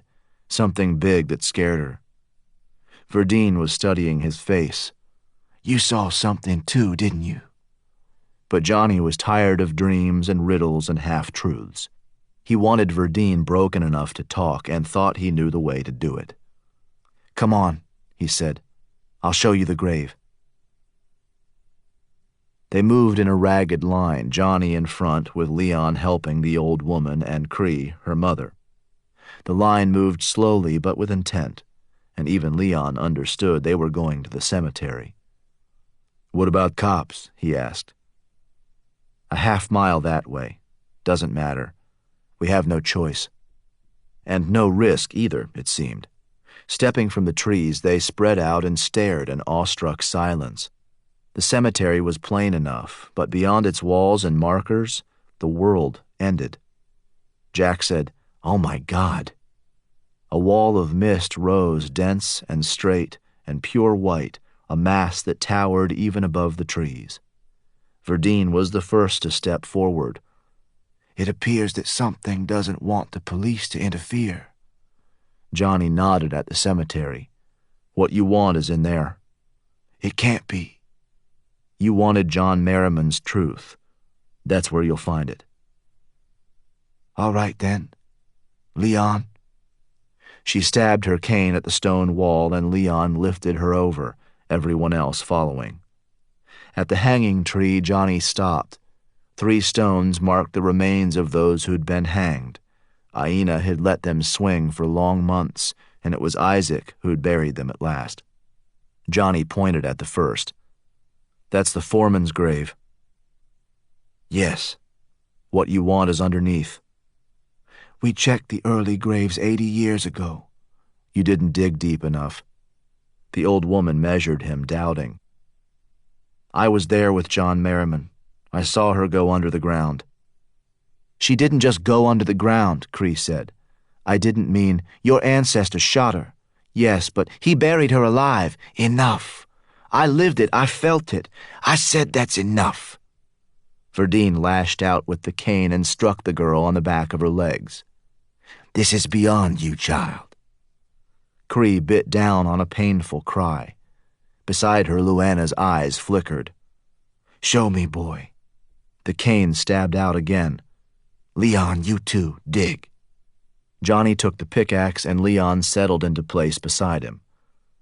"Any chance you're wrong about this, my friend?" "She's buried there." "Do you understand what this is about? Because I truly don't. All I can tell you is that your grandmother is a dangerous woman. Can't you see it?" Leon glanced over his shoulder. She hunched above the cane, both shoulders drawn up against the wrinkled neck. "Come on, boys. Kiss and get it over with or start yourselves to digging." She clapped once, and no one could mistake the zeal. She was alive with it. She burned. "Well, come on, damn it. None of us is getting any younger." "May as well do it," Leon said. "It'll get ugly down deep." "I'll be all right." Johnny waited a beat, then nodded once and swung the pick. In minutes, they'd found the rhythm. Johnny broke the earth and Leon shoveled it out. Lift and fall, black dirt in the clean night air. Luana watched from the bruise of her mind. She was trapped in that soft place, but knowing in a way she'd never been. She knew what walked in the woods and what it feared. She knew what Verdine wanted and what she would do to get it. The old woman would dig up the grave. She'd kill Luana. She'd kill Cree. Luana tried to stop it, but couldn't move. She pictured the gun in her pocket and used all her strength to try to speak. She wanted to call out to the daughter she loved. Take the gun, she wanted to say. Kill that bitch. Johnny knew exactly how deep the foreman was buried. That meant he knew when the pickaxe would be a problem. "Hand me the shovel." Leon did as Johnny asked. "You might want to climb out now." "You sure?" "Trust me on this." Johnny offered a boost, and Leon crawled from the hole, leaving Johnny alone at the bottom. He tossed out the pick and took a moment for Verdine. He couldn't read her, but knew what the old woman wanted. Life. The stone. It was written in every gesture and glance. She was leaning out over the grave, her eyes like black holes pricked with light. "Are you sure about this?" he asked. "Are you?" Her lips twisted in the kind of challenge Johnny hoped never to see again. He went back to the dig, and when he struck the foreman's remains, he felt the same revulsion as everyone else. The coffin was little more than a stain in the earth, the bones jumbled in the same slick soil. Johnny saw teeth and bone and bits of hair. "Ha, I told you we checked that coffin when I was young." "You opened it?" "What was left of it, yes." "Did you look underneath?" She drew in a hard, sharp breath, and Johnny straightened. "I want to know what it is." He made a gesture at his neck. "The stone." "You saw it?" "In the dream," he said, a half-truth. He was pretty sure he'd seen it in the forest, too. "I'm not digging another inch until you tell me everything." "Leon?" She gestured into the hole, but Johnny hefted the shovel like an axe. "You heard her before, Leon. A deal's a deal. She said she'd answer my questions." "Leon, get him out of my fucking hole." "The stone," Johnny said. "What is it?" "Leon!" The old woman barked, but Leon lifted his hands and stepped away. Verdine stared as if looks alone might kill him. "It's not a stone," she finally said. You're lying. It's hollow and ancient and more than a stone. Go on. Her lips drew back, but Leon was unmoving. So was Johnny. In the old language, it's called a fenji. My mother called it a soul stone. What does it do? Exactly what it says it does, you stupid boy. It holds a soul. Whose? The first of us. The first of your family? The first woman, Masasi. It's been with the women of my family for 1,000 lives, mother to daughter, an unbroken line. It came with Aina. Don't speak her name as if you know her. It seemed impossible, but Johnny imagined it. Mother to daughter, 1,000 lives. The stone's not here, he said. You won't find it. He thought that truth would break her, but was wrong. He saw it in the twist of her smile, the malicious glint. Just dig her up, she said. Dig her up and we'll ignore your unbearable ignorance. Johnny looked at Jack, then turned to the hole and dug slowly, carefully. Verdine loomed above him as he removed the foreman's bones and teeth, then focused on the dirt beneath. After another 10 inches, he tossed out the shovel and used his hands. The soil coated his skin, and he remembered the dream, the taste of it, and the pressure, how it felt to be buried alive. Well, boy? But Johnny was in a dark place, body and soul. He dragged soil against his knees, went deeper, and touched something. Jesus! He rocked back. What is it? It's warm. It's her. Get her out. But Johnny couldn't move. He saw a knuckle joint, a twist of broken nail. Verdine said, Leon. But Johnny raised a hand. No, don't. You might crush her. Is she alive? Johnny looked at Cree, who was on her knees, clutching her stomach. She felt it, same as him. Suffocation, panic, the horror. He held her eyes a second more. In the dirt, a finger moved. For Cree, it was too much. How many times had she lived the dirt in her throat? And this man's face, this man and this abysmal hole. The finger moved again, and Cree knew that it was Aina, alive. So many years. She turned and threw up in the grass, anger, intimacy, the slick red earth. This is real. How can this be real? It was a whisper, but no one was watching, no one cared. On her hands and knees, Cree risked another glance. The fingernail was broken. Every nail was broken. For Johnny, it was hard to tell where the body ended and the dirt began. The body. That's how he thought of it, a scarecrow of a body. The clothing had rotted off. The hair was a matted, tangled mess, a root ball choked with mud and red clay. Johnny worked the soil as a potter might, using the tips of his fingers to cull it away from an elbow, a shoulder blade, the turn of an ear. She lay on her side, and he kept his touch soft because the skin tore easily. She was wasted beyond belief, so far gone that skin and bones would be a generous description. Well, come on, get her out. But Johnny kept it slow and gentle. He found a leg and followed it until it crossed the second, which was bent beneath it. Working along her back, he felt the pearls of her spine. When the lower arm was exhumed, he found her hand clutched around a root from the hanging tree. What's she holding? Johnny ignored the question. Working with care, he removed one finger, then the next. When the last one came free, he sensed the change before he understood it. One of her eyes was open.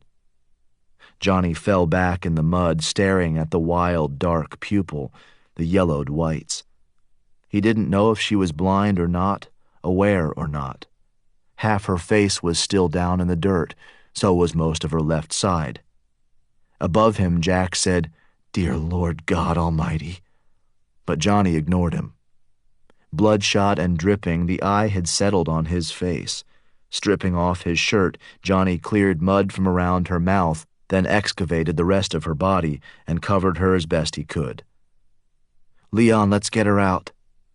The big man knelt at the edge of the grave and Johnny handed her up. She weighed nothing at all, a sack of twigs.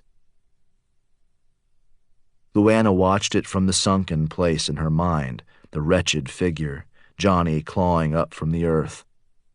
They put Aina on the ground, and Luana saw the black tongue, the stumps of teeth. Women of the hush had sought Aina for almost 2 centuries, and Luana had thought them old fools lost in a ridiculous belief. But not now. Now the fingers were moving, the yellow eye rolled. It locked on Luana, and she felt a flood of hate and madness so strong it overwhelmed her. She hated men and life, the world that had abandoned her to eternity in the dirt. It came off her in waves, pounded like a spike into Luana's mind. How could such hatred exist without consuming itself? How could Aina be alive? Luana heard the answer in her grandmother's voice. Because she carried the stone for years, around her neck and in her hand, and hidden in a place only a woman could hide it. Luana saw it like a flash. She'd drawn on the stone and on the tree, on all the life and the soil around her. She'd sucked the world dry, and for what? The loathing? The madness? What terrible strength allowed such a life for so long? Or had she wanted to die all along? Had she craved that ending but been unable to achieve it? The creature's eye rolled to Cree, and Luana knew that Cree felt it too. She was on her hands and knees, but twitched and moaned as if the same spike had split her skull. "No," she muttered, "no." And Luana knew that what remained of Aina's mind was a dangerous thing to those who descended from her. Luana, Cree, they were reeling, the both of them. Luana was screaming inside, but knew a deeper truth, too, that Verdine wanted Aina to die. It's why they'd come, why they'd dug her up. Luana watched as if through a broken window. Verdine was coiled like a spring, but no one else noticed. She leaned on Leon, but her hand was at his belt, then on the gun. She didn't want to save Aina, didn't want to ease her suffering or fulfill the quest undertaken by so many women for so many years. The old woman wanted the stone and had only one way to find it. The line of women needed to end. That meant Aina had to die, and then Luana and Cree. Verdine, then, would be the only one left, the last branch on the only tree that mattered. The stone would come to her. So would time and life and power. But only if the others were dead. Cree. She was flat on the ground now, hands at her temples as if to keep out the hate. Luana reached for her daughter, and a single finger twitched. "Run," she said, but no one heard her, and the gun was moving. It squared on Aina's face, then barked and jumped, and Aina died as she'd been buried, quick and brutal and helpless. Her head came apart, the dark blood pooled. Masasi. The connection was immediate and overwhelming. The first woman, the first mother. Luana opened like a flower. She was next in the unbroken line and felt Masasi's soul far out in the night. The connection was immediate and overwhelming, and in the wake of it she saw the line of those who'd gone before, a great awakening of women. Luana was all of them at once, 1,000 lives. "I am Masasi." And for that moment she was. She was Masasi and her grandmother and women who'd been no more than names to an unhappy child. Luana knew how it felt to stand beneath the stars in Africa, to be with men she'd never met, to bathe in foreign seas. So much life and knowledge and time. Luana was more than she'd dreamed a woman could be. She was large and small. She was selfless and still, the kind of mother she'd never been. Taking her daughter's hand, she rose from all those lives to say the only word that mattered. "Run," she said. Then Verdine shot her in the chest.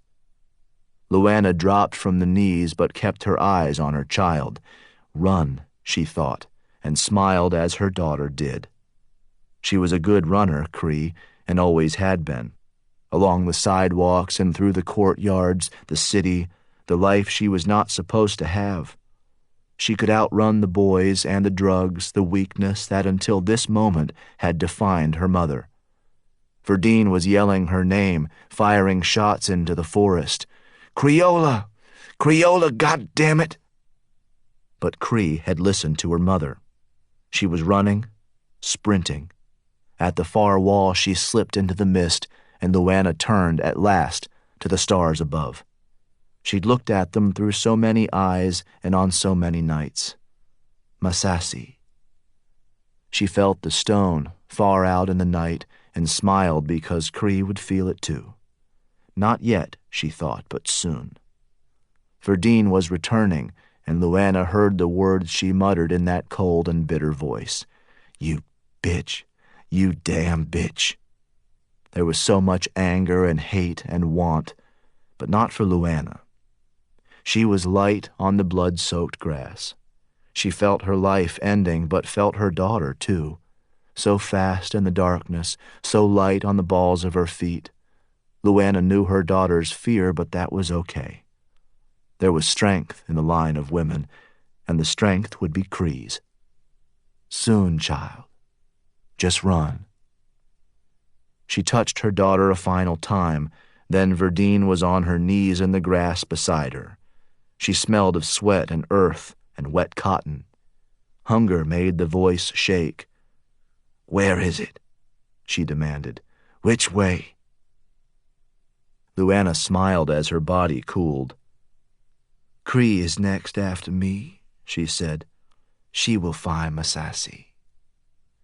Cree will die and the stone will be mine. Not if I die first.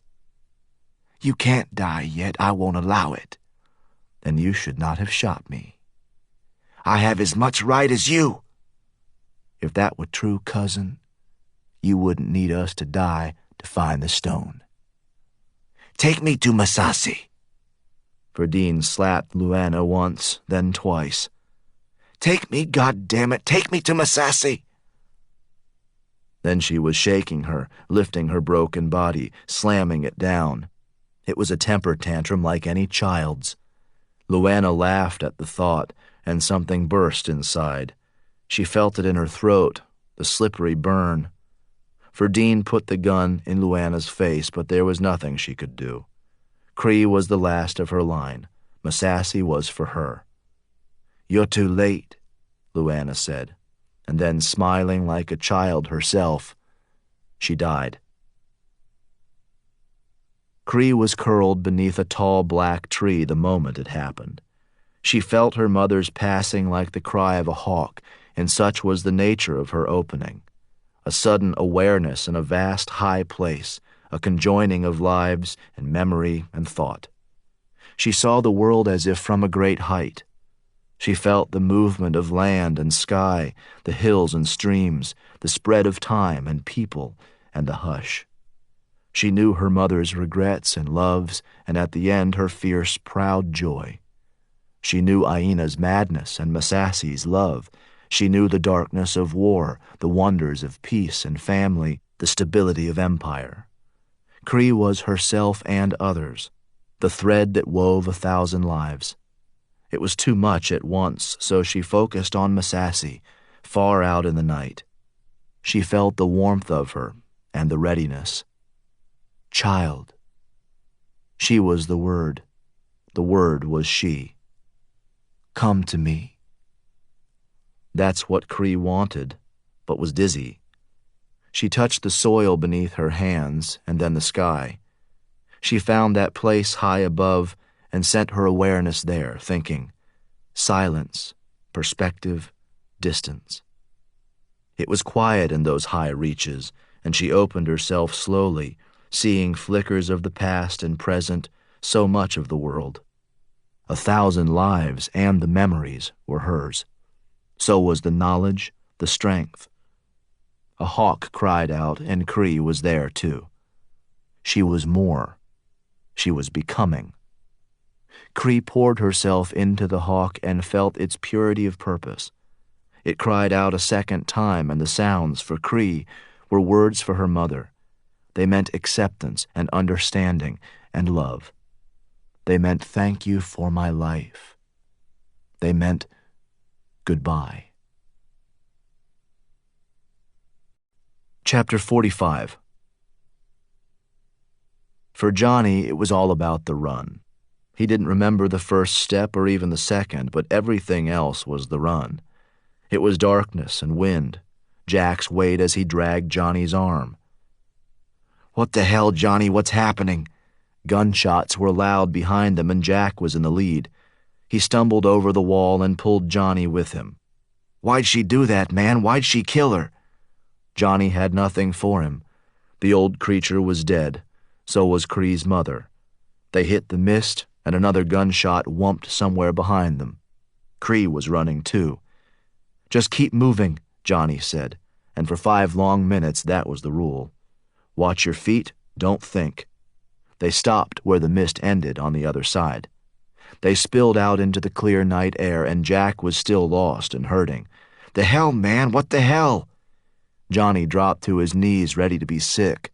The mud on his hands was slick and wet. 173 years, then fresh air, then... Johnny dashed sweat from his eyes, and that was slick and wet too, like the old creature's skin, like the inside of her skull. "Johnny!" "Not now, Jack." "J-Man!" "Jesus!" Johnny opened his eyes in time to see the wall of mist collapse. It dropped from the top down, rolled out into the trees. "What's happening, Johnny? What do we do?" Johnny had no answer. He thought Leon might be dead behind them, but wasn't sure of much.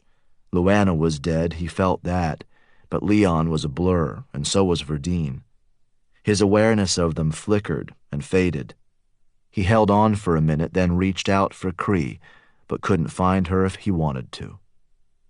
"Cops are stirring," he said, and felt their fears like a red pulse. "They're close." "Good, let's go there." But Johnny worried about all that fear. "Come on, J-Man, cops, guns. Right now those are good things." Jack was begging with his eyes. "What are we waiting for?" Johnny was waiting for inspiration, but that answer would not be good enough for Jack. He looked into his friend and saw the kind of fear Jack couldn't settle into or walk off. His world was shaken, his fundamental beliefs. "You're right," Johnny said. "It's the logical choice." "Logic, yes, please, God." "Come on, then." He draped an arm over Jack's shoulders and led him toward the church. He found a path where trees leaned back to give them room. In the distance, floodlights burned. Someone had built a fire. "See? All good. Straight shot. You see it?" "What do we tell them?" "I don't know. You're the lawyer." "Lawyer, yes. Call out before you walk in, okay? You understand?" "Wait, what?" There was a quiver in the muscles along Jack's spine, but the flicker of fire had given Johnny his inspiration. He nudged his friend in the right direction, then stepped off the trail and ghosted. Jack would be angry and afraid, but John Merrimon was out there somewhere, and Johnny thought he knew the place to look. It would be on the 3rd hill in a line of hills. It would be marked with smoke. It would be marked with fire. Leon stood very still as his grandmother rose from the dead woman's side. She was small and old, but the gun was in her hand, and she looked as if she might kill Leon, too. "You let those boys go," she said. "Was I supposed to stop them?" "No witnesses." The words were simple but horrible. She spit on the ground near her dead cousin's face. "The hell are you waiting for, boy? Put 'em in the hole." "What?" "You want cops finding those bodies?" She waved the pistol in the direction of the old church a half-mile away. "Be quick now." Leon was unhappy but moved from long habit. His mother had died in childbirth and his father when he was only 17. Verdine had always been there, his only family. Stooping for the old creature they called Aina, he put her body back in the hole. That one too. He hesitated over the remains of Luana Fremantle. He'd known her. He'd been in her home. This is wrong. Deal with it, boy. We have a long night. What do you mean? I mean you need to work faster. Moving carefully, he placed Luana's body in the hole, too. He was gentle and sad. Fill it in, let's go. He did that, too, but felt the weight of her impatience. Come on, faster, goddammit. Sweat soaked through his clothes and turned dirt on his skin to mud. He watched the shovel. He thought about the gun. That's good enough. Now we find the girl. Cree? She won't have gone far. You can't know that. Her mother just died. What comes next takes time. Leon didn't understand that either. Nothing made sense. You're going to hurt her? Just leave that to me. You're going to hurt Johnny, too? You let me worry about him. Leon looked out at the night, the tall sky. How do you expect me to find her? Don't bullshit me, son. You've been tracking since you were 8. She was right about the tracking. His father had the skill, and he'd passed it on. The deep woods, the stony ground.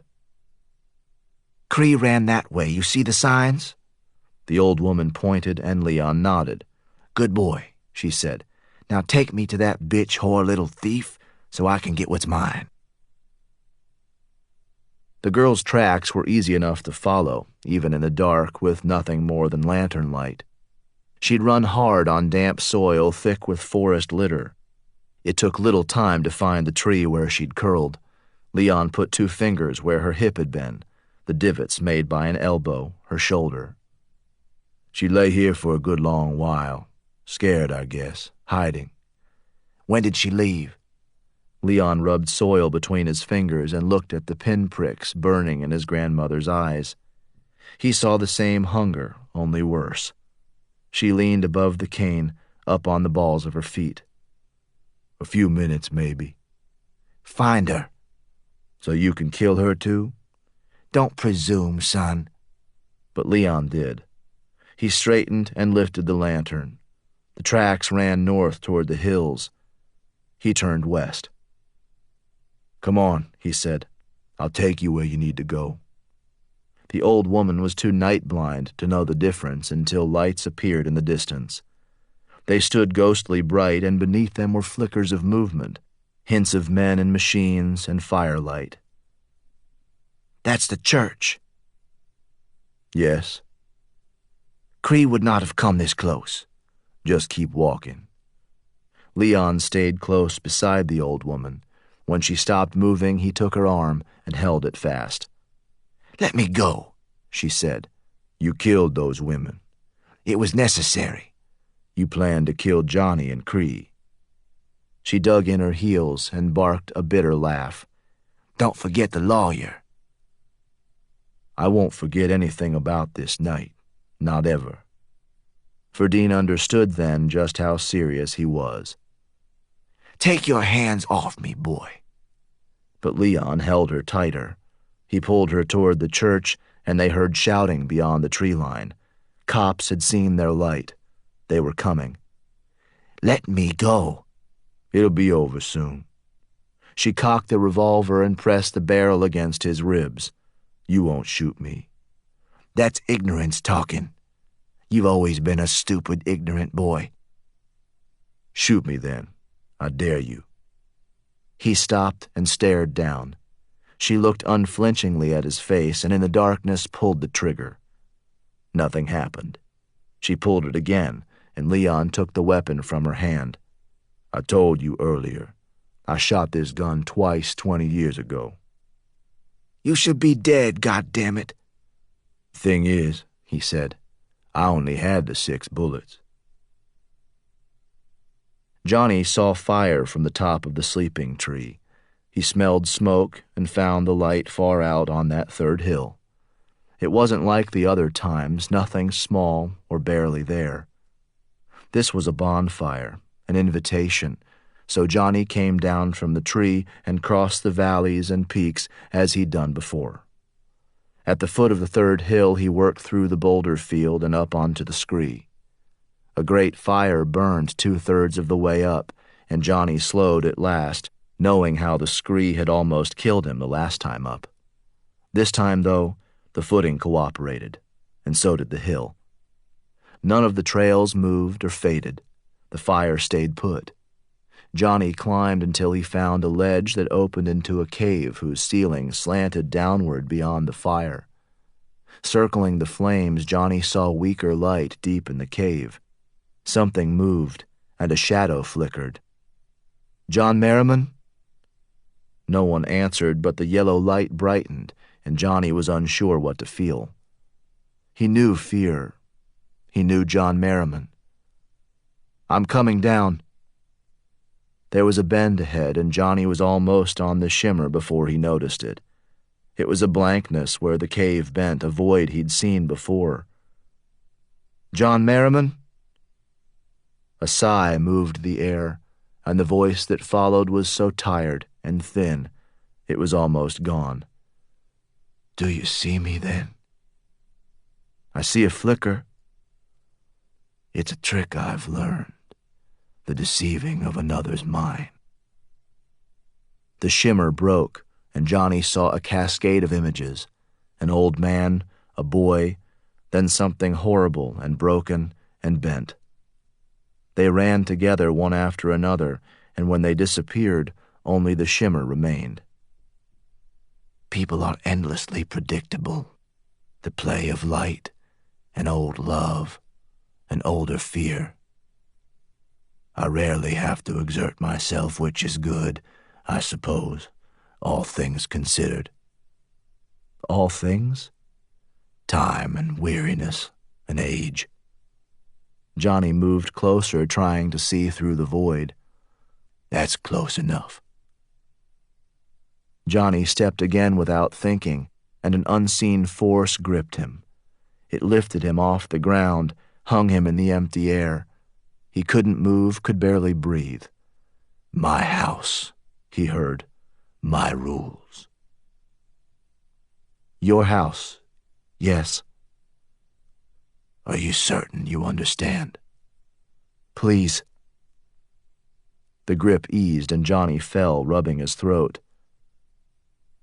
"It is John, though, isn't it?" "That name means little to me now." "But I know you."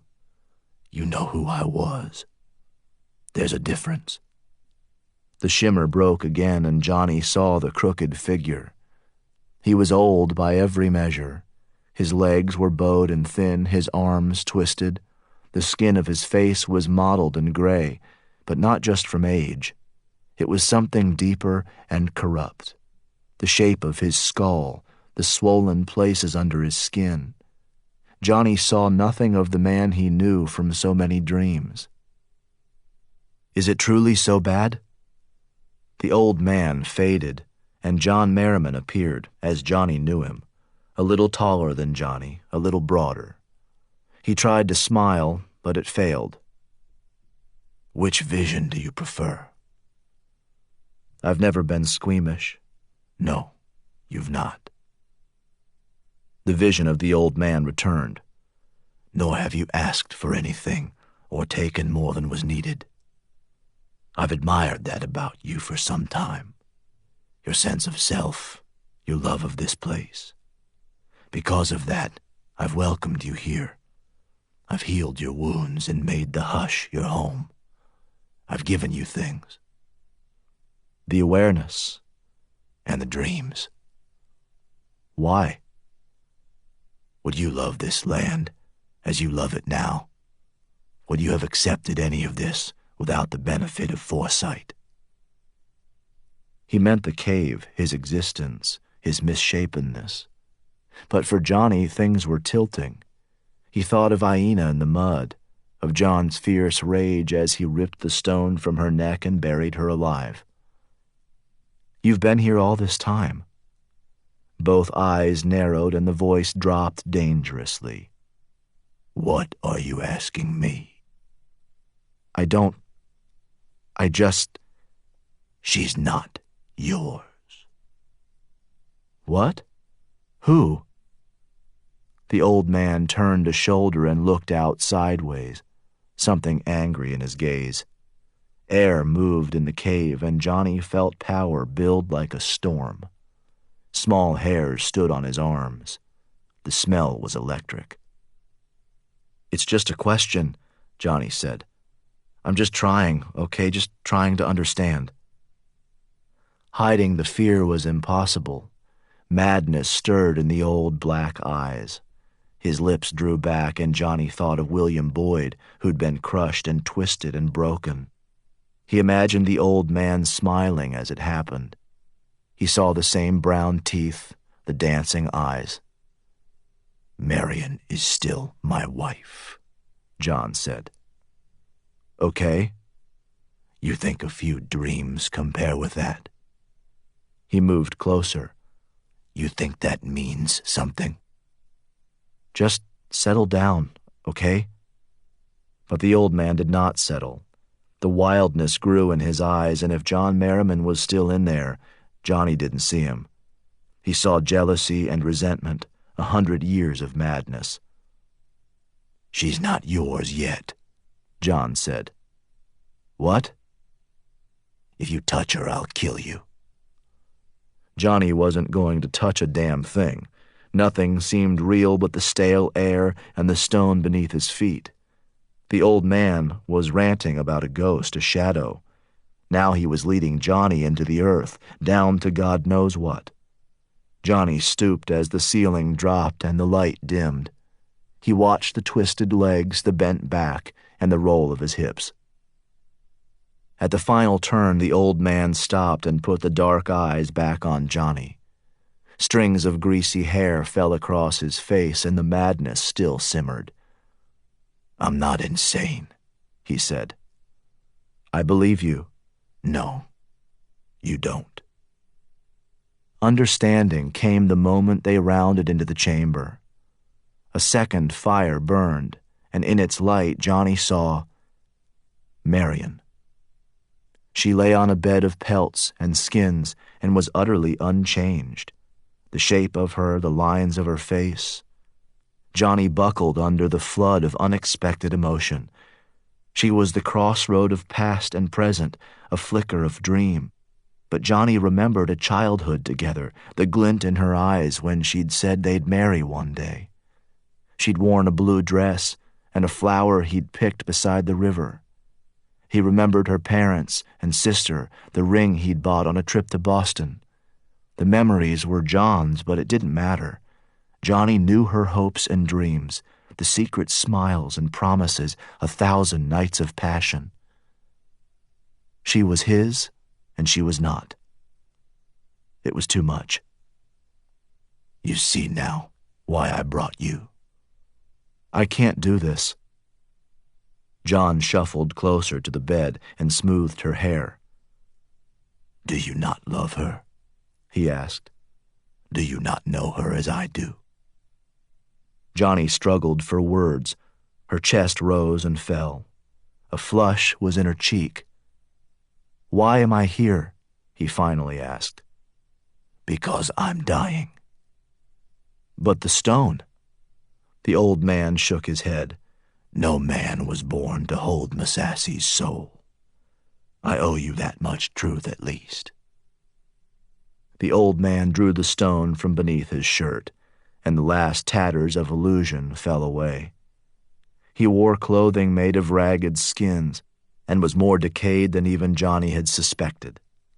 His skin was breaking down, and his eyes were cloudy. He was failing. He was dying as Johnny watched. "Do you not love her?" he asked again. "Would you not pay any price to keep her safe?" Johnny looked down on Marion, whose hands were pale at her sides. He thought of his childhood, then of the lives of his parents and grandparents, the march of history. All that time they'd been here, the two of them together. So many years, so much loneliness. "Take the stone." Johnny shook his head. You must." He pushed the stone at Johnny, and even at a distance, Johnny felt the power of it. His fingers tingled, his senses sharpened. He smelled the rot beneath the old man's skin, the warm flush in Marion's.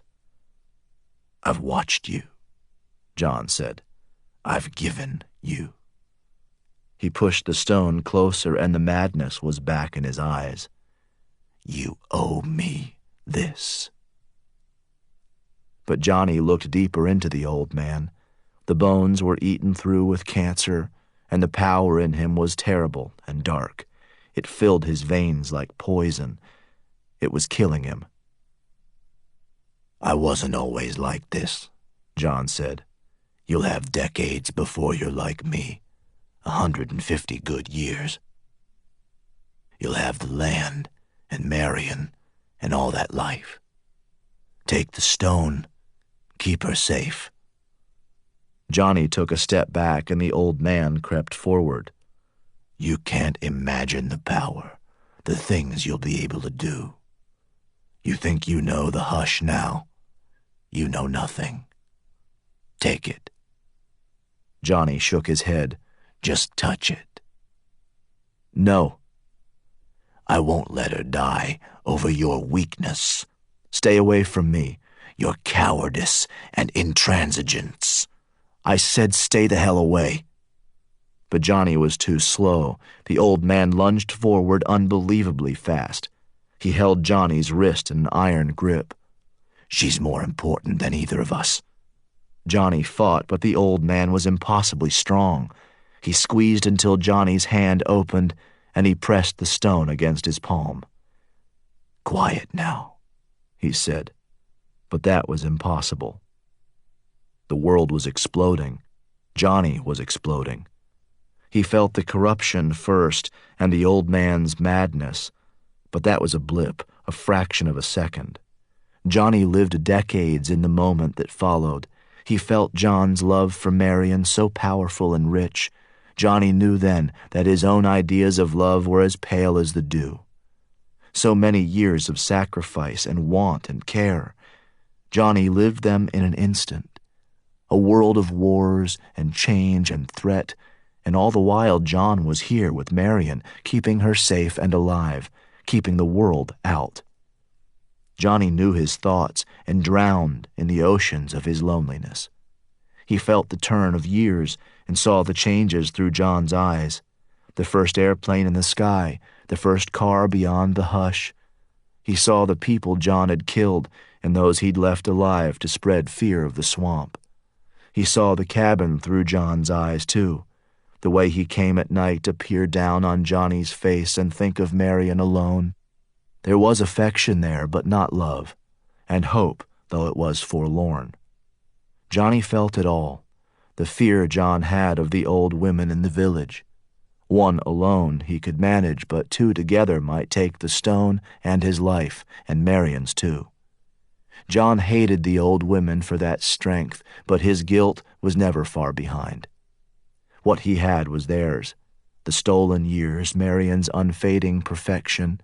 That was a swirl of color and heat, but Johnny lived the larger fear too, the knowledge early on that the stone would kill him in time. The burn of it was in his veins too, but so was the power.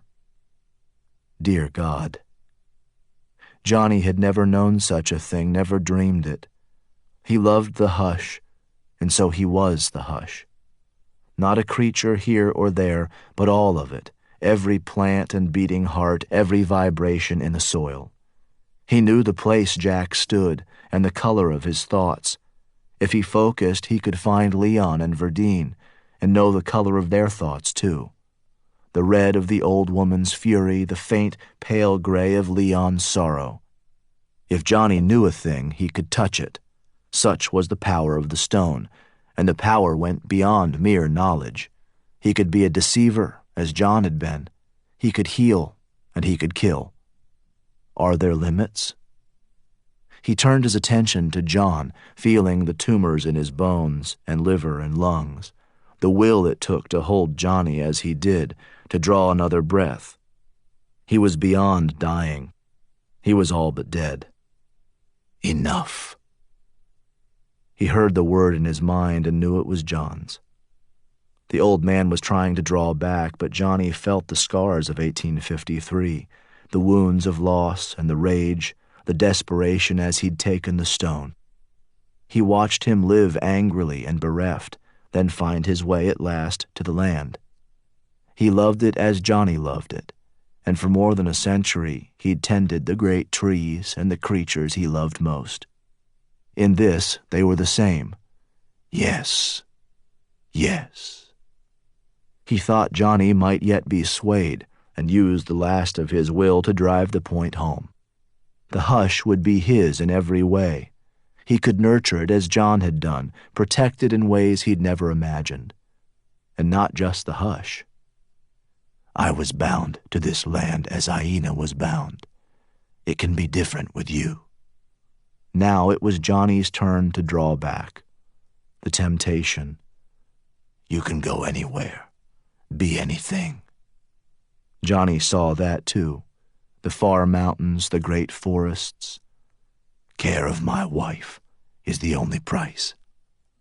But that was a lie, and Johnny felt it.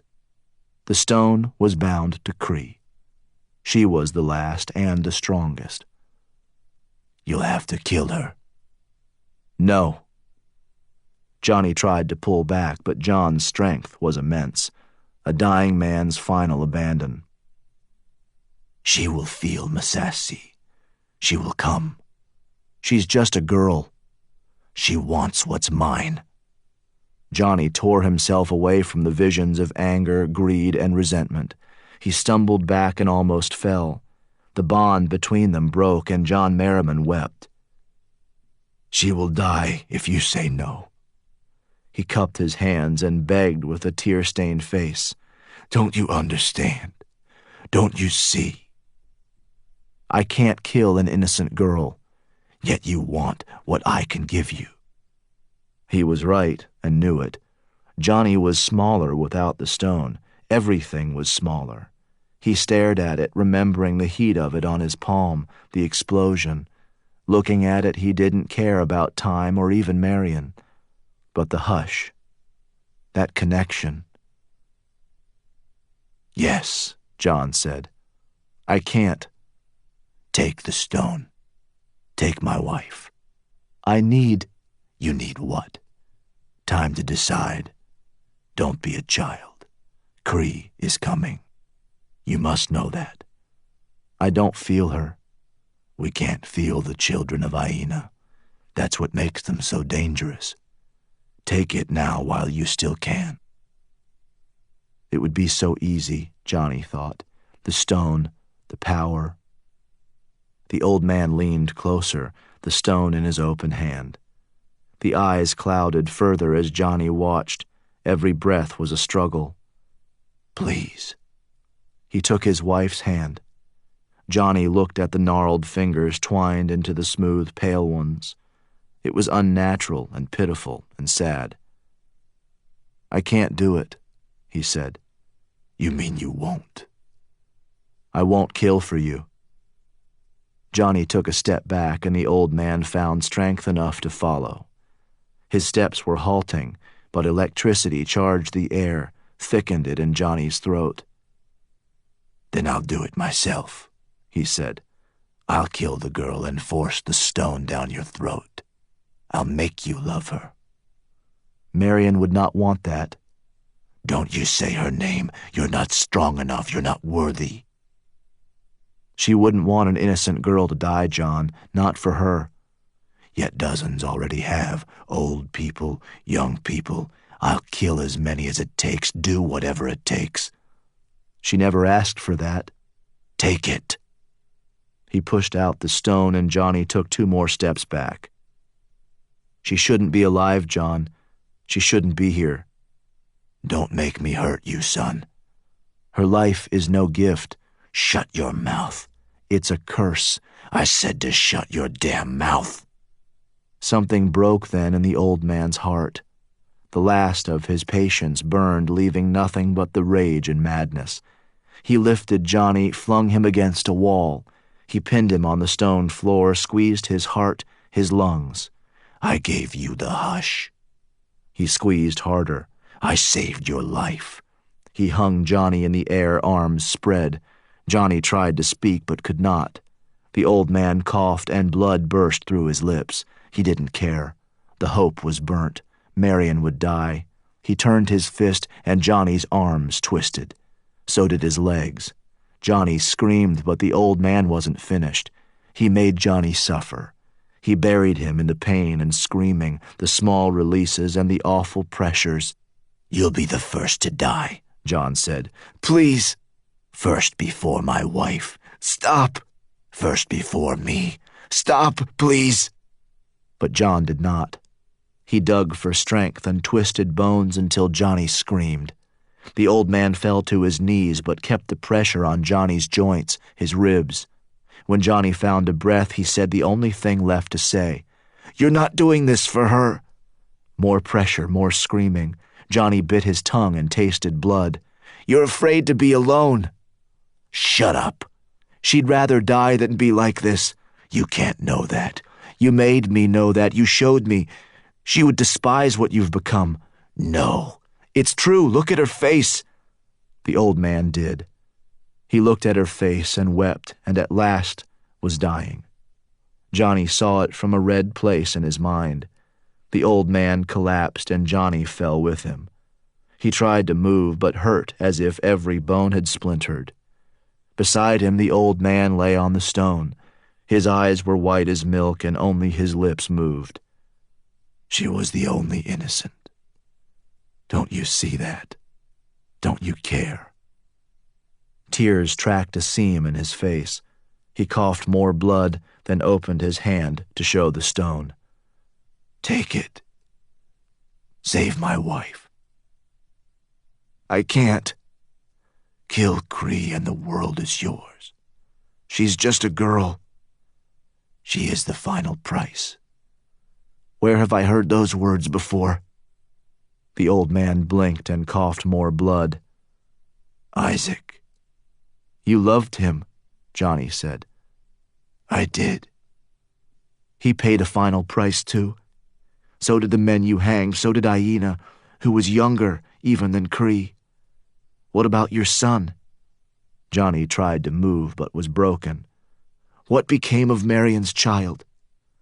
"I had to let him go." "What price did he pay? No father, no family?" They felt like last words, but John was shaking his head, his voice the barest whisper. "She wanted to be a mother and a wife. I wanted her to have those things. She had them. Not for long enough. Don't you see?" Johnny found another swallow of air. "There will always be another final price. Isaac, your son. I won't kill an innocent girl. Marion had her time. So did you." "Please." "No." "Johnny." "It stops here, now. No more killing." The old man closed his eyes, and Johnny saw all the ways that he was broken, too. The last of his will, the last of his hope. "There is a grassy place on the hill." He was dying. Johnny understood. "I'll find it." "Side by side." "I promise." "This is all I have left." He closed his eyes and the air around them stirred. Johnny felt power and warmth, a dark moment that was a shadow of the old man's death. He touched Johnny's arm and poured the last of himself into the link that bound them. Johnny burned and hurt and in time was healed. When it was done, the stone rolled from the old man's palm, his voice failing at last. "I wanted her to have those things." Johnny opened his mouth but had no words for such a moment. The old man nodded blindly, then crawled into the skins beside his undying wife. He took her perfect hand and held it.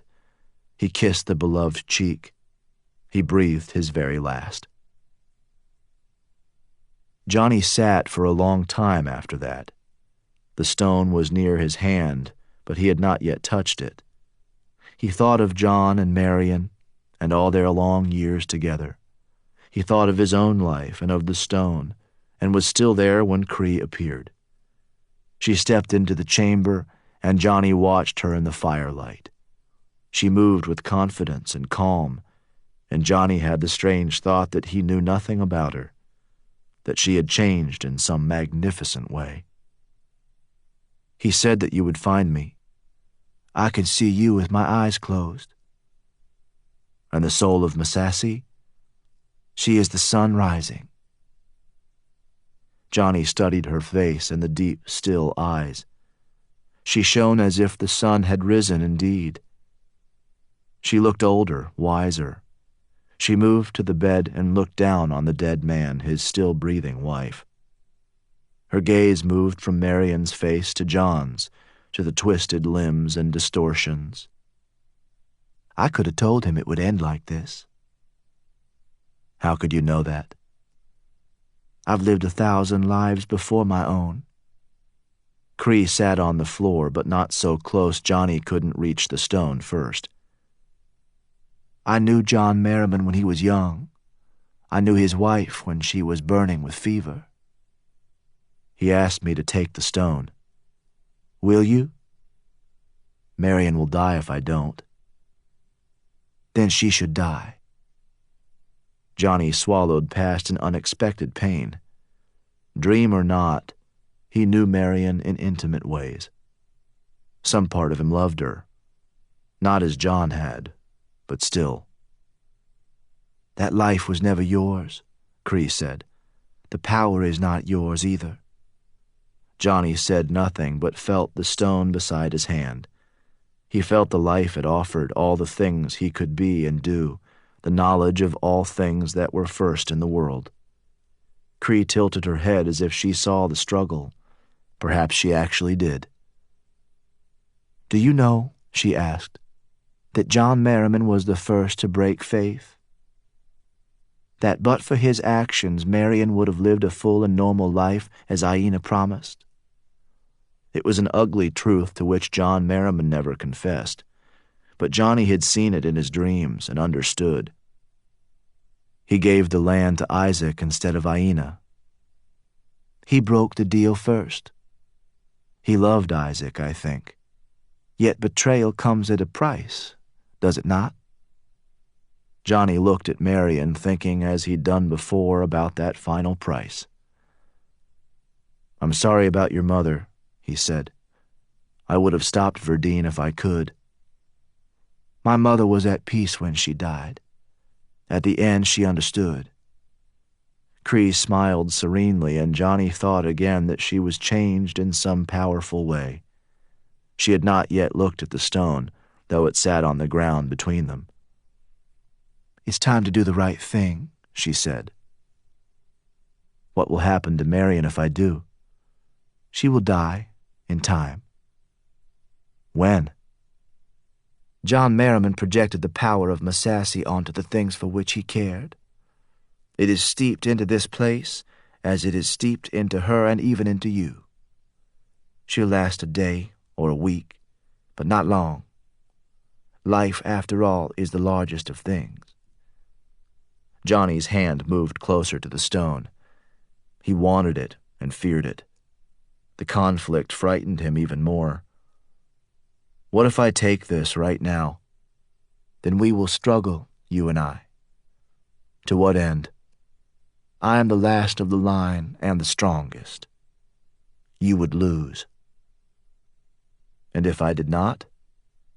"Masasi is the soul of women. In the end, that is the only truth that matters." The stare between them held. She remained at peace. "Where would you go if I agreed?" "The world is wide, and the sufferings of women are many. Masasi will guide me." "And this place?" "Hush Arbor means little to me now." "What about us, our families?" "Do the right thing, and there is no us." Johnny looked at the stone and thought about all that power. John had used it to keep Marion safe, to intimidate and kill, to preserve Hush Arbor at any cost.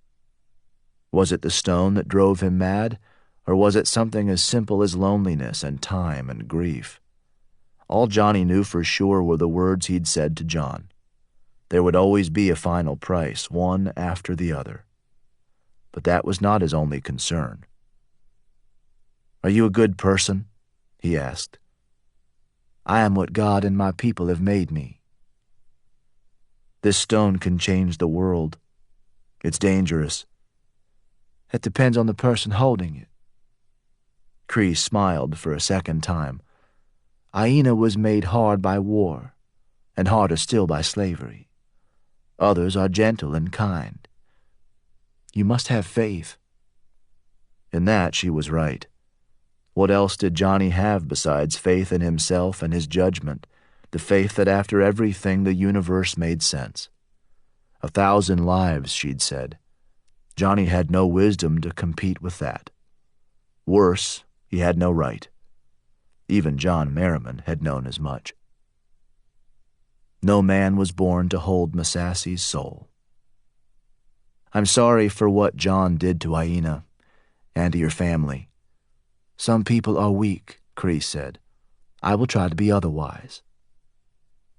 It was a fine answer, Johnny thought. He watched her face for long seconds, then passed his hand above the stone. He felt its warmth and power, but Cree did not flinch.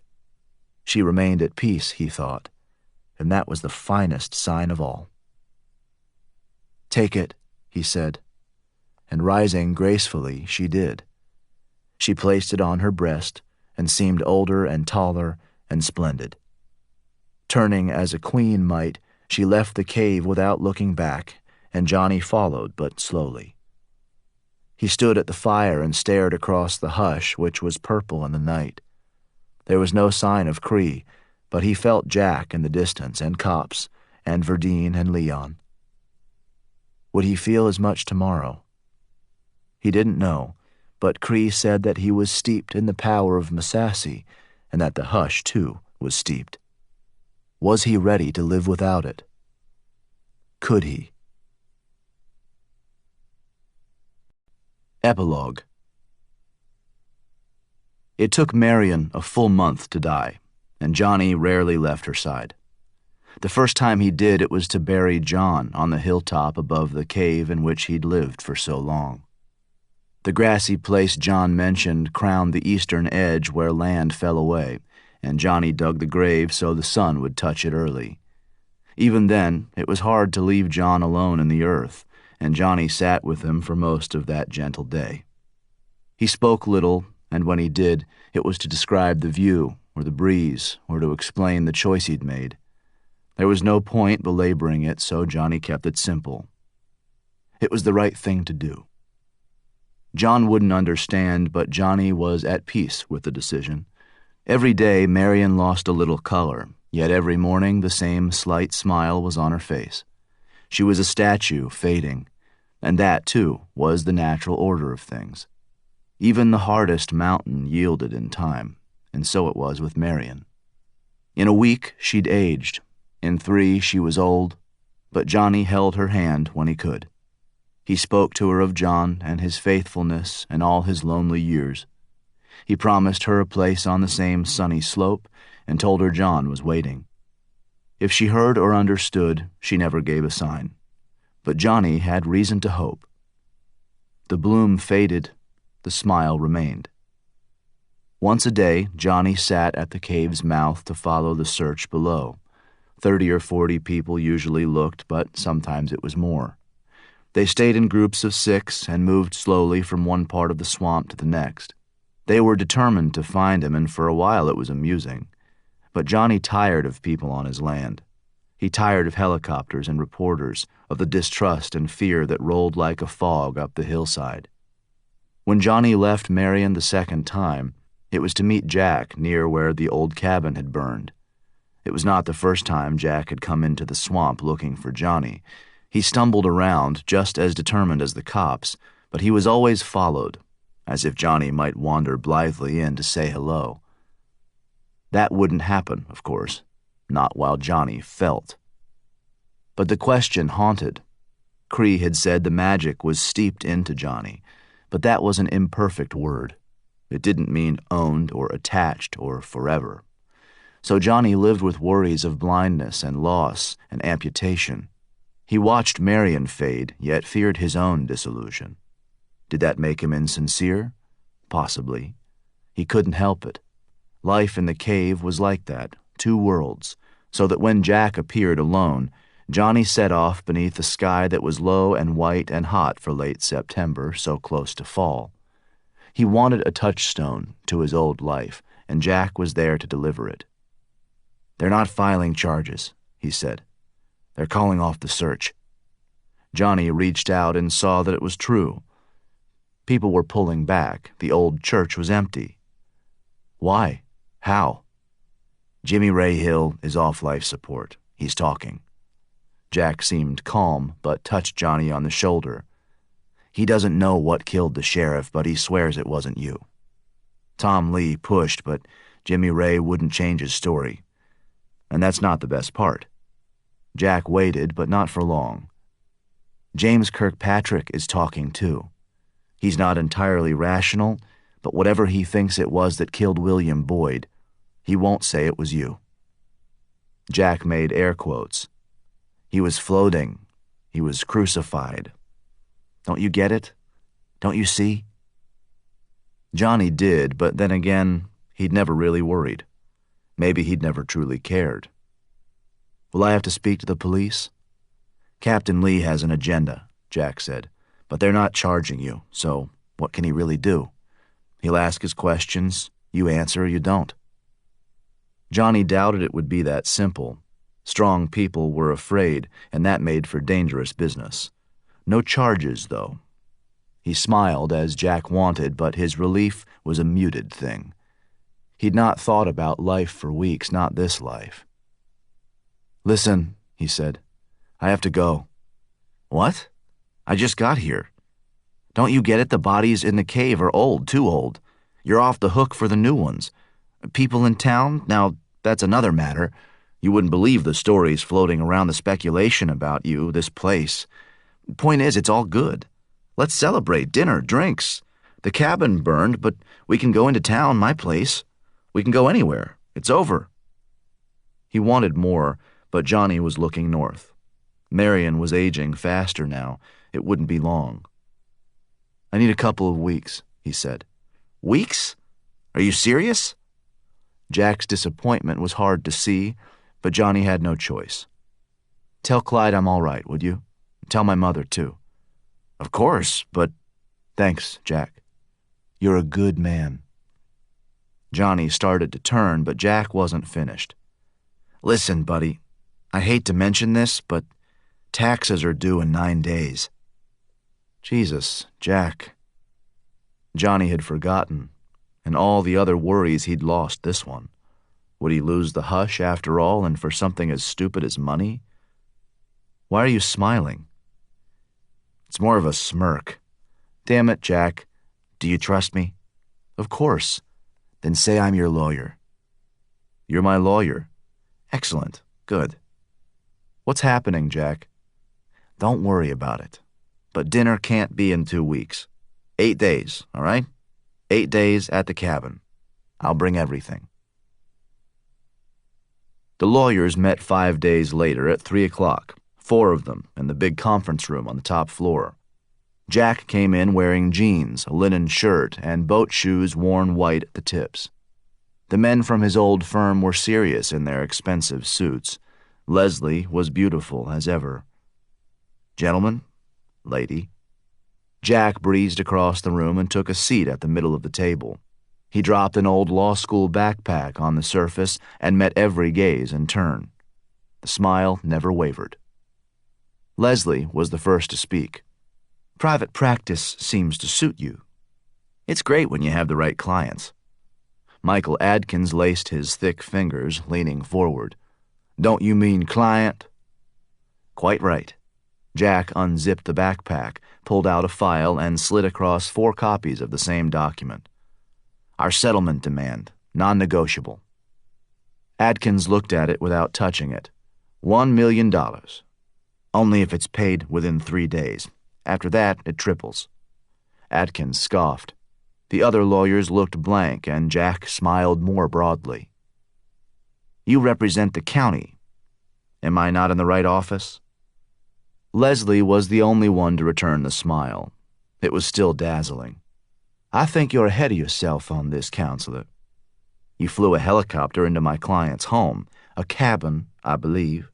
A cabin built with his own hands, a labor of love. Yet liability has not been established, Leslie said. That will come at trial, of course. Destruction of private property, excessive force, intentional infliction of emotional distress, malicious prosecution. Don't get me started. Please, your sheriff's department has been harassing my client since he was a child. The pattern is well established. Your client has a criminal record, Atkins interrupted. What you call persecution, I call law enforcement. Jack looked at the senior partner, and his smile took a bitter edge. Captain Lee used civilian trackers, Atkins interrupted. Armed civilian trackers. What? He wouldn't. Jack slid more documents from his file. Sworn statements, he said. Timmy Beach, Bob Brinson, a few others. All 4 lawyers flipped through the pages. 2 guards at the jail have confirmed that my client, when confined on suspicion of William Boyd's death, was held in unduly coercive circumstances, and that Sheriff Klein actively conspired to deny his right to counsel. Their statements. He slid over more pages. I've not deposed Bonnie Busby yet, but she's aware of the sheriff's long vendetta against my client. She's a good person. I think she'll tell the truth once subpoenaed. Bottom line, if this goes to trial, the county will lose a fortune. You know it, I know it. Let's not even discuss the bad publicity or the political fallout. No one spoke the deeper truth, but it was there nonetheless. Juries in Raven County drew heavily from the rank and file of blue-collar workers, men and women who lived outside the city limits. To people like that, Johnny was a hero, and county government the enemy. Jack smiled every time he pictured himself in front of that jury. Michael Atkins seemed to understand that reality too. $1 million. You're getting off easy. This is all very fast. Atkins waved a hand over the documents as if to conjure them away. Very unusual. Indeed. Jack stood and zipped up the pack. You'll want time to discuss. I'll wait outside. It took less time than Jack imagined. They sent Leslie to find him by the large window with views down onto the city. Her skin was the same as always, perfect and pale and slightly flushed. Her eyes shone when sunlight struck them. Nice job, counselor. Jack shrugged. It wasn't over yet. They want you to take half. Not a chance, Jack said. I told them you wouldn't. I'm supposed to be playing hardball. So, we're good at $1 million? Atkins won't shake your hand on it, but yeah. $1 million, plus the normal bells and whistles, non-disclosures, waivers, the usual. I need the money in 3 days. I'll have the paperwork tomorrow. Jack nodded. His first real client. His first case. He started to turn, but Leslie wasn't finished. Have you seen him since, you know?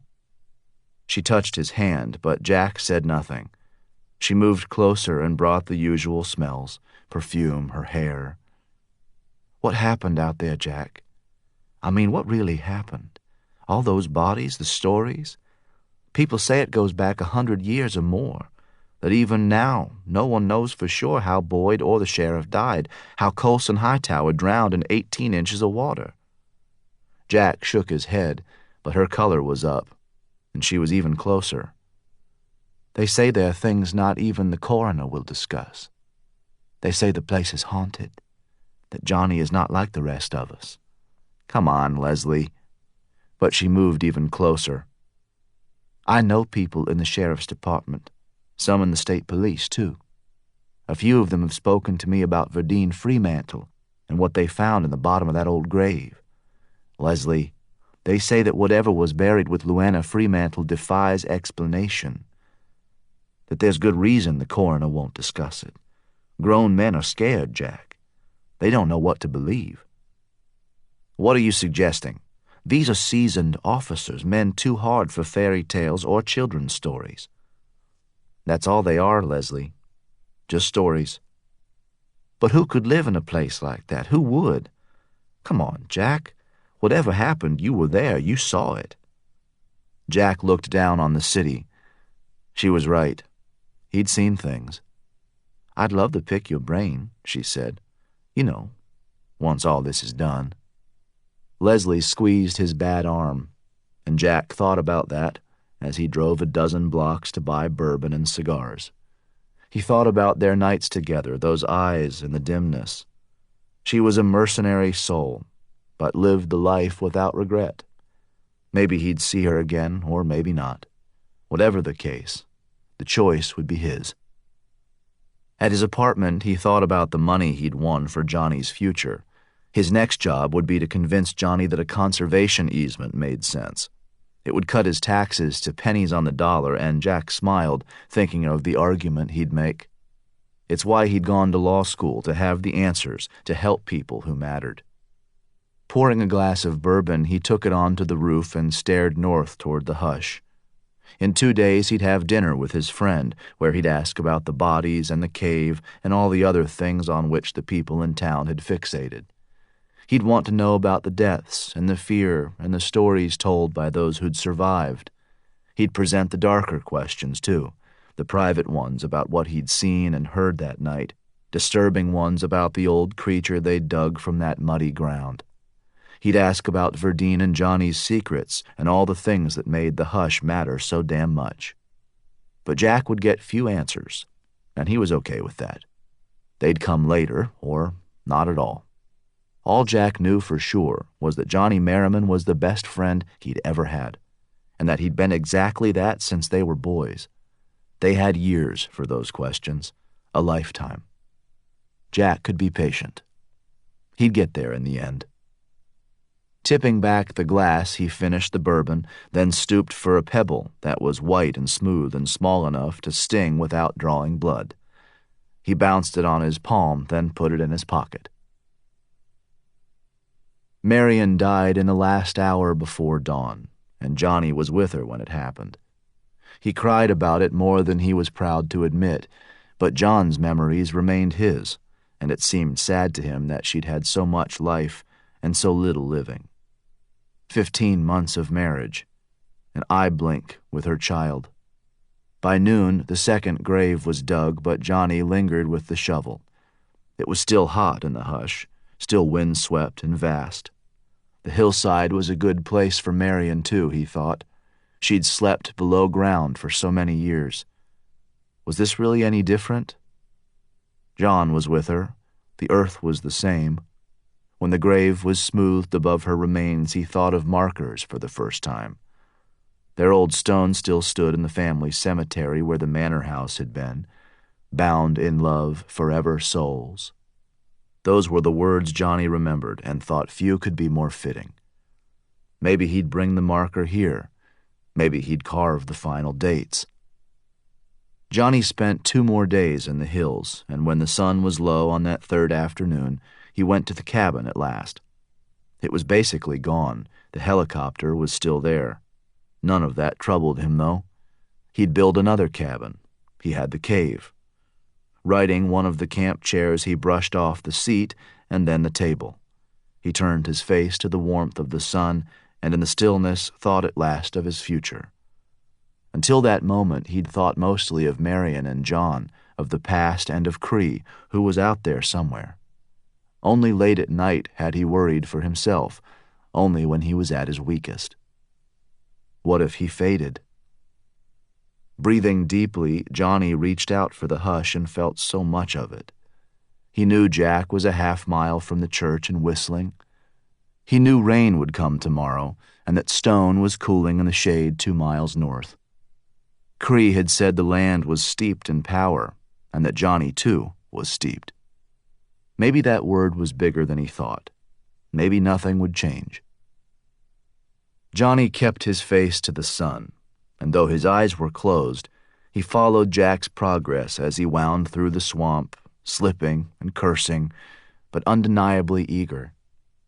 Maybe this would last forever, Johnny thought, and maybe it would fade. Right now, though, just now, he was as happy as he'd ever been. He had the hush, and his friend was close. They'd drink bourbon and smoke cigars and tell the old lies.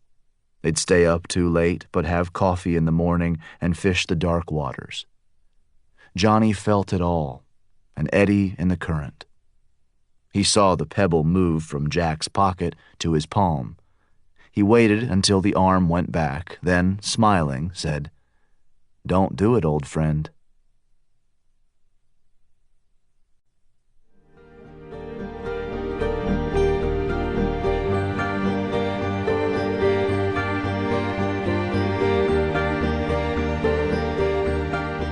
We hope you've enjoyed this production of The Hush by Jeremy Bobb. Post-production by John Marshall Media. Text copyright 2018 by John Hart. Production copyright 2018 by Macmillan Audio. All rights reserved.